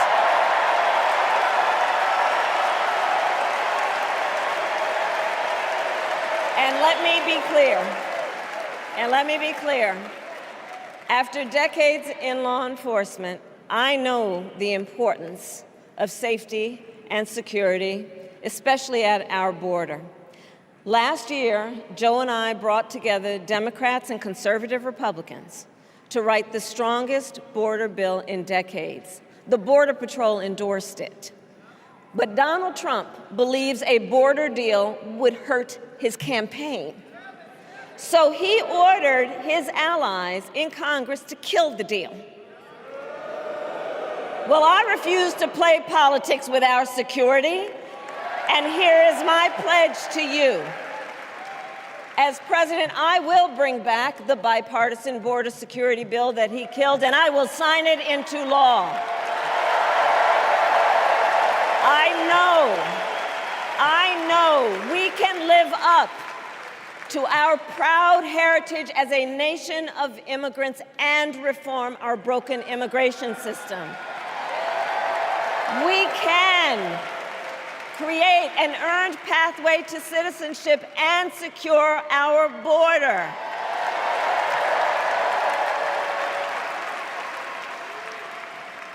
And America, we must also be steadfast in advancing our security and values abroad. As Vice President, I have confronted threats to our security, negotiated with foreign leaders, strengthened our alliances, and engaged with our brave troops overseas.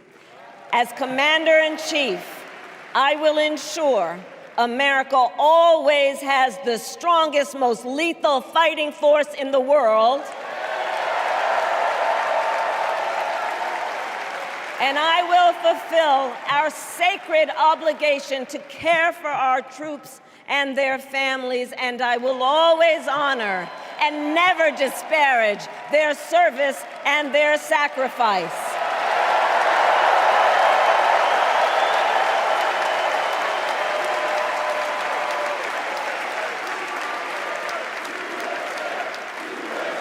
I will make sure that we lead the world into the future on space and artificial intelligence, that America, not China, wins the competition for the 21st century, and that we strengthen, not abdicate, our global leadership. Trump, on the other hand, threatened to abandon NATO. He encouraged Putin to invade our allies, said Russia could, quote, do whatever the hell they want. 5 days before Russia attacked Ukraine, I met with President Zelensky to warn him about Russia's plan to invade. I helped mobilize a global response, over 50 countries, to defend against Putin's aggression. And as president, I will stand strong with Ukraine and our NATO allies.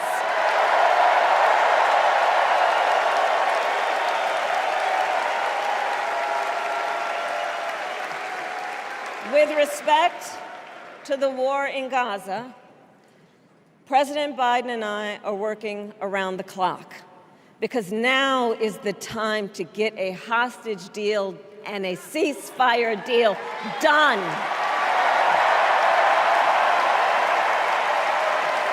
And let me be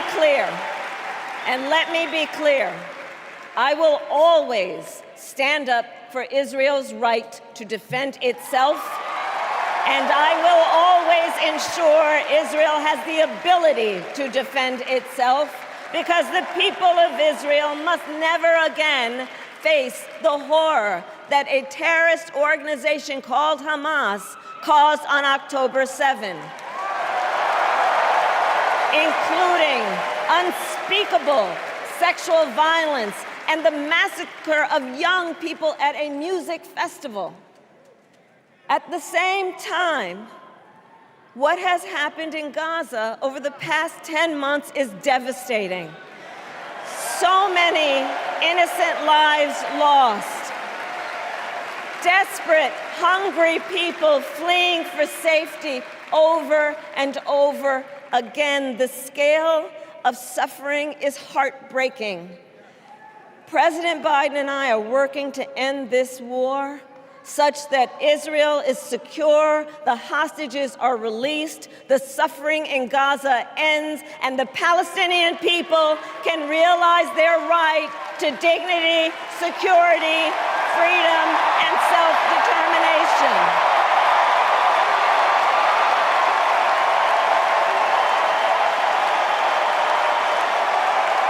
And know this, I will never hesitate to take whatever action is necessary to defend our forces and our interests against Iran and Iran-backed terrorists. I will not cozy up to tyrants and dictators like Kim Jong-un, who are rooting for Trump,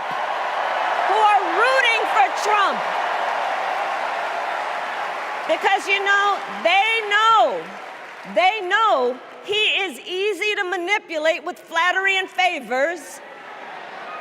They know Trump won't hold autocrats accountable because he wants to be an autocrat himself.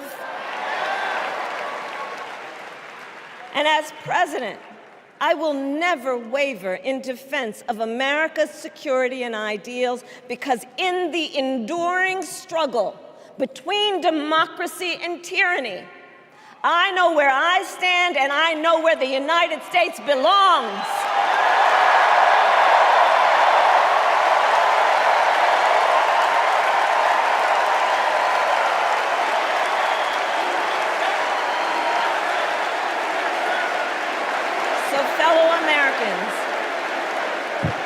Fellow Americans,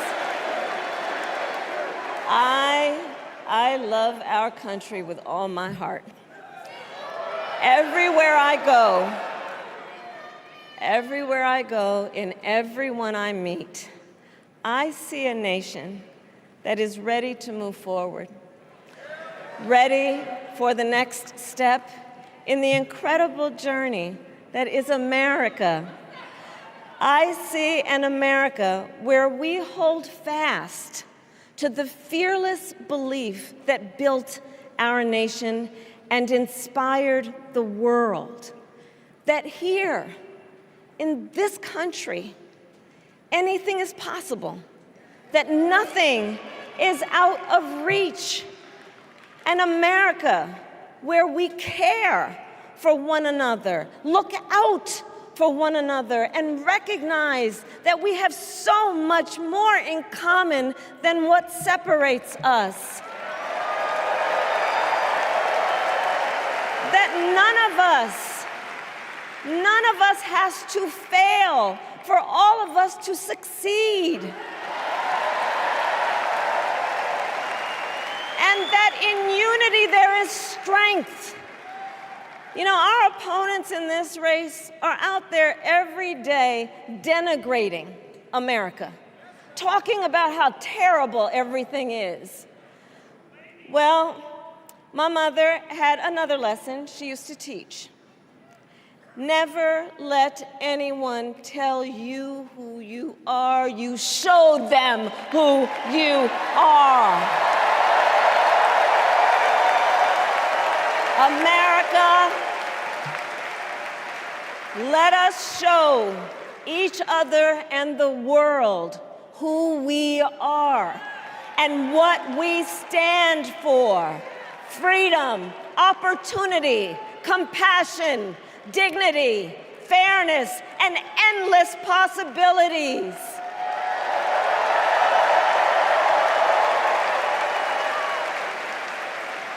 We are the heirs to the greatest democracy in the history of the world.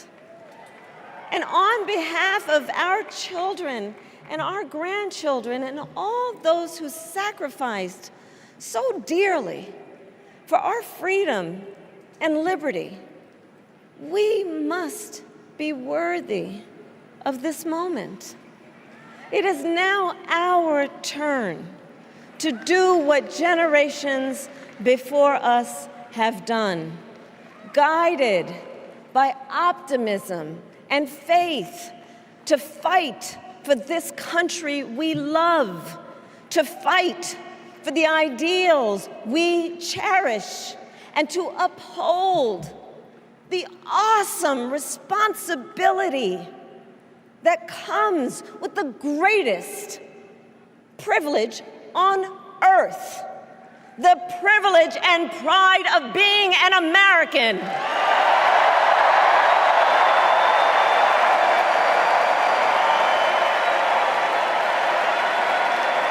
So let's get out there, let's fight for it, let's get out there, let's vote for it, and together, let us write the next great chapter in the most extraordinary story ever told. Thank you. God bless you, and may God bless the United States of America. Thank you all.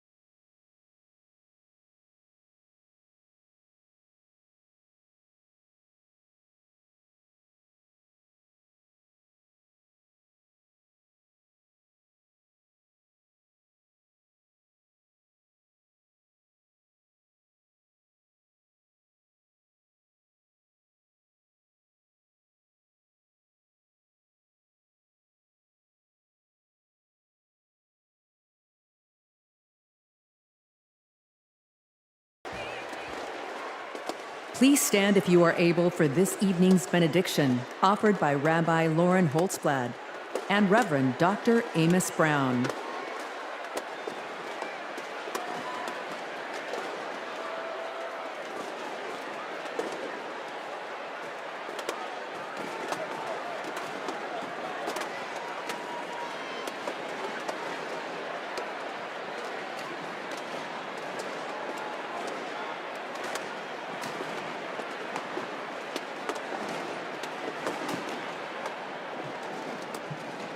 America, let us pray. God brought us out of the narrow place of oppression to freedom. Let's remember the treacherous road our ancestors traveled to freedom, their sacrifice and resolve to bring a better, more inclusive world. We stand on their shoulders to declare, we are not going back. God, who notices the downtrodden, give us the courage to imagine the world as you do, where everyone has the opportunity to thrive, where diversity brings strength, not weakness, and where all have the right to make the choices for their own bodies. God of strength, guard Vice President Harris and Governor Walz with your sheltering presence as they carry on with courage and conviction to build a better future for all Americans. Shine a light on them so that they may continue to pursue justice, equity, and reproductive freedom. An America free from gun violence that safeguards free and fair elections, with less vitriol and more joy, not afraid to face its past, to grow a brighter future where every child can look to their leaders and see themselves and know that someday they too can lead. May we all be blessed with the ability to see the humanity in each other. America, let's make history. Amen.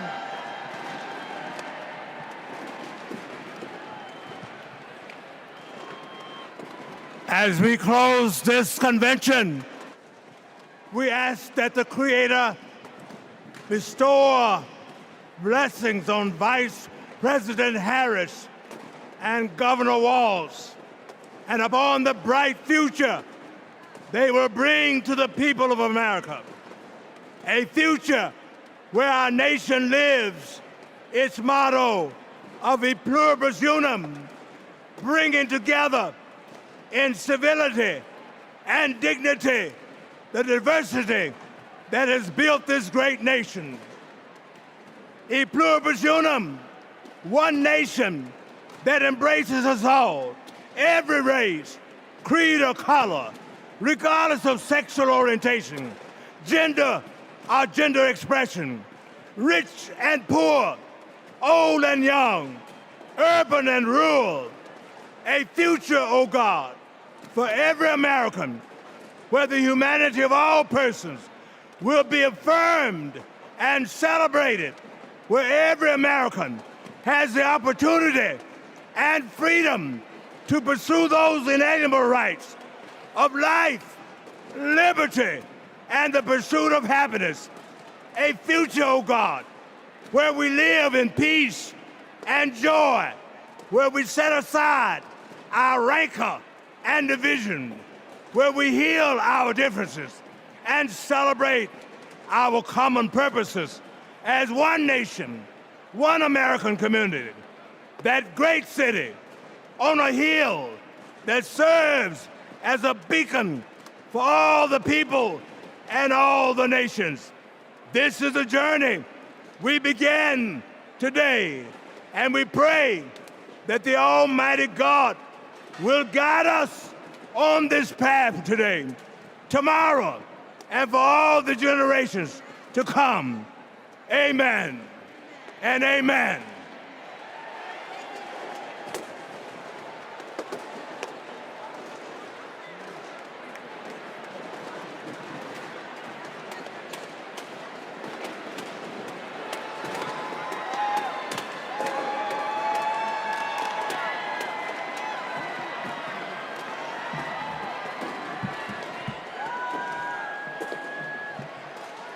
As we close, I want to thank each and every one of you for bringing your energy and your enthusiasm to the convention that will carry us through to victory in November.